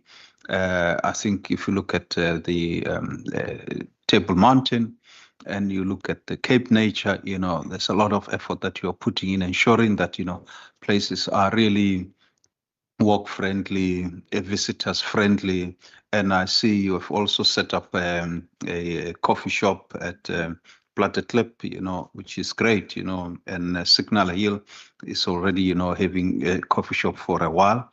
I think that's great, really, that you really care, you really really understand the needs of your visitors, really. Thank you for the work that you are doing, and thank you for availing yourself once again. With that said, we have got lunch for you. Please join us in the dining for lunch.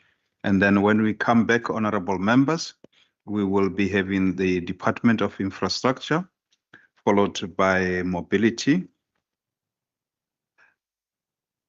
Yes, and Home Affairs is last. Thank you. Apologies. We will be back here 1:30. Yeah.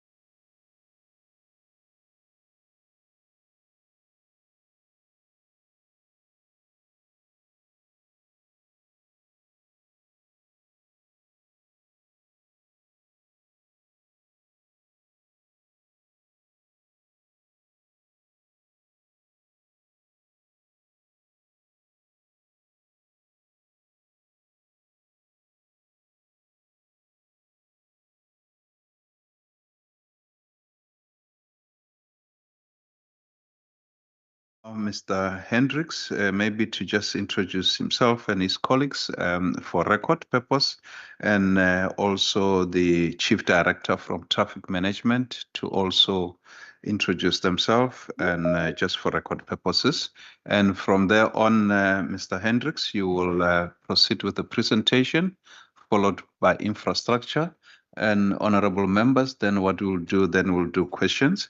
I would also like to request that the department really just try to get to the key message in order to save time for us to engage, and then we can move to the next presentation as quickly as possible. Thank you very much. Over to you. Great, thanks, Chair, and good afternoon, members. I am Michael Hendricks. I'm currently the acting DDG of Roads Infrastructure at the Department of Infrastructure. For efficiency, I'm sitting here with Marlies van Wijngaard. She is our acting Chief Director, Road Departmental Operations, and Ms. Louise Bass, who is our acting Chief Director, Road Contracts. Thank you. Can we hand over to Mobility as well, just to do introduction? Good day, Chairperson. I'm Ricardo Collins. I'm the Director of Land Transport Contracts within the Mobility Department, and allow my colleagues to introduce themselves. Thank you very much. Good afternoon, Chair, members. My name is Mark Skrikker. I'm the Chairperson of the Western Cape Provincial Regulatory Entity. Thanks. Good afternoon, Chair and members. My name is Charmaine Chacha. I'm a Deputy Director, Land Transport Contracts. Good afternoon, Chair and members. TYA. Good afternoon, Chair and members. I'm Antoinette Finney. I'm the Acting Director for Traffic Law Enforcement. Good afternoon, Chair, members. My name is Godfrey Reed. I'm the Chief Director for Regulation. Good afternoon, Chair. Afternoon, members. It's Maxine Bezaidenet. I am the Chief Director for Traffic Management. Thank you. Is that all? Correct, Chair. Thank you. We can proceed. Mr. Hendrickson. Thank you, Chair. And maybe before I proceed, just to extend apologies from our HOD. She unfortunately couldn't make it given the delays, the sort of time delays. Okay, look, we are here obviously to present to you in response to the 3 questions that were put to us as the Department of Infrastructure. Those were the status, to give an update on the status of key transport routes, obviously particularly those with tourism significance, to talk to planned infrastructure and signage upgrades supporting access to tourism sites, and then plans in respect of the enhancement of infrastructure resilience and capacity during the high tourism season. Maybe just quickly to give some context when it comes to maintenance, and this is relevant to the first point. When it comes to maintenance, the department has different vehicles that we implement sort of construction and maintenance on our provincial road network of 32,000 kilometers. The first vehicle, typically for routine road maintenance, that is dealt with by our road operations teams. And those road operations teams are arranged in 2 regions, Region 1 and Region 2, which are headquartered in Paarl and Oudtshoorn respectively. Those teams will have people in place over the Christmas period, over the festive season and construction break, that will be available to respond to routine road maintenance issues and any sort of urgent make-safe items. The other vehicle that we have is for planned significant maintenance and capital projects. Those are projects where we appoint contractors to do significant works. And for those contracts, the roads and all of the functions in respect of the maintenance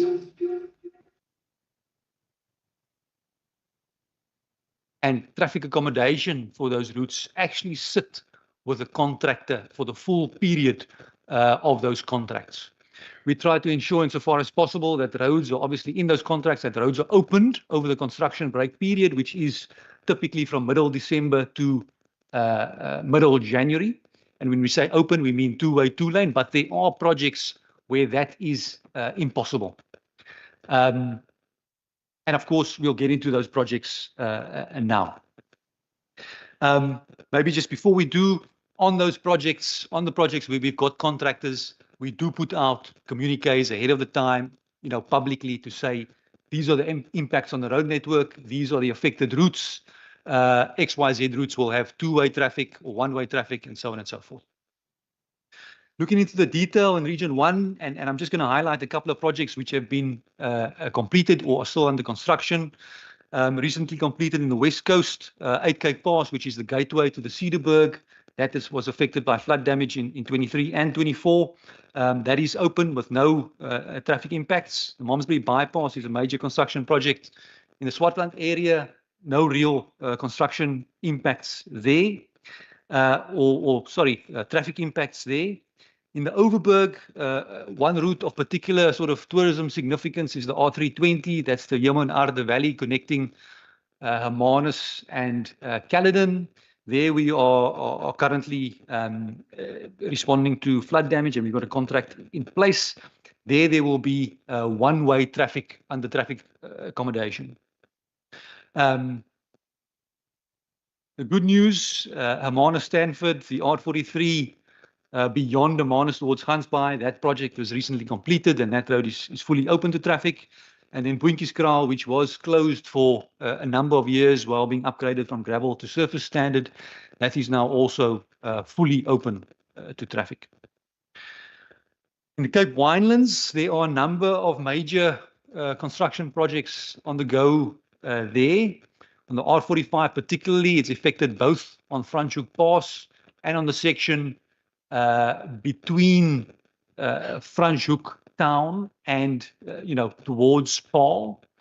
There will be a combination of two-way traffic on the Paarl section, or the section towards Paarl, and there will be short sections of one-way traffic on the pass itself. That has been the case for many months already and will continue that way. Another major project there is Klapmuts Simonium. That's just off the R45, goes past some of the Stellenbosch, Franschhoek area sort of wine route. And there will also be two-way traffic in place, so two-lane, two-way traffic control. In the metro, you might be aware of the N7 Van Swoordstrift project. That is a major construction project happening on the N7 just beyond Potsdam Interchange and the Noon. But again, there no major traffic impacts for that project. In Region 2, the Garden Route, there are a number of projects which were recently completed there and are now open to traffic, obviously servicing the economy and tourism. One of the projects which are ongoing is a major upgrade in Louis Fourie in Mossel Bay, which is the upgrade of Louis Fourie Road. There will be two-lane, two-way traffic, which is a positive. And then in the Central Karoo, last but not least, the Meyringspoort N9, N12 construction was recently complete, and that is open to traffic. That's another popular tourism route. Moving on to point 2, key infrastructure upgrades and signage upgrades planned. Look, infrastructure is not really sort of planned towards improvements for the festive season per se. Obviously, we plan and program our projects, implement them over many years, but those projects are, stress tested for, traffic that we typically get over the festive season in their sort of conceptualization. So we do take that into account. And then when it comes to signage, of course, all signage on most of our capital contracts are replaced, and improved if need be. We've also got a road operations team that responds to that on an ongoing basis and, at the request of stakeholders.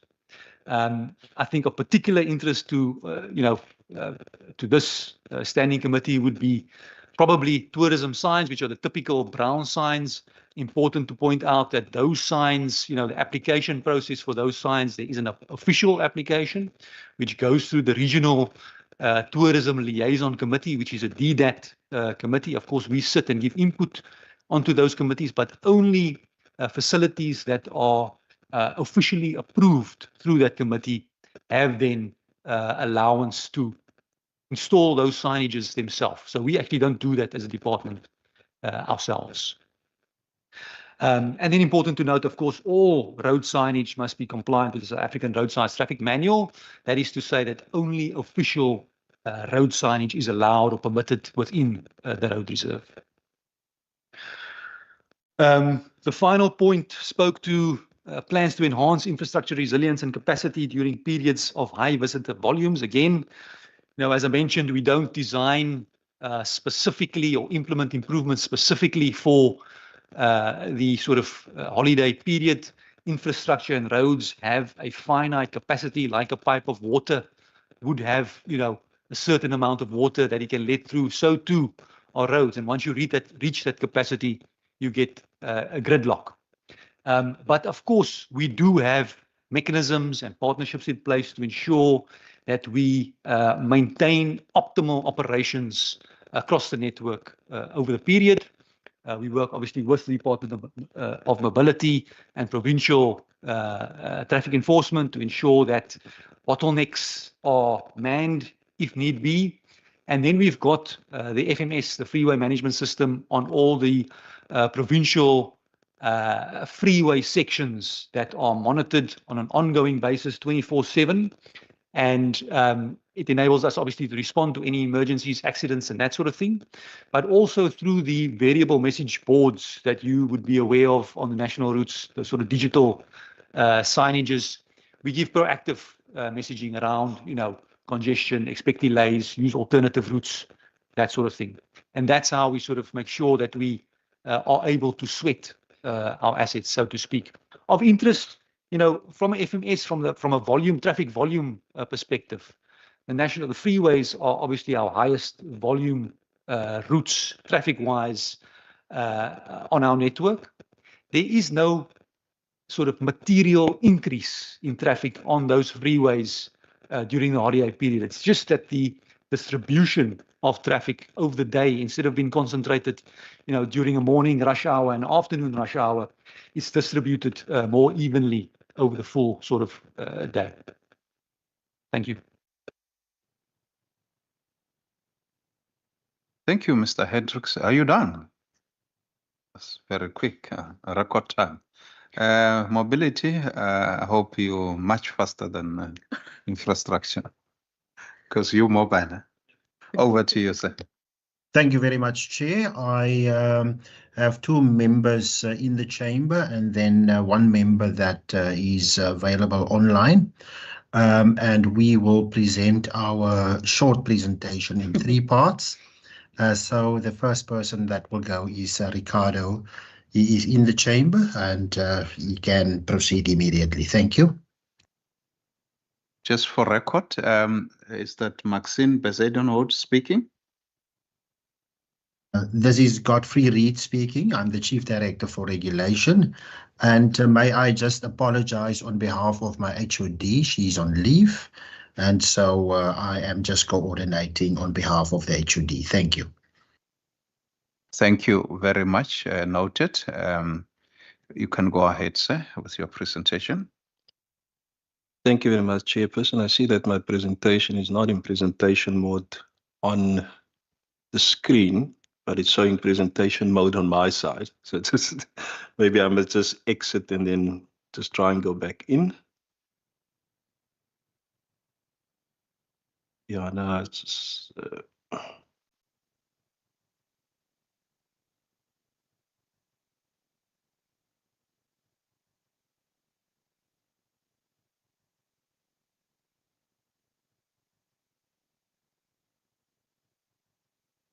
there we go. Thank you very much, Chairperson. Chairperson, fortunately or unfortunately, my portion of the presentation is going to be one slide, and then I'm going to hand over to my colleagues to proceed from there. So it's not up to me how quickly it's going to get done or not. You can proceed, sir.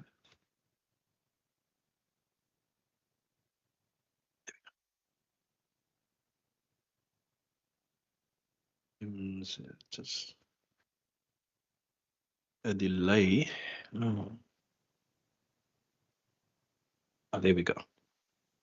The chairperson, I think the responsibility of our particular chief directorate and directorate focuses predominantly on public transport readiness, and we have specific oversight over the subsidized public transport sector, which in the Western Cape environment entails the Golden Arrow bus services and the Go George bus services in George. While we don't exercise full control over it, obviously we have influence in how the services are running during the festive season. And there is definitely a change in how the service is approached. By way of example, is that Golden Arrow usually during the festive season will scale down significantly on services going to industrial areas because of due to the closure of the sector. But there is a definite increase in terms of services being rendered to places of entertainment, your malls, people working late, and obviously catering specifically for facilities like malls closing later in the evening to ensure that people that work there is able to get home sufficiently in time during the festive period. The same applies in the area of George. As soon as we get the announcements from the various entertainment sectors, more particularly in those areas, we will then adjust our timetables accordingly to ensure that passengers are catered for. And you would see from this, it's not really specifically aimed at the tourism environment, that it's more in relation to the services environment that we play a bigger role, ensuring that services are rendered and people are being able to be ferried sufficiently between places. The last part is from a public transport perspective is obviously your airport shuttles that plays a big role, meter taxis and other public transport modes. These predominantly falls within the domain of the City of Cape Town and how the licenses and so forth are issued in terms of the services having to be rendered during this particular time. While again, we don't have direct control over how these services are being exercised, certainly during our communication with the likes of Santaka and other stakeholders, we obviously encourage them to render services obviously later in the evenings and also to be able to cater for the particular demand that comes specifically into the Western Cape. So that's really in a nutshell from a subsidized public transport perspective, what we and how we deal with the festive season campaign. I'm going to hand over to Ms. Besaidenout online, and I will just facilitate moving through the slides. Thank you, Chair. Thank you, Ms. Besaidenout. Thank you, Chairperson. Good afternoon, members. So from a, Ricardo, you can flag, thank you. So from a traffic management perspective, our operational plans have been developed in close collaboration with the local municipalities. And I must just say that this plans has kicked off already on the 1st of October during Transport Month. So our plans are well in effect already. It's targeted at managing congestion and then also ensuring the smooth mobility, particularly through our high traffic tourism corridors and especially our coastal destinations. So the focus is providing a safe and seamless movement so that residents as well as our visitors experience a welcoming and a well-managed environment during the peak season. So we've got several pillars that we've addressed, several key operational pillars. So just to note, there's the fatigue management program along the interprovincial corridors such as the N1, N2 and N7, and this is critical for long distance travel safety. Then we also have the pedestrian safety and traffic flow management in beach precincts and town centers where the volumes are quite high. The focus will also be there. And then we have our road safety management team. So they have focus campaigns dealing with driver behavior, getting messaging out there that people need to, drive safely, be aware of their safety and those type of things. And then the integrated operations along these major provincial tourism routes and coastal towns, with municipalities taking the lead in this operational coordination inside the towns. Next slide, please.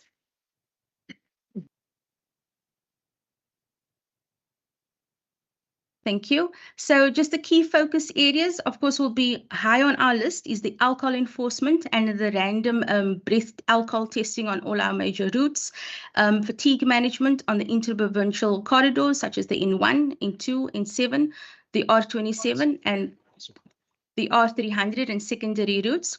Then we also have our interprovincial corridor operations, and this has kicked off at the start of the 1st of October during Transport Month, and that was a focus on entry and exit points to the province. And then very important is our NVT, which is the pedestrian and cyclist safety in our high volume commuter and tourist areas. We know tourists, especially when they're in the coastal areas, they like to take the bicycles out and ride them along the coastline and those type of things. And this is including the coastal towns and the beach precincts within the municipalities, with again the municipalities taking the lead on the municipal routes and inside towns. And then we have enforcement on the moving violations. This is ongoing throughout the year. We just beef it up during this festive period with a focus on speed and vehicle fitness, and that's to ensure the safe travel. We also have a very good integration with the South African Police Service, as also emergency medical services, and then the municipalities in terms of our HAZLOC locations, that's our high risk areas, to improve response time to incidents and to accidents. So this plan is integrated. We're also fully aware of the municipal resource constraints that they are currently facing with the challenge of not working 24/7. And then traffic law enforcement from the provincial side will sort of pick up the slack in terms of having a 24/7 presence along the routes. Next slide, please.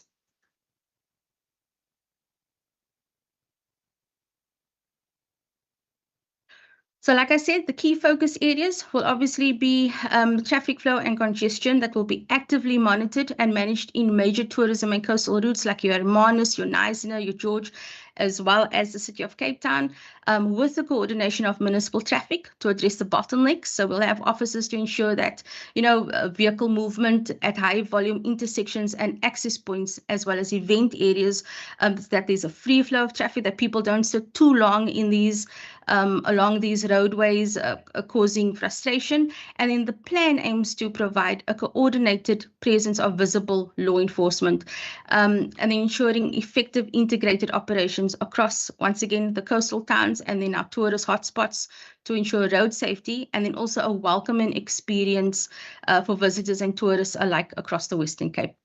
Thank you, Chair. Those were my slides. Thank you. Are we done, Chief Director? Now we'll hand over to Mark. Yeah, Honourable Chair Members, Mark Skrikker, I'm with the Western Cape PRE. We issue the public transport operating licenses. Chair, I'll keep it as short as possible. Ricardo, if you can just put the notes on the screen. I see there's a slight lag. Yeah, Chair, the only point I want to make on this particular slide is that we understand from a regulation point of view the importance of tourism, and also that the transportation of tourists or the mobility is vitally important for the Western Cape to derive maximum benefit, from visitors in the area. The other important point that I want to make is that during December and January, there's a huge exit of people out of the Western Cape. Also, a lot of visitors coming into the Western Cape. So from a transport point of view, we need to just make sure that that demand is balanced with supply as well. Okay, next one.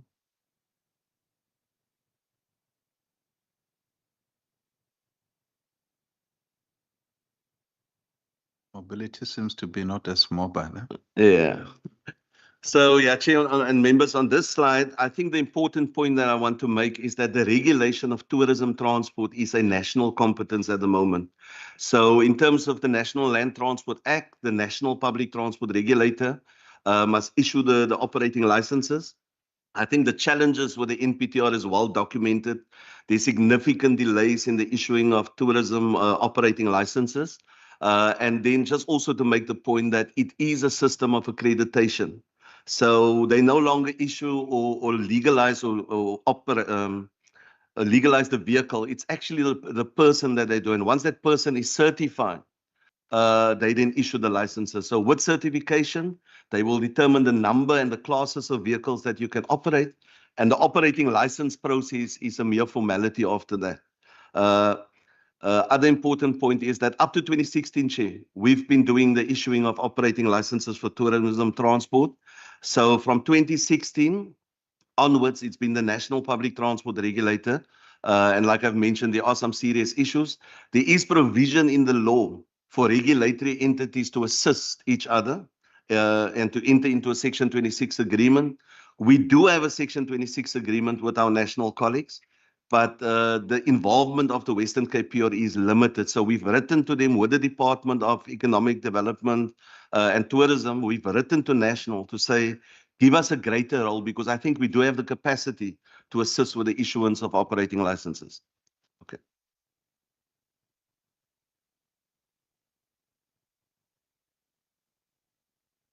Yeah. Then, Chair, just very briefly, we are meeting with the Harbour Master during the last part of November, just to facilitate a process where e-hailing and meter taxi operators can be given a ranking close to where the passenger liners are coming in. And also, we've encouraged meter taxi and e-hailing operators to make linkages with the major hotels to secure business to transport tourists as well.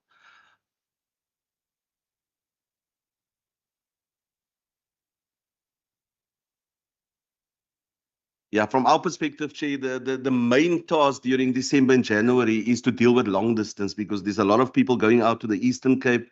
There's a lot of visitors coming in. So for the period of December and January, we'll be issuing temporary operating licenses. We've already met with the Eastern Cape PRE. They are also in agreement. That process will start on the 17th of November. We've done all of the preparatory work already. We've captured the routes in our system. Vehicles will be checked before they go on the road as well. So every single vehicle will be checked either by provincial or municipal traffic. And the temps will be issued for a 14-day period, but for the entire period of December and January. So that's just on temps. And then the last slide, Chair, is just the conclusion. And I think what I want to point out is, given the delays with the issuing of tourist transport operating license, we're sitting with a serious challenge in the Western Cape. So we have sensitized law enforcement as to the challenges with accreditation and with the issuing of operating licenses. We've even from our side, we've issued a circular to law enforcement just to tell them about the challenges that these operators are facing. So we've done our bit. We don't want to fetter the discretion of the law enforcement guys, but we want them to take note that there are serious challenges. From our side, we do engage National on applications made by local operators, so we check the status with them. And we've also issued a number of charter operating licenses just to allow for point-to-point transfer as well. My final point, Chair, is that in the Western Cape, we've got just over 15,000 charter operating licenses. Now, that's to transport organized groups. So there's just more than 15,000 that's available during this period to transport passengers. And then from a meter taxi and e-hailing point of view, there's just over 6,000 operating licenses as well, just to augment the licenses that's issued by National Department. Thanks, Chair. Chair, that concludes our presentation. Thank you. Thank you, Chief Director. Honorable members, these are the two presentations, one from infrastructure and the other one from mobility. It's now time for questions. If there are clarity-seeking questions from honorable members, can I see hands? Honorable Bryant and Honorable Ngontlo. Are there hands online? No hands. In that order. Thanks very much, Chair, and thank you for the presentations. First presentation was very detailed. I think you covered all the bases. I don't have any questions in terms of that. But just in terms of the mobility side of things, you mentioned the licenses for tourism transport. I think it's great to see that that is rolling out effectively. I suppose the only question I really have is in terms of my city in particular. I know there used to be an airport shuttle that ran from the airport through to the CBD. I'm just wondering if that is still functional, and if it is still functional, if there's a way to try and promote that a little bit more for international tourists and domestic tourists who are arriving, because I think there are many people who are not aware, of it still being in operation. And then just following on from that, you mentioned Ubers or what else would you call them? E-hailing vehicles, because we have many now, being given access to port areas. I think that's a very sensible and clever move. But just in terms of the safety, when it comes to the use of e-hailing vehicles, I know there was a case, one or two cases where we've had some instances with the use of e-hailing drivers, and I know those do tend to get followed up on, but are there any steps in place to advise tourists around safe use of e-hailing? And then the other one is the Google Maps and the Waze maps from Apple.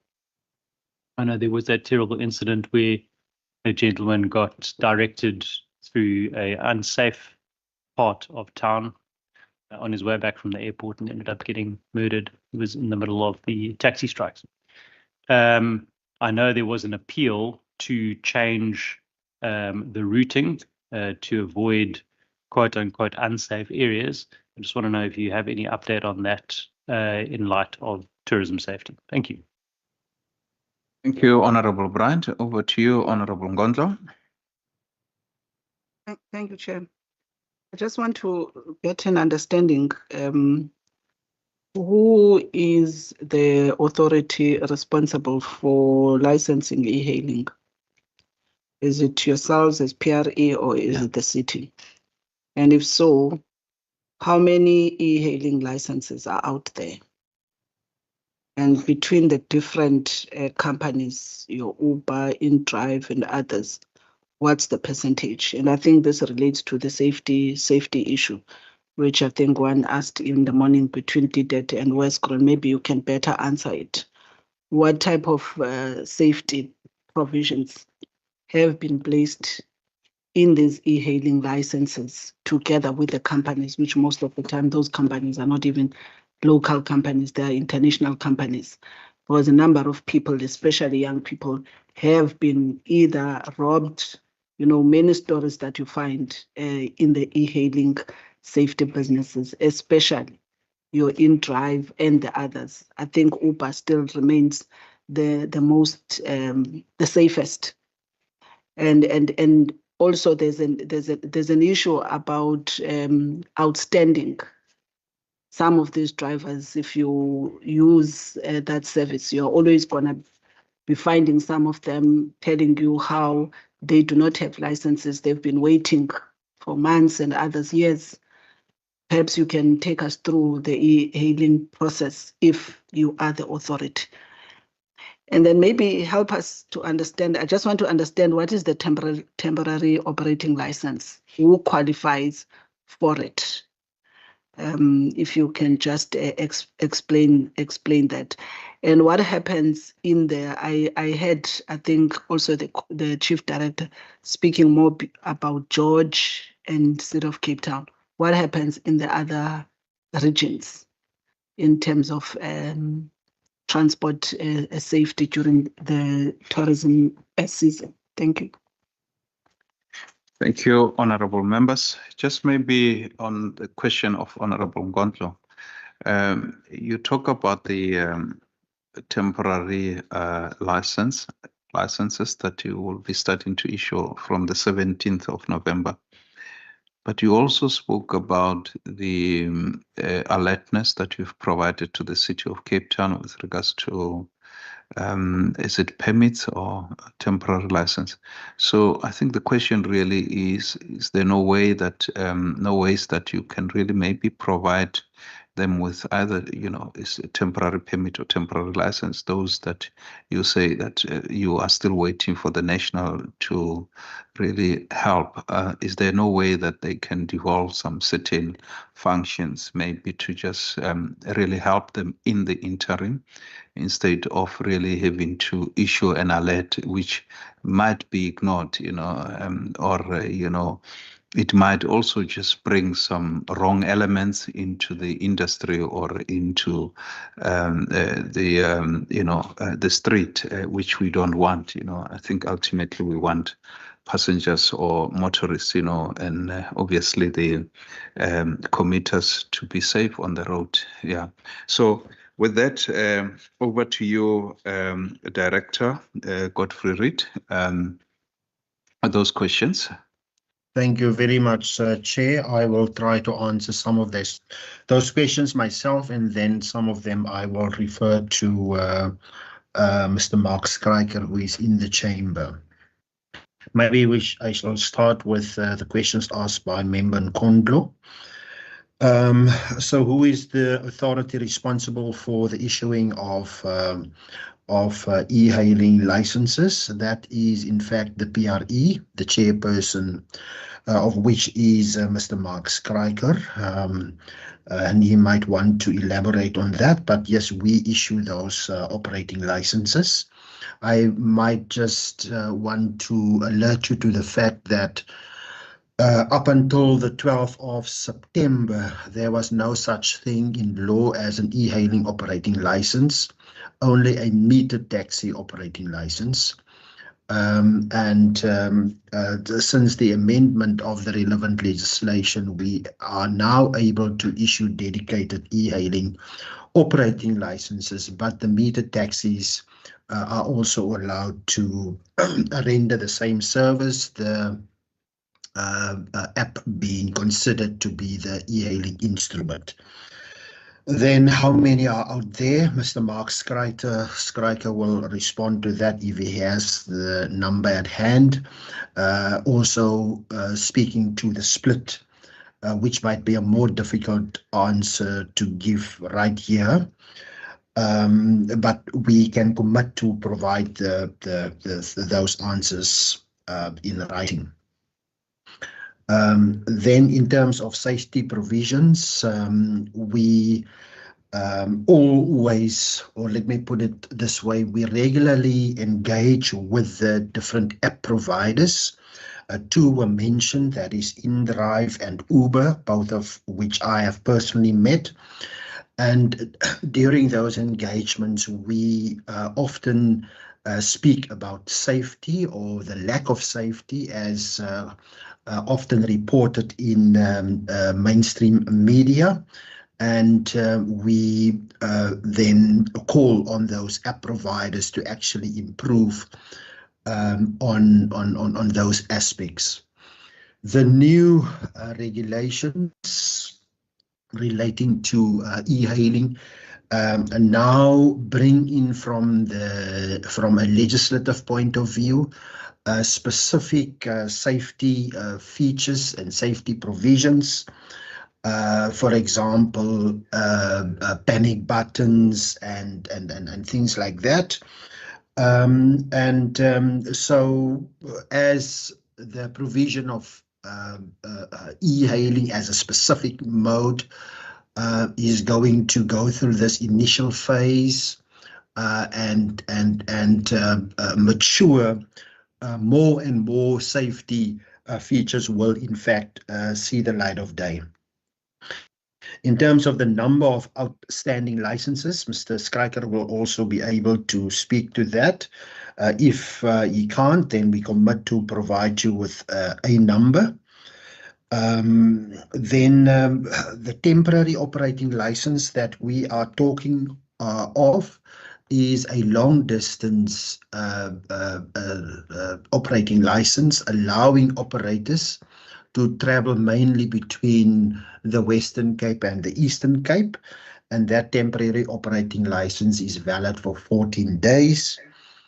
And the reason why we issue those temporary operating licenses is so that firstly, we can control the type of vehicles being used, and also ensure that those vehicles are roadworthy before they are actually go out onto the road to transport passengers to the Eastern Cape or back. What we've discovered in the past, before we implemented this system of issuing temporary operating licenses, was that people were transported with basically anything that can move. And it put people's lives at risk. This system now gives us more control. And at least we have the peace of mind that every vehicle going out, taking passengers for a long distance trip over this festive season with an operating license has been roadworthy checked by us. Then in terms of the City of Cape Town and George basically getting the bulk of mention and services. I must just state here that from our experience, it might have been so in the past, but under our current MEC, there has been a significant shift to servicing the rural areas.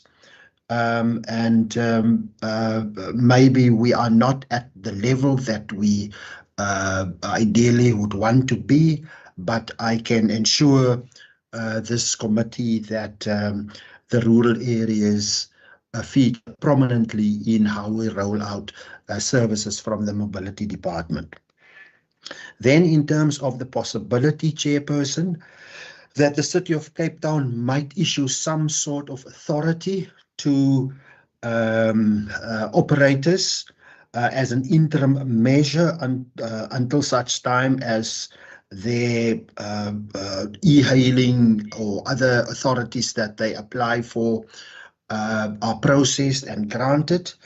Unfortunately, that is not a viable option in terms of law, because it is only the PRE in this province that can issue the authority for the conveyance of passengers for reward on our roads. The City of Cape Town considers the need for that service based on their ITPs, that is the Integrated Transport Plans, and they then give direction to the PRE for the granting or refusal of those applications. Then in terms of the question by Member Brian, my city shuttle service to and back from the airport, I must agree with you, Member, that is a very reliable and good service to the public. And to the extent that that might have, the level of service might have come down over time, I think we can commit in this meeting that we will indeed try and promote that service more. Also bearing in mind that it unfortunately means that we as government, and I'm now reading the city to be part of government, would then compete with your private operators trying to work out a living through the provision of a transport service in the form of e-hailing or metered taxis from the airport. So a balance need to be struck, therefore, between providing that service through a government subsidized mode of transport, rather than allowing the private sector in the form of these sole proprietors operating as e-hailing and meter taxis, which the latter of which, as mobility, we actually want to also promote. Then let me just see whether I got this question right. I think I might have already answered when I responded to Member Nkondlo's question. I might have also covered this question relating to safety of e-hailing operators, which Member Brian asked, but his was focused on e-hailing within the port area, I suppose. That's how I got the question. Yes, we actually do want to, in a similar vein than what I've referred to in relation to the e-hailing and meter taxis from the airport, the same applies to e-hailing and meter taxis from the port, where we would rather want to encourage the use of these private vehicles, most of which are owned by people who only have one vehicle, and through this mobility also contribute to access to the economy for these individual operators. In terms of advising tourists on steps to follow to ensure their own safety, that is something we can indeed consider as a department. The question relating to Google Maps and the example mentioned of a user that was unfortunately directed to an unsafe area on his way to the airport. It is something that I can unfortunately not give this committee an update on, but it is something that I can similarly undertake to follow up within the department, which I have also just recently joined, and then provide a firm response as to whether that matter was taken up with Google Maps and what the status of that might be. I can do that, but I'm not in a position to give a firm answer now, but I fully support the principle, but also need to mention that for purposes of using that app, I do think that a provision is made for different settings where people can choose on the app the shortest route, the quickest route, and so forth. Maybe what one could also try do is to consider the possibility of the safest route as a category. One obviously also need to just be careful not to, as they say, red light certain areas, given our what is it, geographically designed areas, particularly around the airport. Thank you, Chairperson. Thank you. I wanted to ask you to wrap. I think Mr. Sorry, I must just check the name. Mr. Skrikler, you still have a question to answer as well. Yeah, I think the Chief Director has already answered most of the questions, Chair, but let me just say that on the safety issue, Member Brandt, the new regulations really provides for safety. So we're talking about criminal record clearance for drivers, panic buttons in the vehicles, a declaration to say there's no pending criminal cases against you in South Africa and anywhere else in the world. So it does provide for those kind of safety regulations. Just on the number of, I think Member Mkondo's question on the number of e-hailing operating licenses, as Advocate Reid said, prior to 12 September, it was issued as a subcategory of meter taxis. So meter taxis and e-hailing, they can both provide the same type of service. There's just over 6,000 operating licenses for that category. The city just approved 1,106 additional licenses. Of the 1,106, we've approved 954. And in terms of uplifted operating licenses, 634 out of the 954 has been uplifted to date. On the question of whose responsibility is it, yes, we issue the licenses, but the planning authority, the municipality, must determine how many of those licenses will be made available. So they calculate the demand, and we obviously facilitate the process of issuing the license.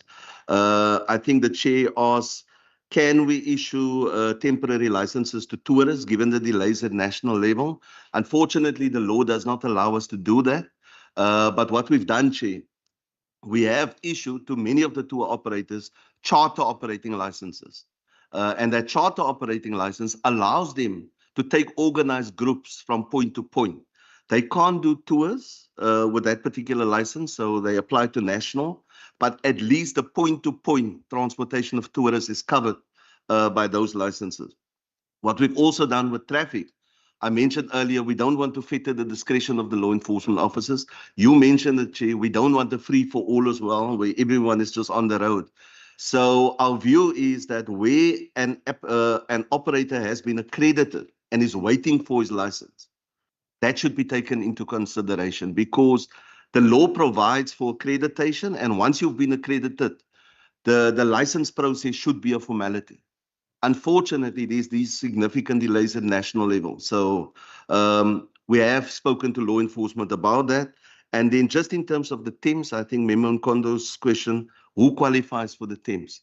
Those are TEMS to cater for the long distance, the interprovincial operations, and only existing operators qualify. They are eligible because they have already been vetted by the PRE in terms of criminal records and whether they are fit and proper. And it's because the area that's covered in their operating licenses don't cover the interprovincial. And remember, I think Ricardo said over the festive period, there's a decline in the demand on local routes. So the schools close, the factories close. So the same vehicle can basically then be used to provide long distance services. And there is abnormal demand during this period. So thanks, Chair. Thank you, honorable members. If there are follow-up questions, I'm happy to take hands. But before we go there, I just want to ask Mr. Hendricks with regards to infrastructure. Obviously, what you've provided us here is your provincial, infrastructure, roads and so forth. But we do have national roads under SANRAL. Do you want to maybe share with us regarding what are the potential, issues or congestion in terms of roadworks? If you have got really to share with us, that would be great. But there are still hands. Honorable Ngondlo first, and followed by Bryant, Honorable Bryant. Okay, thank you, Chair. I just wanted to understand, maybe I've missed it. These safety issues outside of what the Chief Director was indicating, that they meet with either InDrive or Uber. Are these safety requirements part of the license conditions? That's what I'm interested to understand. And what is then the recourse when passengers are finding themselves in instances where these very minimum safety precautions are not being followed? So for me, I think my question was around that. So one thing that the officials are talking to Uber, but what happens to the public, to the passenger who may not be aware of what is the licensing condition that is given to Uber as a company and how that gets to the actual driver of Uber. Actually, I'm aware of about 2 or 3 drivers that I think it has been in the social media that people must not take, because some of them, they've been found to be taking women into other routes and raping them. So these are the type of incidents that I'm trying to understand. How is this particular information getting? Is it in the licensing condition so that the companies responsible can actually be more obligated? So that's that. I think that's the one. That's the one issue. The second issue that was not answered is that how do you deal with these ones? That because one have seen these e-hailing drivers, some of them being stopped by the city, on the road, impoundments and the likes. And as you say, the city is on the planning side, but you are on the licensing. And when you talk to these drivers, they will tell you that they are waiting. And now you are finding what is the other mechanism that they're doing. You find one person who's got the license then gives his brother or whatever, and you find that they're using one license. Sometimes even with their cars, you can get somebody to say he's picking you up, and when the driver arrives, it's a different car. And these are things that are experienced by people who are daily utilizing the service. So where is this feedback going into with yourselves, which will then allow you to engage with the e-hailing companies? So, but this issue of those that have applied, how many are you sitting with that has been or are waiting for you to approve against that number of the thousands that you've just mentioned? And I'm assuming that is for City of Cape Town. What is happening with the other regions? Thank you, Honorable Ngondlo. Honorable Bryant. Thanks, Chair. Thanks very much to Mr. Reid for the response in terms of the My City shuttle. I mean, it's good to hear that it's still in operation. I'm by no means suggesting that we should replace the Uber drivers with My City shuttles, because the My City shuttles only go to one destination. But I do think it would be nice to have the option presented when one gets off the plane to say e-hailing pickup area here, My City shuttle to the CBD here. Because a lot of people who are staying in hotels in the CBD would probably find that quite useful. And I think the price is a lot more reasonable as well, just for that. So that's the suggestion, and just to clarify. Thanks. Thank you. Over to you. Sorry. Oh, Member Mbombo, I didn't see your hand. Honorable Mbombo. Probably for the, I'm just suggesting, Chair, because we have got the mobility after this, my understanding. So the issue of the e-hailing is a big thing. I'm the chair of the mobility, by the way. So it is a big thing. That's why we call them on the 19th, the e-hailing services. They are here to present. Because the issue, which is what the member correctly is stating, is that unlike with the minibus taxi, where it rests with the provincial government, it's the municipalities which they're supposed to be assisting in terms of the operation licenses. At least Cape Town is far much better now that they've managed to increase, I think, more than 1,000, but we do know that last year they put a moratorium where they were not actually giving any licenses. Yet there was a backlog of more than 3,000. But the issue, it's about where you might say is an oversupply, but there is a demand. And now with the September 2025 regulations, which forms part of the e-hailing regulations as part of the National Transport Land Act amendment, it's where things are, because it becomes difficult for the e-hailers to be able to implement those regulations. Part of the regulations is about the vehicles must be branded, there must be panic buttons, the issue of the safety with the drivers, where actually the Bolt or the Uber, whatever owner, could be fined to up to 100,000 rand or 2 years in prison for if now they allow a unlicensed driver. And then also they need to have a PDP So you'll find that there's been some resistance because some of them will find that they are not able to afford. In other, actually, out of metro, it's worse. Like in Garden Route, the only ones that even have got more than 10, I think it's Mossel Bay, in terms of those that are licensed by the municipality.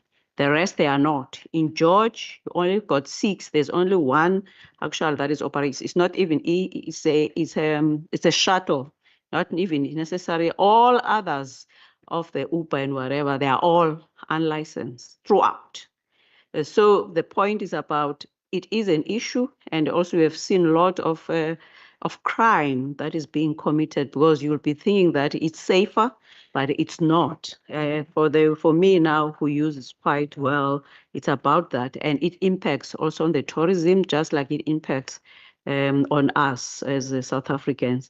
Probably when we have the mobility chair, we will need to provide more of the space around that because the tourists, because it was about the tourism really, the tourists actually rely on the e-hailing more than any. So when we have got actually the amount of those that are unlicensed are more than the ones that are licensed. And it is the fault of the municipality because forms part of the comprehensive integrated transport as part of the IDP. But if you look at the IDPs from municipality, they don't say anything about those. But I'm glad that on Wednesday, 19th, not only the Western Cape Association of the E-Hailers, but there are also others coming all the way from George who will be presenting their case, and the provincial government will need to listen to them and deal, because they are the ones who are supposed to assist the municipalities around that. Thank you very much. Thank you, honorable members. We are not going to really try and resolve the issues of the mobility in this committee. So ours is really primarily to understand your readiness to deal with the issues.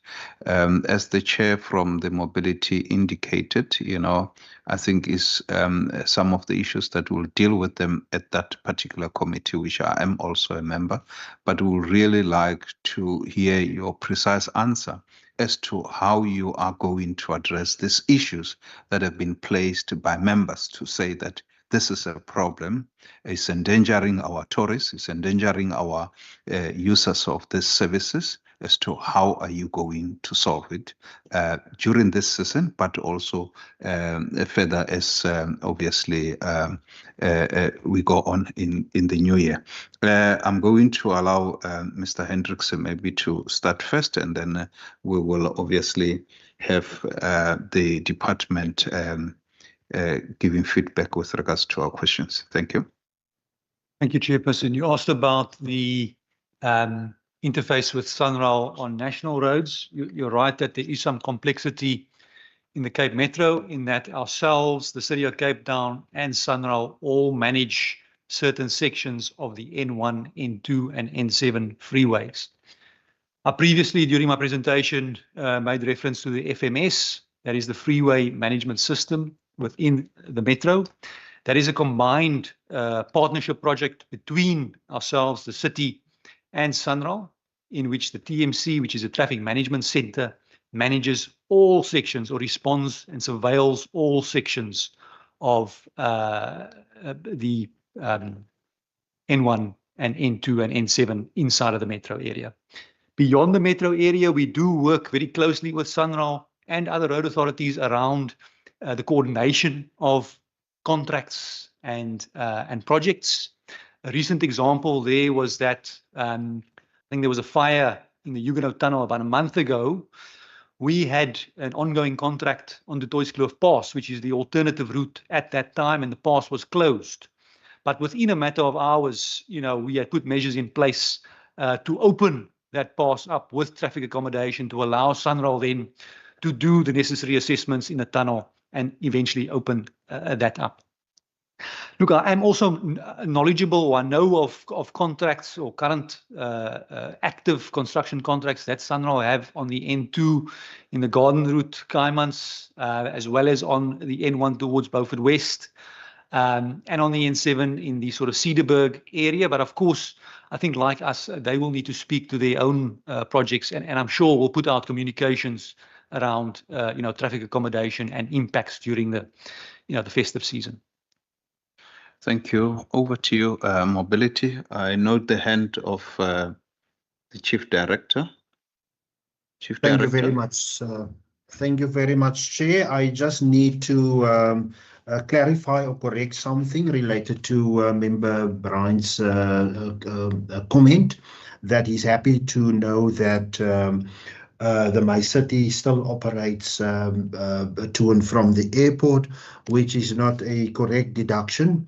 That service, we agree it's a good service, or maybe I should have said it was a good service, and that it needs to be promoted more. And why I said that is that service was actually underutilized, maybe because it was not promoted at the desired level, and because it was underutilized, it became not viable for the city to proceed with the service, and therefore, as we speak now, that service is not operating.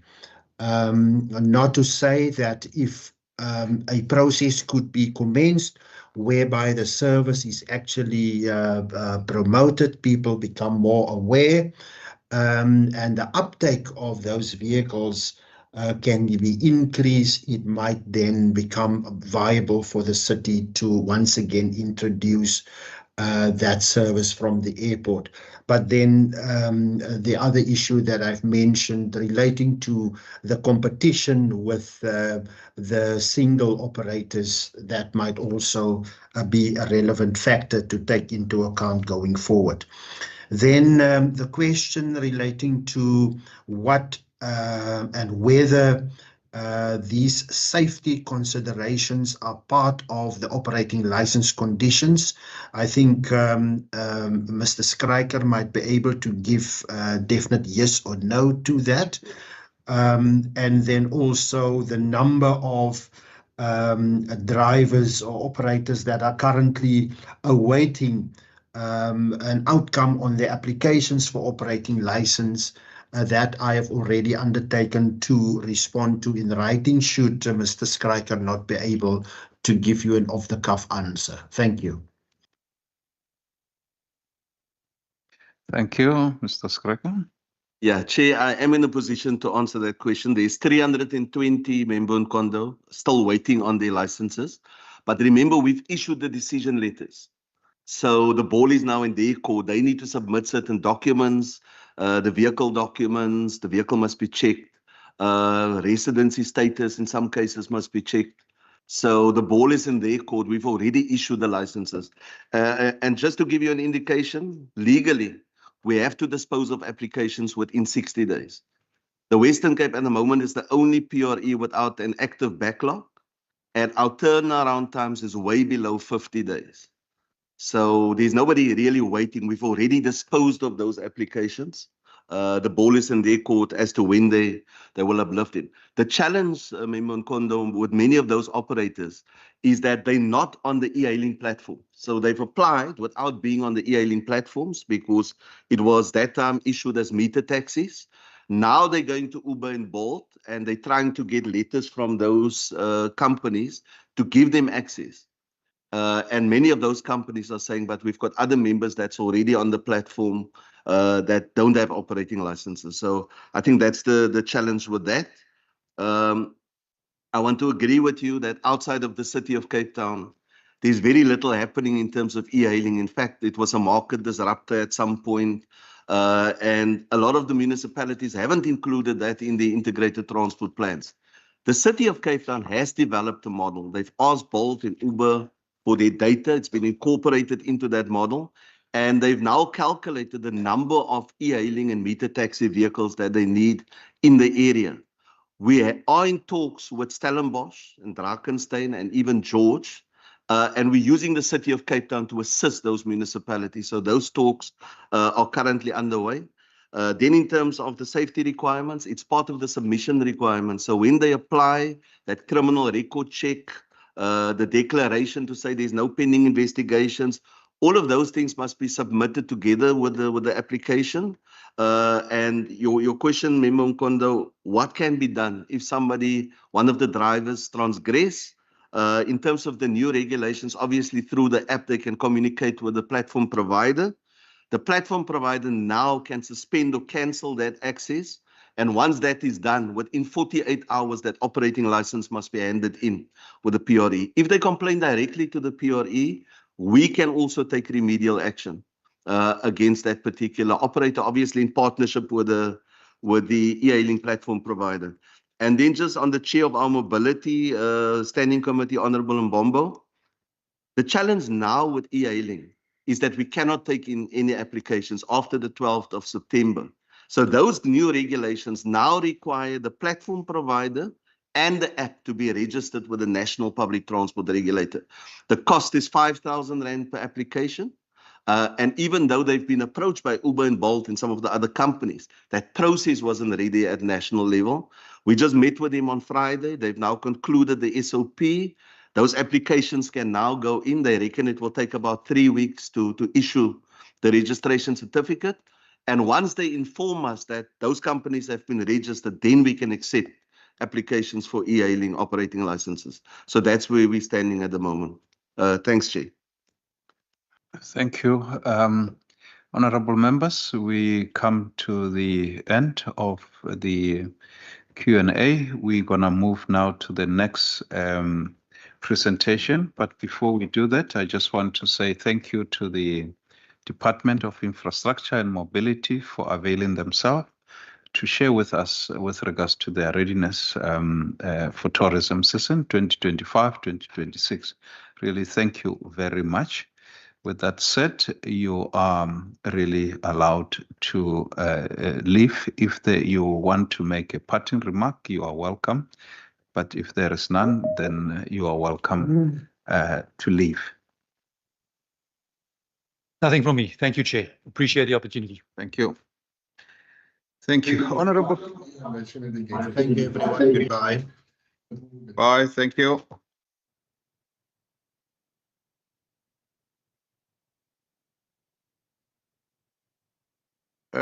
Honorable members, in terms of our programs, our program is that Mr. Chifiwa Chivenga, CEO of Tourism Business Council of South Africa, was just going to really be an observer to the proceeding of the day. We have seen him logging in and he left immediately. So with that said, we're going to proceed now to Department of Home Affairs. Mr. Bobby Kemp is in the house. Mr. Bobby Kemp, you can come closer. And we have got also Mandla Madumisa. He is the presenter of the Department of Home Affairs presentation. He is the Acting Deputy Director General, Immigration Services, and he is accompanied by Mr. Bobby Kemp, and he will introduce himself. Over to you, Ndate Madumisa, to really just introduce your colleague in the house, and then you can proceed with the presentation.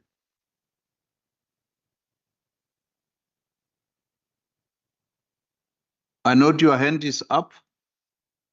No, thank you, Honorable Chair. I was struggling to what is happening. I think I have one. Let me just see. It seems I have an echo this side. Let me just see. All right. I think I had two screens open. Sorry about that. Good afternoon, Honorable Chair and honorable members. I think let me start by providing the distinction and of course the introduction you would have made correctly. My name is Mandla Madumisa. I'm the Acting Deputy Director General for the Immigration Branch in the Department of Home Affairs. And of course the colleagues seated before you will be coming from an entity of Home Affairs rather than the department. So they will have their own Director General in the form of Commissioner Dr. Masiapata, and therefore they will have their own separate structures. So maybe you view us as two different departments under the portfolio of Home Affairs, if that assists Chair. I understand that there are some areas that you had asked us to look at, and therefore I'm sure in relation to operations at the airports and ports, the colleague will deal with those. On our side, we will just deal with matters related to visas and what we are doing to ensure that those who require visas to come to South Africa would have received their responses on the applications as soon as possible. I'm not sure, Honorable Chair, if on the side of your secretariat there will be someone assisting me to flight the presentation, or I should do it this side. Can you do it that side, sir? And thank you for proper introduction. Yeah, let me just do it.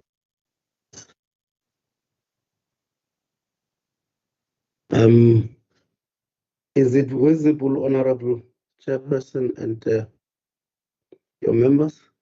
Yeah, it's visible. Thank you. Yeah. Thank you. We had therefore our presentation ensured that it focuses on matters related to the work that Home Affairs, in particular the branch, is doing. And in that, the focus therefore was on the implementation of visa processing for key international tourism markets. And the focus of the solutions would have been our e-visa program, as well as the electronic travel authorization. And in this presentation, then I will just articulate what we are doing.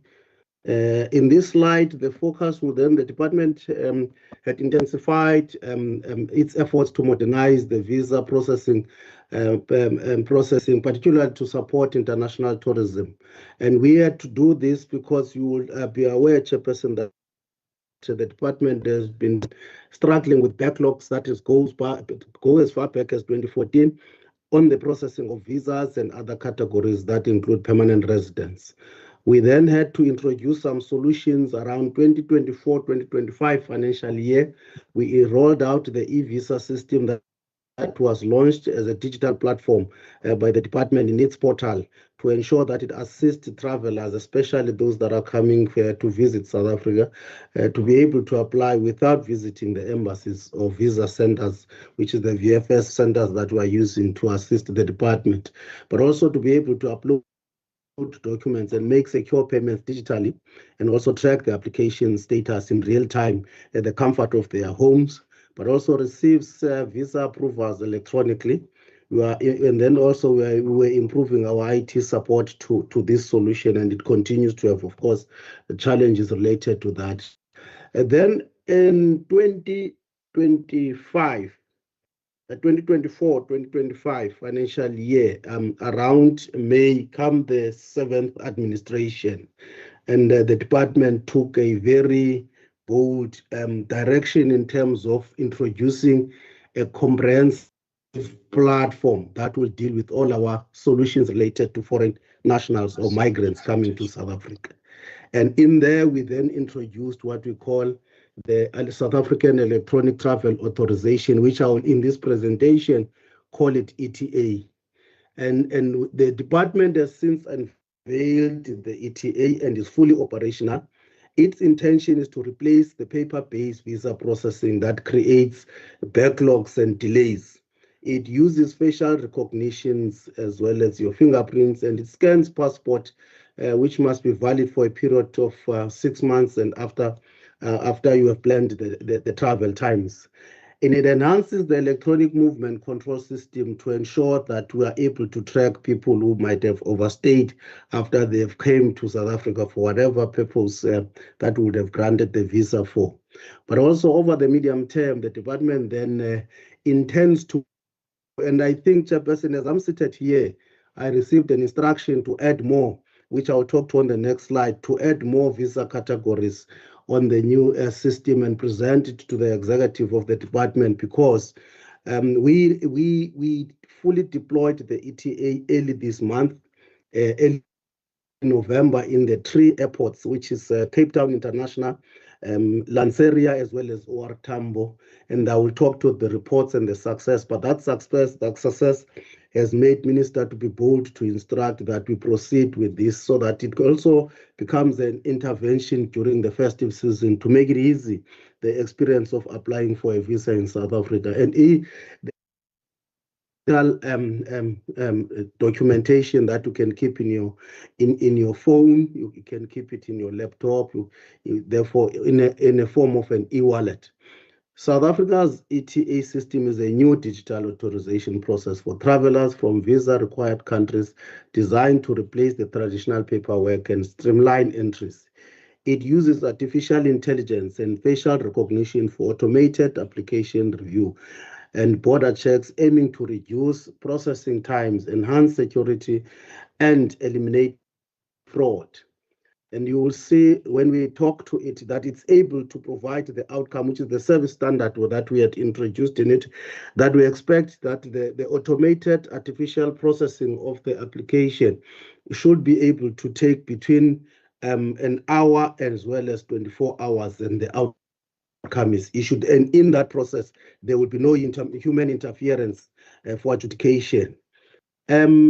Now, the purpose in the beginning, when we were driving to realize our objectives of deploying this solution, we were targeting the less risky category, which would have been the delegates to the G20 summit. And the launch of phase 1A was in October 2020. And these were the countries that we looked at: China, India, Indonesia, Mexico. The travelers will be processed through ETA lanes at the following airports, which I've indicated. And also then the ETA will, which has a capability of the MCS 2.0, will be rolled out at the 3 ports of entries, ensuring processing travelers within 60 seconds per person, which is a remarkable turnaround time. Now, here, that's where the instruction comes from Minister. We had since deployed the ETA from the 29th of October up until 2 days ago, when I was extracting the data for this presentation, and we were receiving travelers from these countries. When you look at the graph, you will see that we have what we call ETA registered. We also have ETA applications. The difference between ETA registered and ETA application is that ETA applicants are the people who would have used the system to apply for a visa. And the ETA registered are the people who successfully completed the application process. So in the process of applying, every transaction will be recorded, whether it is complete, whether it's incomplete, whether it's a duplicate, it will be recorded. But a successful registration will then be distinct from the ordinary application. And you will see when we started on the 29th, somewhere there was not much happening, just 9 applications, and we started seeing a bigger number on the 30th of October, which was 98 as well as 96. And the numbers started then going higher as we moved to November. And you will see in November the 10th, there were 3,839 applications, but there were 2,000 registrations, meaning that out of the 3,839 applicants, some people would have not succeeded to comply with the requirements. And these are not the requirements that the officials will determine on.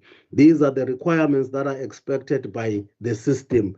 And on the right of my presentation, you will see when we talk to the breakdown, these are some of the reasons why you will not succeed.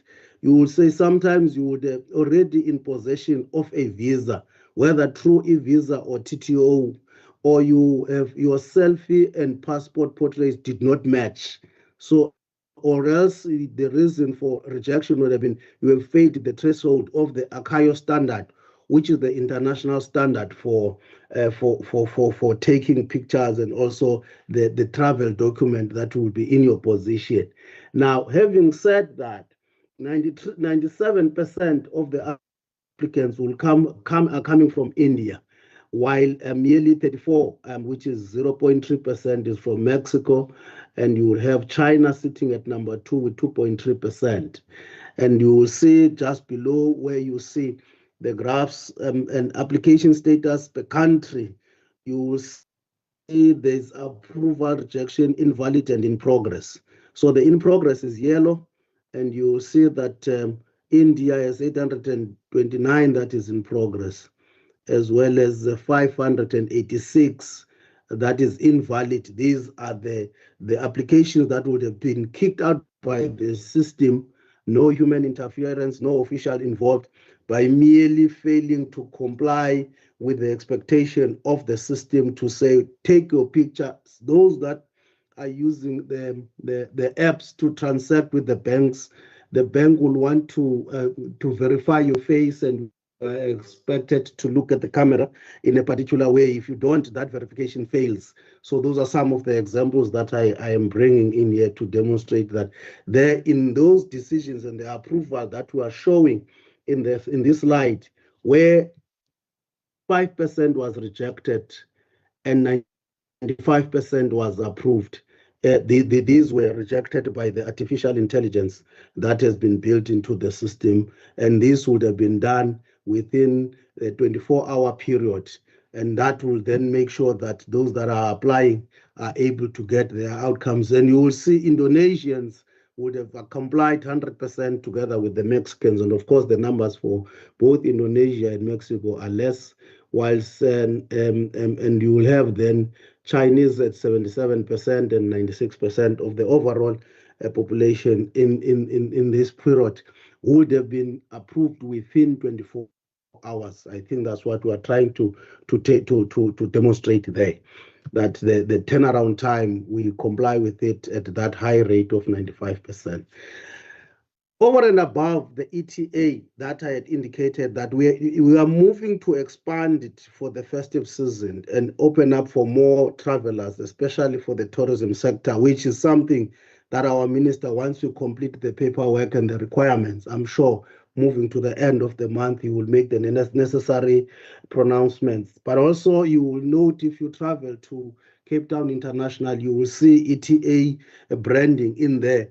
But also something that I should have emphasized, Honorable Chair, is that the ETA application link is available on the Home Affairs website for those who wishes to apply. So in your markets of tourists, once the minister has made the pronouncement to expand the categories and as well as the countries that can apply for ETA before December, somewhere next couple of weeks, then you will be able to know that that link to apply, it's a link that is already publicly available.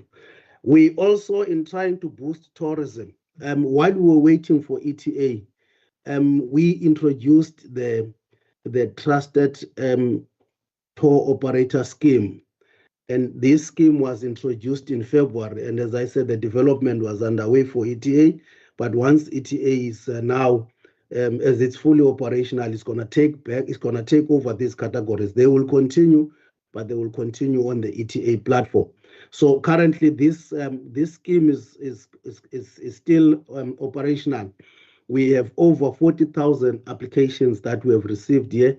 And again, here, the approval rate is also sitting at 96% if you look into that, which is similar to the ETA approval rate. That makes it at least a good thing for the country.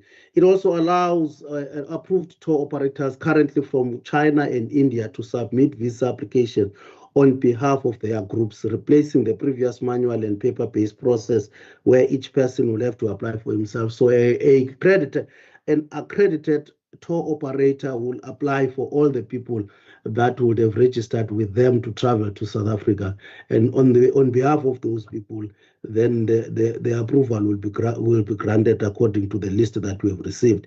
But also the scheme aims to streamline visa processing, attract more tourists, and boost job creation in South African tourism sector. It features an online portal for applications and provides digital outcomes for visa application, often within the 24-hour period. So this is how it works. Firstly, the operators will have to be vetted.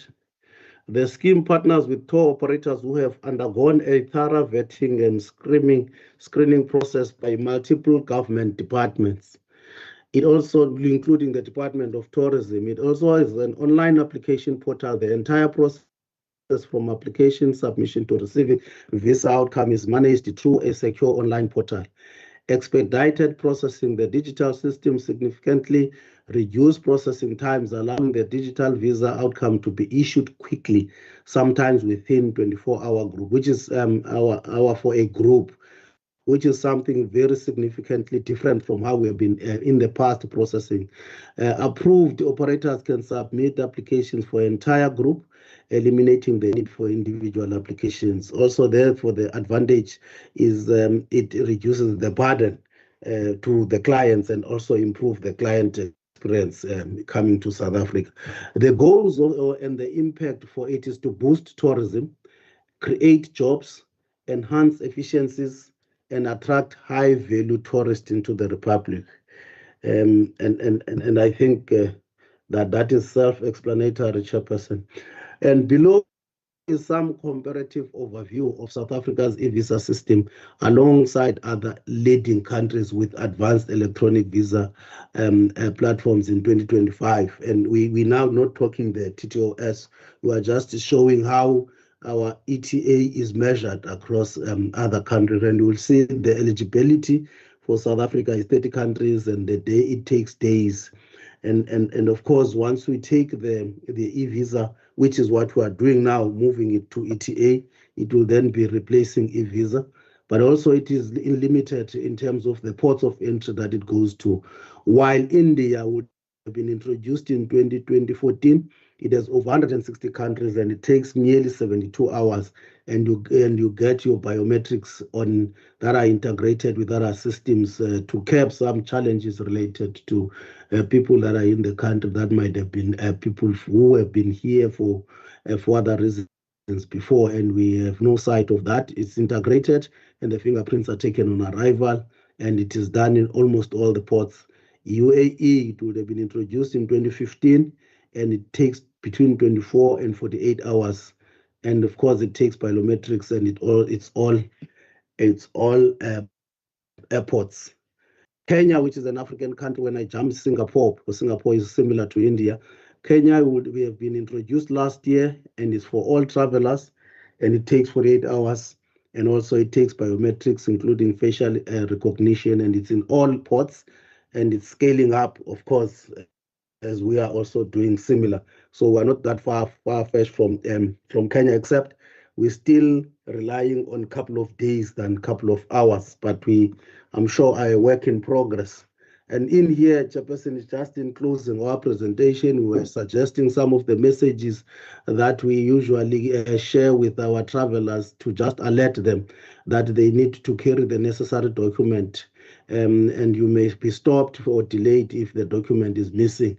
And also make sure you declare the goods, and also keep to your travel plans and accommodation so that you don't find yourself in trouble. I think in the meeting earlier, Chairperson, the law enforcement colleagues were talking about those things, that it's important that you stick to the plans and avoid unnecessary areas, and respect, of course, the laws of the country as you travel to South Africa, so that you don't find yourself having to make rearrangements because you need to attend to issues that would have not been necessary if you had respected the laws. And of course, if you lose your documents, we expect that you inform Home Affairs or Immigration, or PMA at the port of entry, so that we assist you while you are still in holiday in South Africa, and be able to facilitate your departure back to the country of origin. But of course, we close by saying we know Cape Town is a beautiful city. Enjoy it and welcome to South Africa. Chairperson, that should, in relation to Home Affairs, because the other areas, I think my colleague from the PMA deal with the areas related to PMA. That should bring my presentation to an end, Honorable Chair, and thank you for your audience. Thank you, Acting DG. I must say that your message is really indicating that we are ready for the tourists. Thank you very much once again. Over to you, Mr. Kemp. Honourable Chairperson, honourable members, thank you for the opportunity. Just to introduce myself, I'm Senior Commandant Alex Kemp. That's the rank in BMA. We've got our own ranking system. I'm here on behalf of our Commissioner of the BMA, which is Dr. Michael Masipato. We got a message last night that I am here, so I hope I can do justice to the presentation. I tried my best.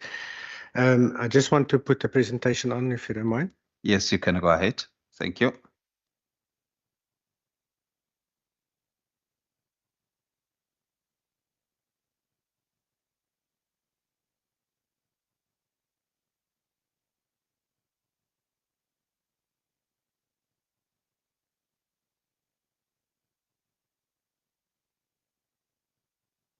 Okay, thank you. Just for clarity, as Chief Director Madamisa has indicated, is that BMA is indeed its own entity with our own commissioner on the level of the DG of Home Affairs, which is DG McCordy, and they both report to the Minister of Home Affairs, Dr. Leon Schreiber. Just to clarify that. Another clarification I see in the agenda, customs is put in there. Customs are their own entity. They're not included within the BMA. BMA consists of immigration, agriculture, port health, previously Department of Health, and environmental services. Customs, SARS, it's under SARS. And I cannot really reference their functions and activities. I might make mention here and there to some things, but as an organization, I cannot brief on there. So they should actually be invited as an entity by themselves to say what are they doing in terms of the passenger season. So just to start, I've got a lot of slides that was repeated earlier by Westgrow and DDAT and those. So I'll just quickly page past them. If you want me to go slower, just let me know.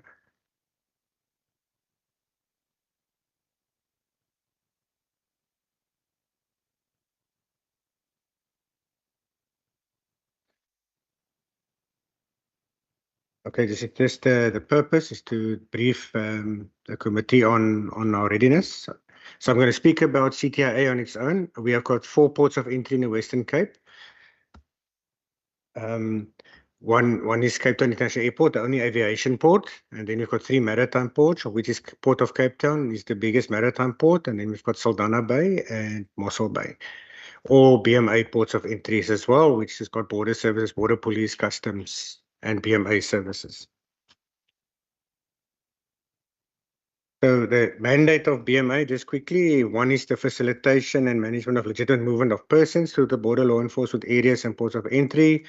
The second part of it is the movement of goods legitimately and the enforcement around that. And then the third one, which is important in terms of our briefing day, is the cooperation, coordination amongst entities to ensure good border service and secure border.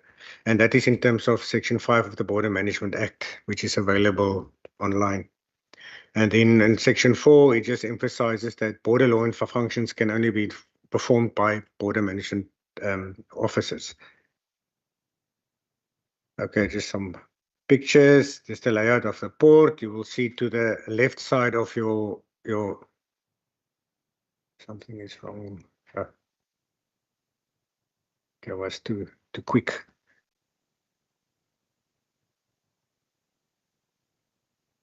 No, I'm actually at a different one already. There we go. Okay, so you'll see to the left, it's more the international side of the airport, which is your international arrivals protocol, and right down to the left bottom is the cargo area. We've got deployments there as well, where international, we'll jump back, cargo is processed. Okay, now we're back in line.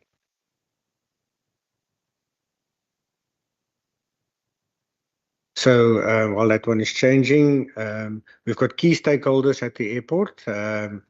Airports company, as the landlord, plays a pivotal role and crucial role in terms of our processes. Then we've got border management with the various entities as mentioned. We've got SAPS, Border Police, and SARS Customs, traffic enforcers around the airport, State Security Agency, medical service response, and then most important for the airport, without them there's no airport, is the what we call the Airline Operating Committee, the airlines, and they're the main focus of our operations. They bring in cargo, take out cargo, bring in passengers, take out passengers. And just also to note that the BMA and all the board, we focus on the port of entry, which is the international side. So any domestic issues is dealt with via the non-border entities, SAPS and in AXA and all the other related stakeholders in that environment. Then just the next slide is just a quick summary of the current entities we have at the port. This takes a while to change. So we've got immigration, port health, agriculture. Currently, we don't have the capacity for environment. We are being serviced by a central capacity currently at our Tambo. And when there's CITES, plants, and those things, this endangered fauna and flora, they come down to process that.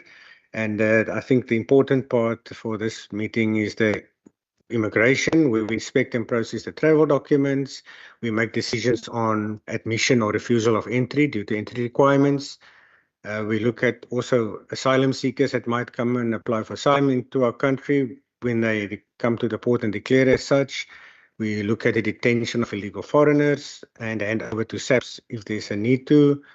We facilitate deportations, people found illegal in the country and they moved out to their country of origins. They sometimes take commercial flights or charters. We facilitate that. And then one of the other focus, we work along with various other entities to prevent human trafficking, smuggling, illegal migration. I didn't put all that in there. Port health, by essence, the surveillance and screening for communicable diseases, they clear the flights. No flight can disembark into our country if Port Health has not cleared that flight to do so. So they're the first border agency actually that deals with the international incoming flight. So they give that permission to disembark. If they're happy, they have to make sure the flight is sprayed. There's no risks toward that. They also sample goods. They look at also imports of medicinal and related products, and they provide travel health services. And then we've got our agriculture, and just in short, they look at the import and export of agricultural and related products, imports, exports through cargo, and also look at what people carry in their luggages in terms of foodstuffs and animal hides and bones and anything, which is in that mandate, which is quite vast. Then just in short, I'm not going to go into all the details, but if you look in the gray, I'm a bit quick. Sorry, there's a lag in the change of slides. So there's some risk to operations. In the grey block, let's see illegal migration, illegal movement of goods. Also, we are concerned about the crime around the port of entry. We work along with entities. I know City of Cape Town has deployed additional resources there as well. Other things is the ICT failures, power outages, maybe the backup generator not starting, network stability, things that can impact our facilitation. Because if we are blind, we cannot scan a passport, we cannot verify, and also slows down the processing of travelers. And then the other risk factor is congestion and queues due to the multiple arrival of wide-body flights in short spaces of time. Okay, so in the background, all know that Cape Town has a tourist season. It starts normally the last Sunday of October in a year, and it formally ends at 31 March next year. But in recent years, this has continued well into April because of demand for seats. So the airlines stick around, that's normally seasonal, and the airlines that have additional routes keep the additional routes as long as possible while there's a demand for tickets. So that's good for business and economy, but it puts strain on the entities that will provide services because it's for a very long period. So the second bullet in the previous year, which we call winter 24, so we align ourselves with the winter seasons of Europe. They call it winter 24, which is our summer season. All the Europeans flee to South Africa. We had 120% recovery from pre-COVID numbers. And this year is predicted to go to 150%, which is a 30% increase in passenger volumes year on year, which is quite a lot. And And last year we broke all records possible for the tourist season month to month on the highest number ever processed through immigration. So that was quite massive. So with additional flights, routes, additional capacity is required. I will talk about that when we get there. And then the additional burden puts a burden, or the additional flights puts a burden on government's capacity to deal with this volumes, and also the operational risks associated with it, because we don't just process and stamp passports, but we have to also profile, take people out, interview them, and that becomes a mammoth task if the numbers increase. Okay, so in reality, our government services across the board talk about BMA and its function, SAPS, customs. We are not aligned to the quick growing tourist volumes. It's just how it works. We bound to budgets and things. We are not as resilient to a point and the new, more officials as we go along. So that's always a challenge, and that's why you rely on certain interventions to make sure you can get there. And it becomes more difficult every time. So earlier this morning, I was fortunately here. They made mention of an interns project between the Western Cape government and the city of Cape Town. An agreement with the BMA where we had interns deployed, 48 in total, which we trained and are deployed now onto immigration counters to help with queue management, help at the key gates, and all the things that can help us to make the passenger flow and experience better.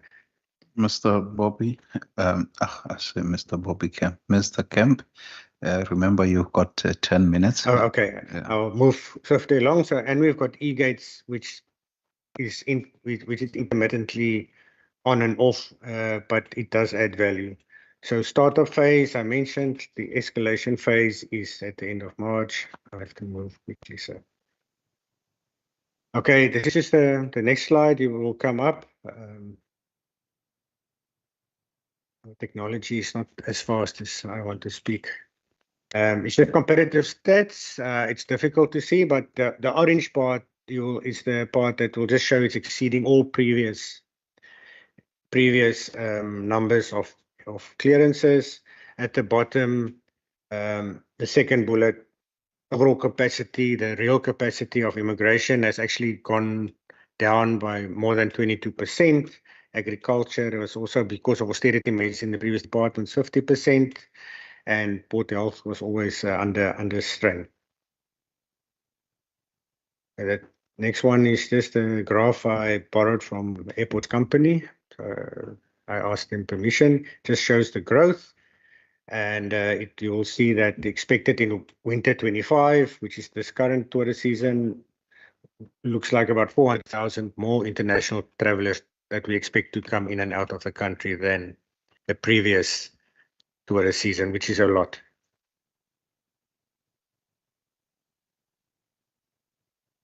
I'll just talk. So flights per day, we look at about inbound, outbound flights, international 71 to 81 flights, depending on the day.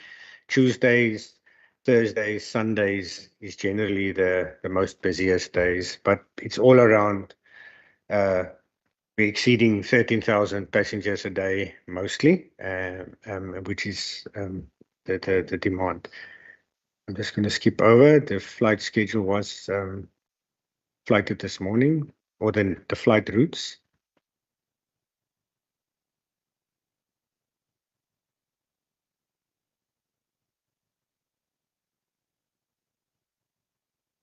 Okay, this is just the highlight in terms of we are busy the whole day. It's from 6 o'clock right through. You'll see arrival departures, which makes the airport a very busy place. Okay, so the impact on growth and demand, and I think that is where the concerns lie, is this. This is departures. This is the queue before you get to the ramp to immigration departures. Those people have done international flights, would know where that is. So the next one is the international arrivals all. Frustrating, but Oh, This is the foreign queues. Sure. It was this is a recent photo. The queues are full. It even goes to the outside on the apron. The next photo will show you that. So that's on the air side. Comes out the busing door, up the passages. So that is why we have to coordinate and make plans. How do we get these queues? Because these flights that arrived, 7 of them within half an hour. Immediately you've got 2,000 to 3,000 people maybe standing in front of you. And how do you move that queue as quick as possible? The last person is not going to take 5 minutes to get there, but you also don't want that person to stand for 3 hours. So that is what we attempt with smart deployments, with these initiatives with the city. So the impact is of this increased flights, it is more volumes, multiple flights arriving in short times, unavoidable congestion, the natural ability or the ability that we have without additional service or additional support, we cannot cope. The risks increase, illegal migration, people try their luck because they know border services are overwhelmed. So those are things that also needs attention. And then without specific planning, right, last one, stakeholder engagement and other interventions, the ability to maintain service levels will not be possible. And we've been surviving, coping for years because of that relationships at the airport. Okay, so key areas, interventions that we do is the coordination to what we have, what we call the Port of Entry Management Committee. That is where all the government services sit, AXA sits, we get traffic in there, everybody, and we sit and we plan as a collective. How do we deal day to day with our risks, with the volumes, and what plans we make? On a daily basis, we coordinate with AXA at CTIA, with the terminal management, operational management, and move along. We look at the arrival schedule. We know ahead of time when flights out of sync. We know now we have to move more people this way or that way. We also utilize the e-gates. We use the interns for that as well. That helps. And then as Mr. Marumisa explained, the ETA is coming. We have actually done live tests on it. It's promising. And if we can get that running, it's really going to be a game changer. I've tested it myself, and it's less than 60 seconds. I don't want to be too excited, but I've done one movement that was very quick, much less. Let's leave it there. The implementation of these interns really has helped. It's got its limitations, but in the majority of the day, it's been a game changer for us, especially in the week, Monday to Fridays. I'll get to that. But we are busy now with recruitment of more management structures. Our middle management structure is currently not on a good footing. You need that for operational planning and having people on the ground to make decisions. Currently, it's just me all the time on the phone at work, and but we're getting there. So that's the next slide. It will be just a picture of the e-gates.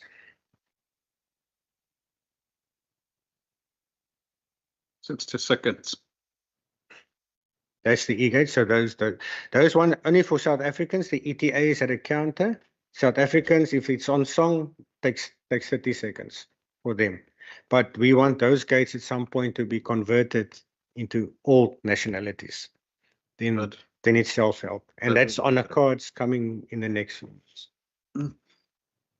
Okay, and then the next slide, some interventions. That long passage I showed you right at the first one, we've now started splitting the queue. We've got a separate queue we use in congested periods. That's one of the interventions that South Africans can have the free movement. They constitute normally 20 to 30% of our volumes. So get them out of the way, then I can open more counters for the foreign travelers. That's the idea. So if you have them quickly through, they are a quicker process. Passport scan takes 10 seconds vis-a-vis the foreigners with other things that you have to do. Okay, and the next picture would just be a picture of the 18th of August. We had the launch of this interns project, and you'll see the premier there. You'll see the mayor, you'll see the minister in there, you'll see the alderman in there from safety and security. It was a big event. Some of the interns, they went through training, they went through ports of entry training, a short one, and then about a month practical. We still mentor them, and they are picking up as we go along, and they've been fully effective since September. But we have to still keep a close eye on them. They're still very green. But it's made a big change. Also, just the appearance to the public, having counters more full. They can understand then the queue is long, not because of what is in front of us, but because it's another scenario, many flights or something else. Okay, then the program, as I said, it strengthens our borders. It provides a huge benefit daily between 7 and 1700. I've discovered all that. It also gives them, upskills them, gives them opportunity to apply for posts later on in this environment. They can put it on the CV. And we've told them this is a valuable skill you're learning that nobody else will learn. You don't just get that. And it improves our governmental relations with the city and with the province. And we're probably going to try and repeat this in the next coming tourist season. Okay, so challenges, and this is my last slide on the airport side. The passenger liners have made much shorter. The multiple flights remains a challenge because we are not running over 24 hours. The flight schedule closes down around 12. Then the last flight departs. So a lot of flights are congested in the mornings or in the evenings on departure between certain times creates a lot of congestion. Then the limited employment of these interns is due to they can only work day shifts. Like half of them from the province can only work Monday to Fridays. The city can work over 7 days, but they can only work day shifts. So we don't have the benefit of them after hours. And the BMA currently is also, and it's publicly known, is currently facing financial challenges. So the overtime has been stopped. I cannot augment the evenings and the late nights with that. So we are currently hopeful that somewhere there will be a good decision. And especially with festive season also coming, that we at least give a good show there. But for the day part, I'm very comfortable that we have things under control.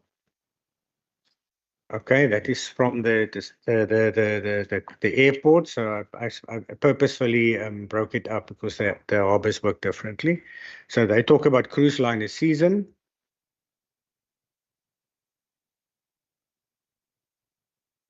So cruise liner season normally runs from October to an April. The current one has already begun, and it started actually in September this year, and it's going to run till July. So where it's normally October to April, it's actually now a much longer season. The current season is 75 movements scheduled, as mentioned this morning. The previous season, they had 83 vessels, more than this season. With the last movement that took place in June this year, also exceeding that April. And then depending on the size of the vessel, it can take up to about 4,500 passengers and 1,500 crew. All of them need to be processed. A departure is normally easier than an arrival, but it takes time. I'm afraid you're way over your time. Okay, can I just quickly then speed through that? But the numbers are up.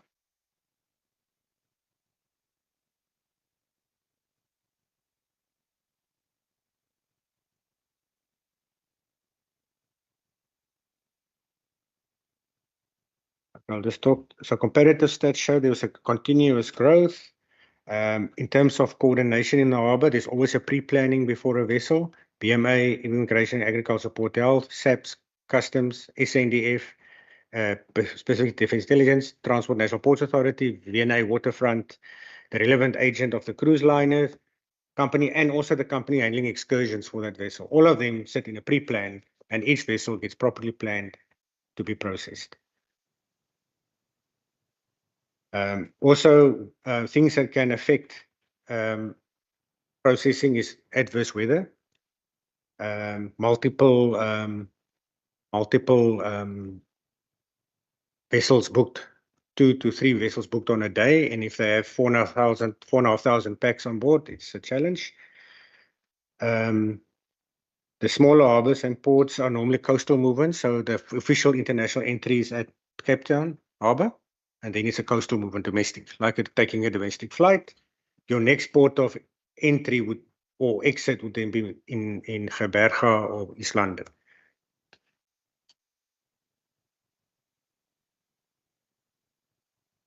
let's keep the risks similar to our risks. Then this,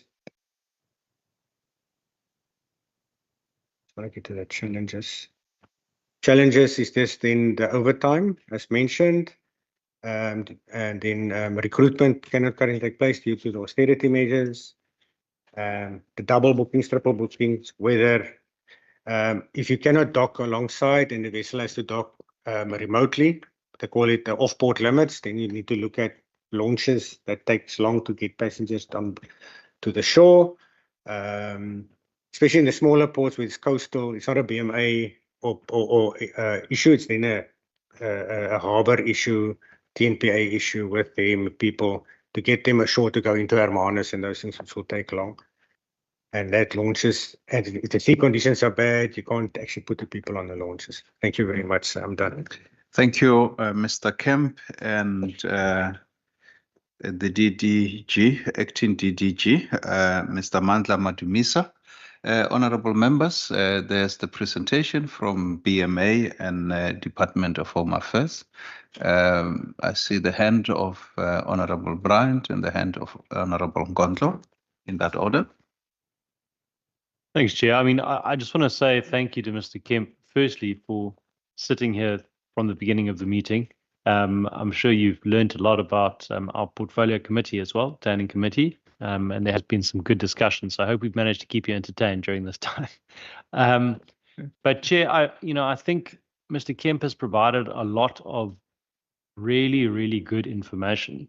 And I would propose that at some stage we ask him to come back so we can have some proper dedicated time to interrogate this and go through some of these issues. I really don't think we can give it justice in the amount of time that we currently have. I think the other presentations, maybe we were aware of some of that already because we've discussed it in our standing committees.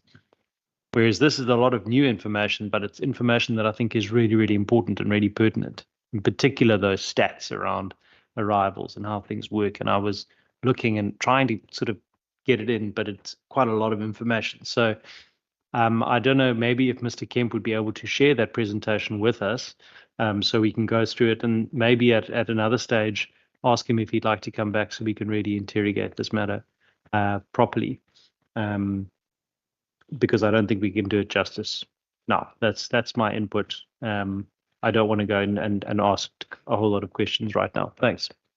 I know, Honorable Bryant, we are in a graveyard session. I see the colleagues in National Assembly, they go up till 12 o'clock. I was thinking that we can stretch this till 10 o'clock,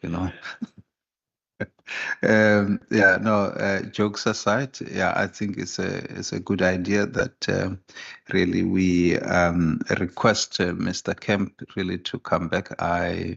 I do find the presentation quite insightful, but let me give over to Honorable Ngondlo to pose his clarity-seeking questions. Thank you. Thank you, Chair. Thank you to the presenters.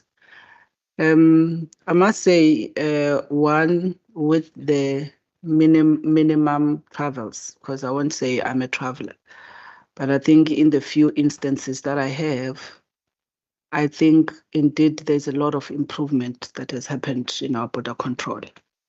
Particularly, I would say here in the Cape Town International Airport, versus what one experienced in the bigger OR Tambo. And I think what you were showing there, which is this new system, thing of the electronic sort of movement. Indeed, maybe you can indicate to us at what point will it be, activated at your level, because indeed the pressures in these airports becomes very high, especially during peak times, and the festive season is one of those, which actually drives me to the question on, for this upcoming season in particular, how do you manage the the risk of those that would smuggle illegal things through.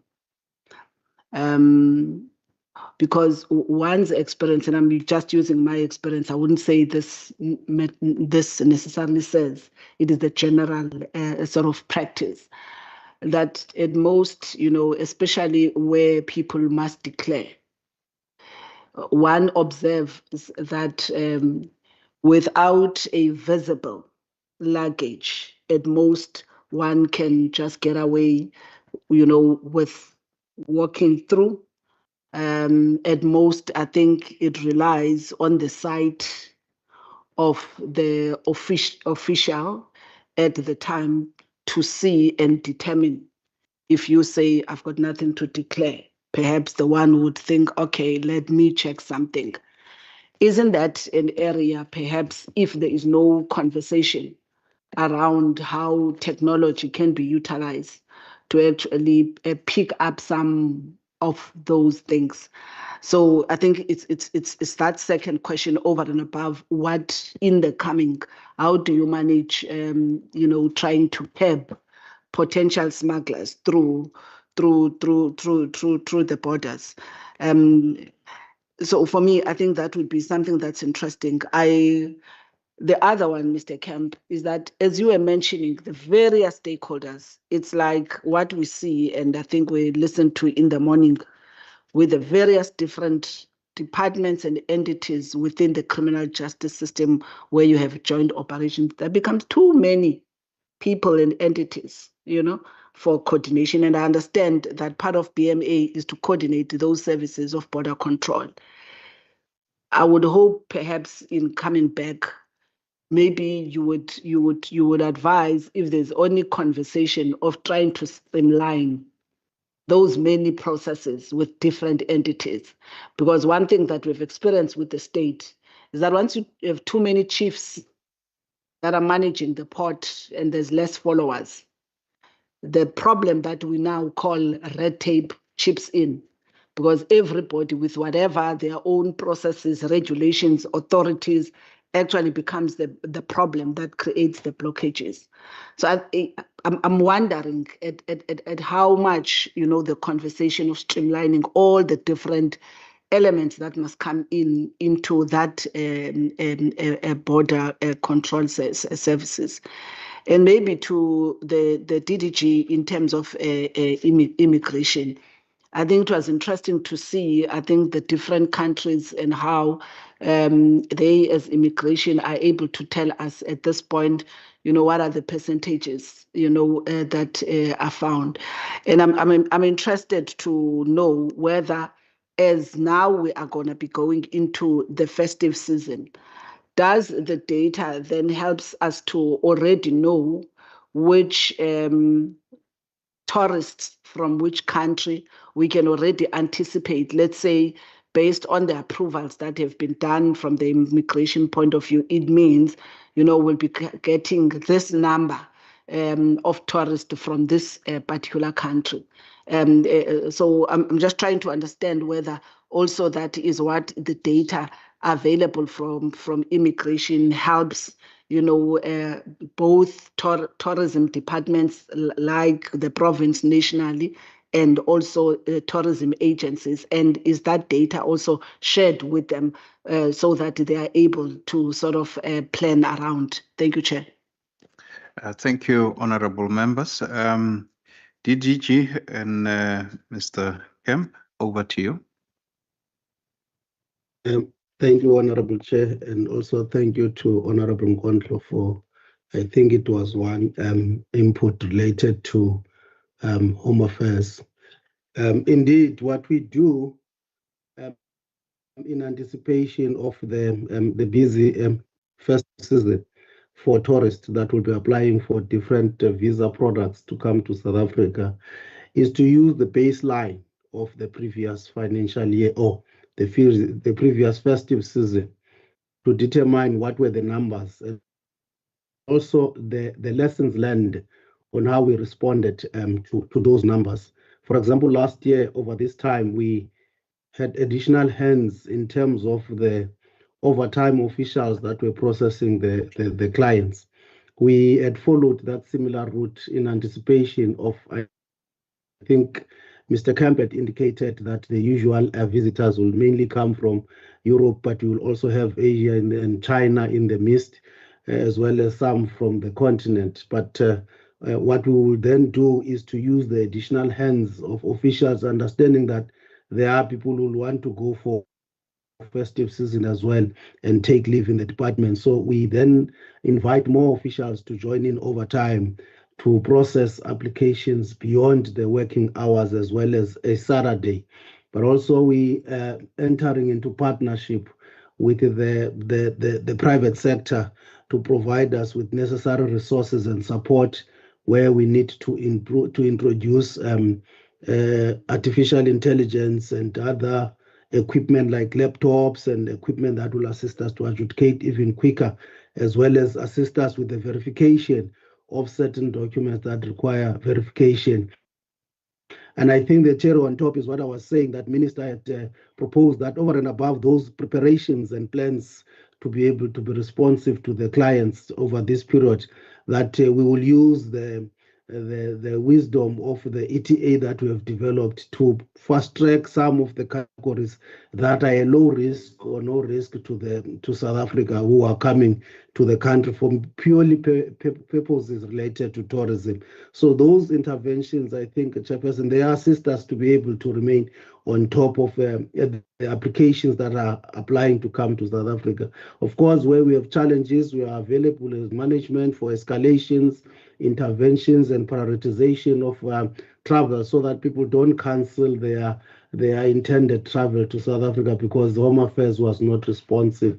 I think those are some of the interventions and the lessons, Chairperson, that we are building from in order to be ready for this coming festive season. Thank you. Thank you, Acting DDG. Over to you, Mr. Kemp. In terms of the presentation, I will, after this meeting, just hand it over to the Secretariat just to copy. I have a memory stick here. Then, Honourable Nkondlo, thank you for the compliment on the improvements. We try hard. It's a small airport, but it's a very busy airport. The ETA and DDG Madamisa can maybe correct me. The idea of the ETA is to roll out now in line with the G20 for the delegates of those 4 countries mentioned, so that they can use that as a special service. Once the G20 is done, it should be open and for those nationals of those 4 countries, which is Mexico, India, Indonesia, which is not on China, for them to fully use. There's already been a big uptake, especially from India, in terms of application for this. Because I rushed through, I actually missed a part of e-visas and TTO. We get a lot of those visas as well, especially India and China. They're the ones on the TTO visas, the trusted tour operators. We see a lot of them. How do we know about them? Our check-in system actually has a special code, so I can immediately see who's on an e-visa. Any type of e-visa, there's a special check-in code. So we profile our flights before that time. It's also part of our risk assessment. We've got countries that we deem high risk, or normally in certain age groups, risk profiles. We screen the flights before that time, so we can only focus on them and not inconvenient low-risk travelers. So as part of our border control process, and we communicate daily with our border entities, listen, we've got some big risk here, let's pull together, make a quick joint operation. I'm the chairperson of the Port of Entry Management Committee. I coordinate these meetings, so already the BMA has pulled in a lot of separate services by one. The only other ones in the operation environment is SAPS and Customs. That's just there. So we're not that many. If you look at command and control, and we work well together. In terms of the goods, Customs I know is going in early December, onto an compulsory online declaration platform. That people must do online declaration, otherwise they can't go through, which will give then information to Customs to do proper risk processing and profiling, which also cut down on unnecessary stoppages and this eyeball, I stop you to check. We've got a scanner, also a big luggage scanner at the arrivals to scan things. What we're missing currently is canines, but I know Customs is working on a process to get canines to smell the drugs and those things. We have a beagle for agriculture to smell these agricultural products. So we do use canines as well in our process.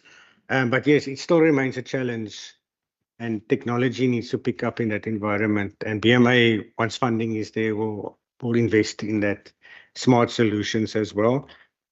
Yeah, so coordination, and I think I covered the questions. Thank you very much. Yeah, thank you. Honorable members, those are the answers, but I have got some follow-up to do.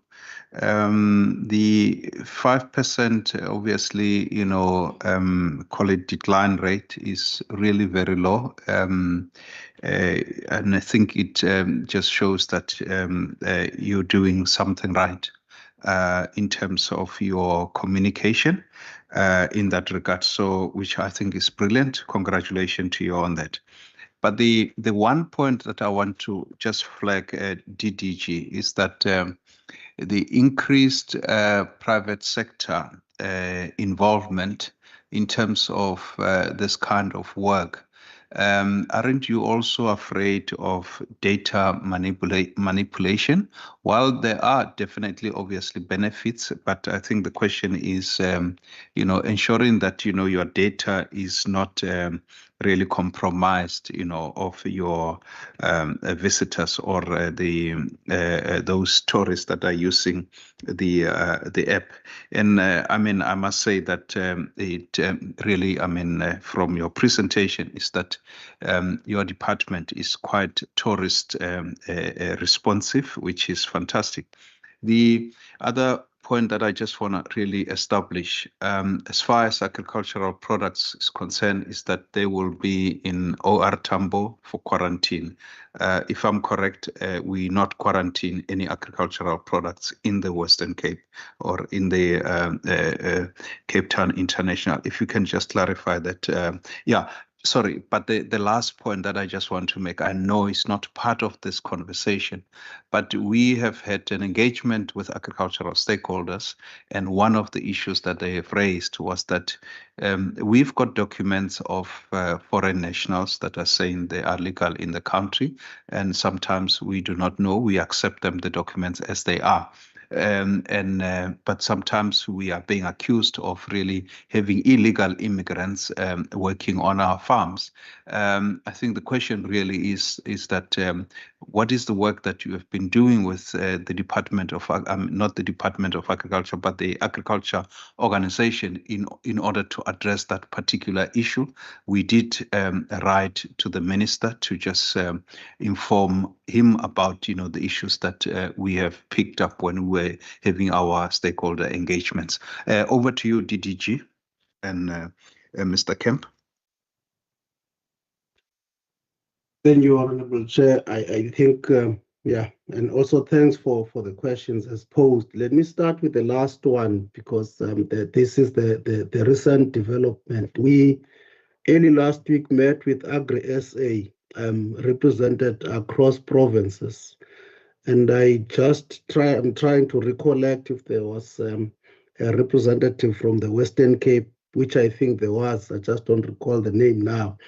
And the intention was exactly to deal with issues like those that they struggle to verify documentation that are issued by Home Affairs. We then agreed on some of the resolutions going forward. They went to an extent of even committing to support us with resources like the mobile or a container or some form of a center where they can bring the documentations for verification. Of course, it's something that we're processing internally. But what we had said to them, at least documents related to asylum seekers, and the Western Cape is lucky because it has a refugee center. We provided the contact details and where they will be advised on the process, which is an automated process they can follow in order to verify the documents.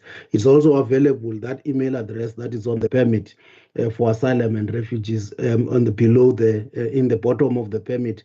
There's an email address. Once you send to that email address, you are expected to assist.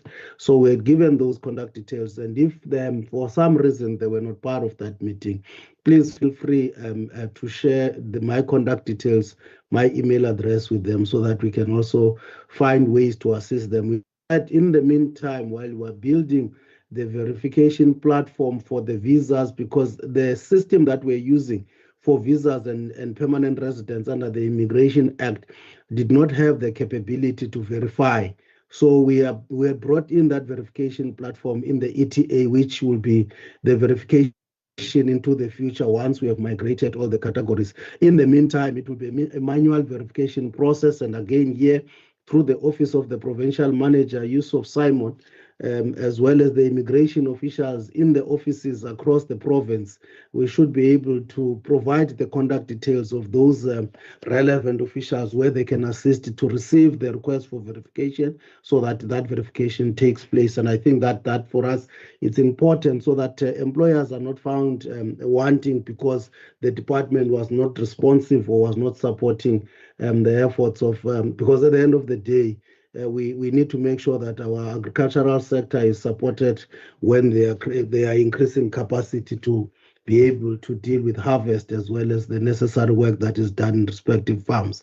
Second issue would have been the possible data manipulation. We very much alive, Honorable Chair, to that reality and possibility. So the partnerships that we build with the sector firstly come through structured private sector coordinating institutions like BUSA and the others, where then we signed a memorandum of understanding. That's number one, on how we're going to partner. But number two, we avoid bringing them into where the data sits. They support in areas like providing funding for equipment, providing platforms for quick verification of necessary products like bank-related documents and the likes, and where we need to them to assist us with the actual checks on application. That process is done outside the system. Then they hand it over to us to look at whether the work that they have done would have met the standard or the requirements of the adjudication process. It is risky indeed to bring external partners that we have no control of to work within the system, because the vetting would have not been done by us, and the purpose of vetting that would have been done outside anyway, we will not know what would have been the intention. So we are trying to steer away from areas that will expose our data when we partner with the private sector or any other entity that is outside the Department of Home Affairs. I hope I had responded, Honorable Chair. Thank you. Thank you, DDG. Mr. Kemp. We do indeed confiscate, seize, detain agricultural products. Normally, it's your non-live products is seized, sometimes destroyed or returned to original country. When it comes to live animals, we've got the Milnerton quarantine station. It's similar to a quarantine station at our Tambo, Kempton Park. They do the same task. They must clear all imports and exports of live animals. For example, if these racehorses are exported that they breed here, they must first go into quarantine at the quarantine station for a time. They've got stables and everything there. Once they've spent their quarantine time there and they are cleared from any disease or risk, then they're taken to the airport and exported. That's when they're quarantined. And when people bring in animals without, for example, the right paperwork, the blood tests, the animals get quarantined immediately pending those tests or outcomes. Otherwise, the animals get sent back, and maybe in worst case scenarios, even put down, if should that be the case. So we get a lot of these animals that people bring, and emotional support animals, service dogs on board in the aircraft, and sometimes you find it that those and paperwork is not complete, or they didn't follow the process, and then it becomes a border stoppage. Those animals are quarantined and sent back, and normally the traveler will have to return with their dog. So we do quarantine animal products.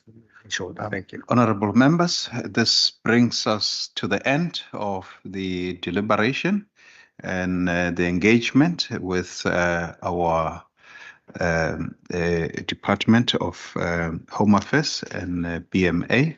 Really, thank you on behalf of the committee. Really, we just want to thank you for the time that you have been with us, and especially you, Mr. Kemp, that you spent the whole day with us, and for the thorough presentation.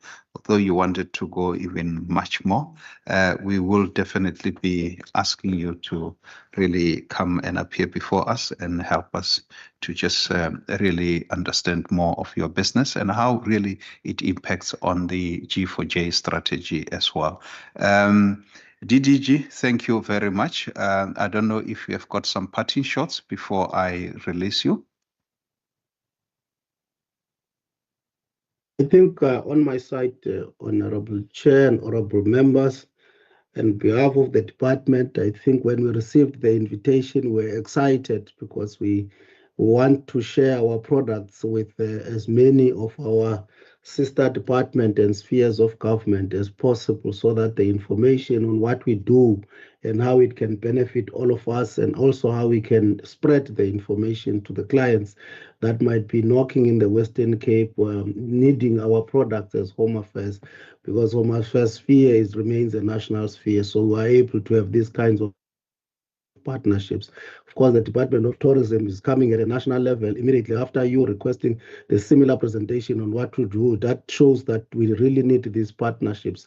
And I think the Western Cape was the quick one on the block. Minister is preparing a video that will be aired on our national TVs to even further explain what I was presenting here today, because it's something that we are proud of, Honorable Chair. So we thankful and grateful that you had invited us here today, and we are looking forward to many of these engagements. And my apologies for not being able to come there. Just at the last minute, I had to find myself sitting in another meeting and unable to travel from Belleville to Cape Town at a short space of time. Thank you for the opportunity.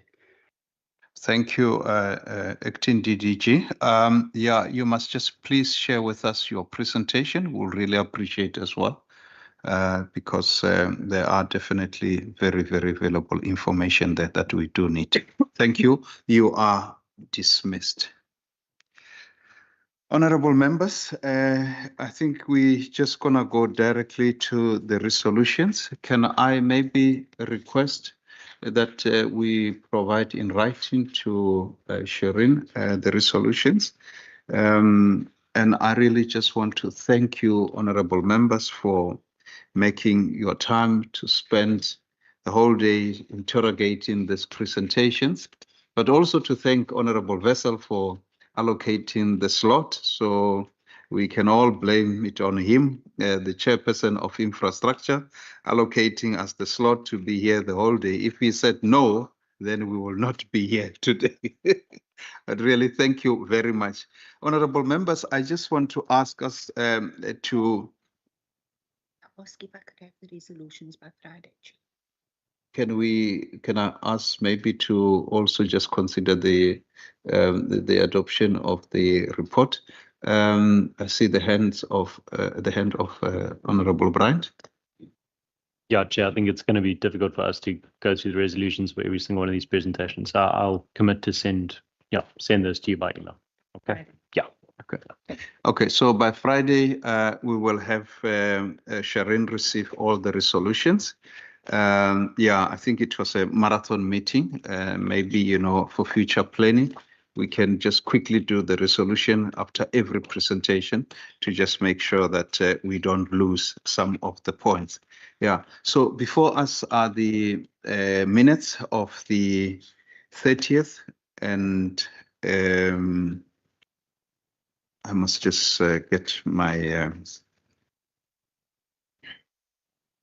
of the 1st, the 27th, and the 30th of October. I just want request the members for your indulgence so that we can adopt the minutes.